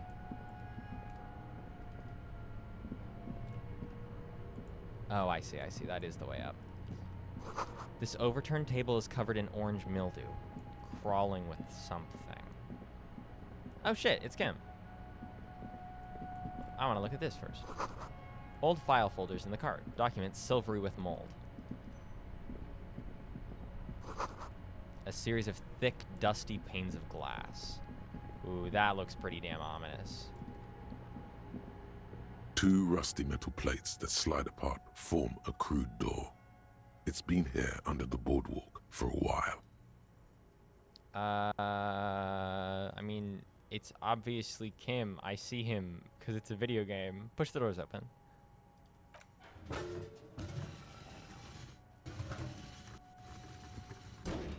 The doors seem to be on rails, but they've gotten jammed. You grab a side and put some strength into prying it open. With the help of your partner, the 2 metal panels slide open with a creak. Huh. I hope no one dangerous heard that. How'd you even get here?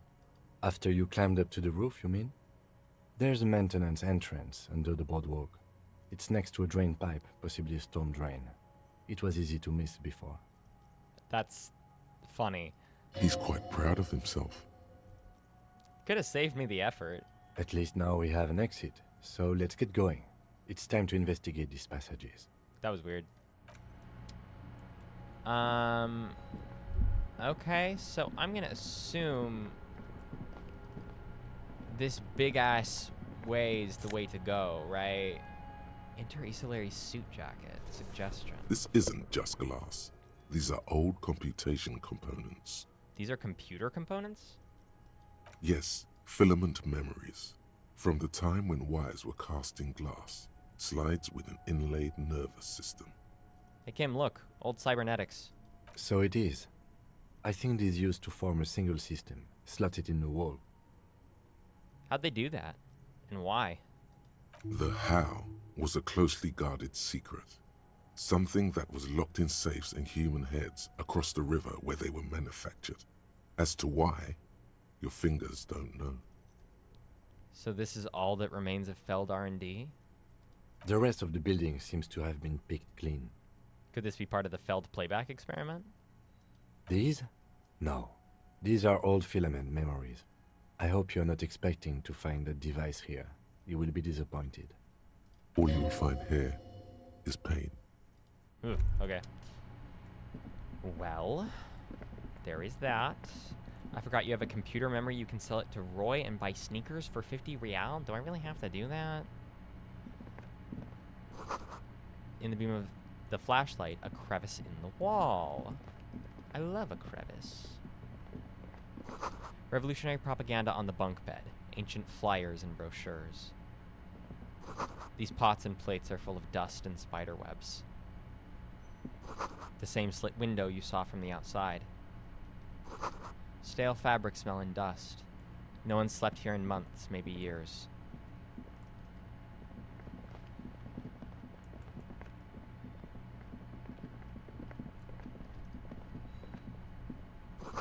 Boot prints in the sand. One of the soles appears more worn than the other.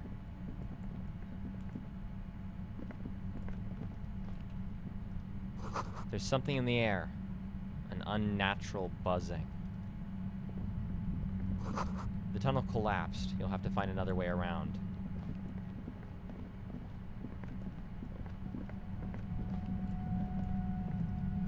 It's getting louder. The buzzing sound. There it is again, like a swarm of hornets buzzing under your scalp. A strange tingling you can almost smell. Lieutenant, do you feel something? No. What do you mean? A pain, a strange tingling. I don't feel it, but we should still be careful. There were footprints back there, and I'm pretty sure they were fresh. Hold on, you don't really feel anything? No, But you are the sensitive one. I saw them too. Footprints with the right sole worn smooth. Looks like our suspect. If she's in here, we need to plan our next step carefully. What do you mean? Once we detain a credible suspect, who knows what the Union and the Wild Pines will do? We'll set in motion events we have no control over. Wow, I guess your skills are low. The check for Sniper's Nest on the boardwalk was in the room with the Mazov portrait for some reason? Okay. I think my skills are fine. This part of town is a fine clockwork puzzle. Disturb its peace, and it will start breaking down, uncontrollably. Keep calm. Go over the whole situation in detail. How bad do you think things could get? Well, we are not responsible for what we can't predict, are we? I don't think the entire city will be razed to the ground. This is the warning. Abandon all side quests, you who enter here. Okay. So we're not going forward, I guess. Let's try not to worry, he thinks. If you can't predict it, there's nothing you could have done. We know Everett's true intentions and his plan for Martinez. What more is there to do with the Union? I don't know. Little things. But you're right. We've gotten everything we can from the Union. We even did the boss thing. You've been very, very thorough there. Your fingers approve. We solved the strike deadlock by telling Joyce about the Union's plans. I still don't think that was a good idea. But yes, our affairs with the Wild Pines are in order, since she isn't in Martinez anymore. Your perception was low. Did you find a hat in that room? No, I didn't. You should wear the tie when you continue from here. Yeah, we gotta remember to do that. Someone's been a very busy boy. Good on you. Gross. I think I see a cavern. Maybe more cellars? I think we've been careful enough. We still have the element of surprise. I wouldn't be so sure. You haven't exactly been sneaking. Or maybe not. Either way, once we go deeper, there will be no turning back.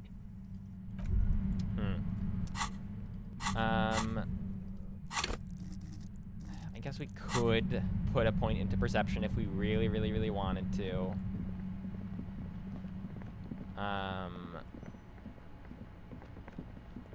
Technically. Could this have been the killer's hideout? And this narrow window, the point of origin of the shot that killed the mercenary? Peek out. Outside the window, desolation. Snow falls softly onto the coastal sand, where it melts almost instantly. On rooftops, it lingers. Could the killer have used this as a hideout? It's a great place to hide, certainly. But there hasn't been anyone here in ages. I can't see the whirling in rags. The shot didn't come from here. Indeed. No one could get a clear view. Well, at least we've been thorough. I like thorough. The lieutenant's voice betrays a slight disappointment, which he glosses over by reasserting control. Alright, well. What's this? Oh, there's the hat. A mustachioed and mutton-chopped man, amateurishly depicted, gazes at you with sad eyes. The plaque reads, K. Mazov. There is a spider web in the lower left corner of the portrait. Brush the dust off the portrait. Years' worth of dust is shaken off. The full head of hair, matched by an ample moustache and sideburns, look a bit silly. Someone crouches, heels digging into wet sand. Hands sweep across the sand, grains sticking to the frayed skin of the fingertips. An old man sits on a slab of concrete and taps his fingers against the glass of a scope. You shudder. Look, Kim, it's Comrade Mazov. Yes, I can see that. Looks like some communists were hiding out here. They left a long time ago. What's with all these secret weapons caches and secret bunkers? We have found a lot of those lately. I guess what most people think of as history tends to linger in rundown neighborhoods. Martinez being what it is, no one has gone through the trouble of cleaning out the old bunkers. Good hiding place for someone who's up to no good. A long time ago? How long? Half a century? This was probably part of the network of defense posts the communards built against the amphibious landing. I think the purpose of this bunker was to produce propaganda. It would have had radio equipment back then, but that's all been looted. Maybe I should move in here. Seems cozy. I won't stand in your way, but only after we're through with this case. Could someone have stopped through here recently? You mean like Ruby? No, I think we've stumbled on a piece of history. Neat. Alright, well. Why can I still interact with A mustachio. Oh, okay. Alright. Well, we got the communism hat. Union and cryptozoology business might end when you do. I mean, the cryptozoology thing is done. There's nothing more I can do there because Lena left. And the union stuff is basically done too. I am interested in still doing the communism meeting. We'll only get the one. I don't know if there are multiple, but we'll only be going to tonight's. And then, that's pretty much it. I guess if we really want to, we could do drugs to do Egghead's beat, and I would like to do the Egghead stuff, but our options are pretty limited. All right, and with that, we're gonna be done for the day. I don't know how long the next section will be. I don't know if it will be the end, but it's feeling pretty damn close. We don't have a lot to do besides go after Ruby. So I guess we'll do that. And we'll really start moving into the end of the game, I think. Probably. Maybe. That's what it seems like. At the very least, most of the plots will be over. So what else do you do after that? Who knows? We're gonna save, and we'll do all of that next time. Next time we'll bum around for another hour and a half. 2.5 hours? God. We'll bum around for another 2.5 hours, and then we can go to communism. Well, we can skip time and then go to communism. And then we'll probably go to sleep for the night, and then we'll do Ruby.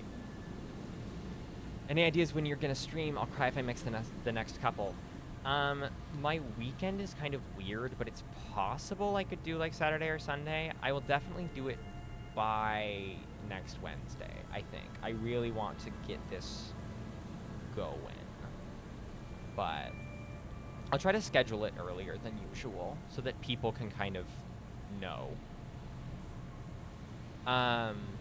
But I don't know. I don't know how much more game there is. Like, will it be more than like a 4-hour stream?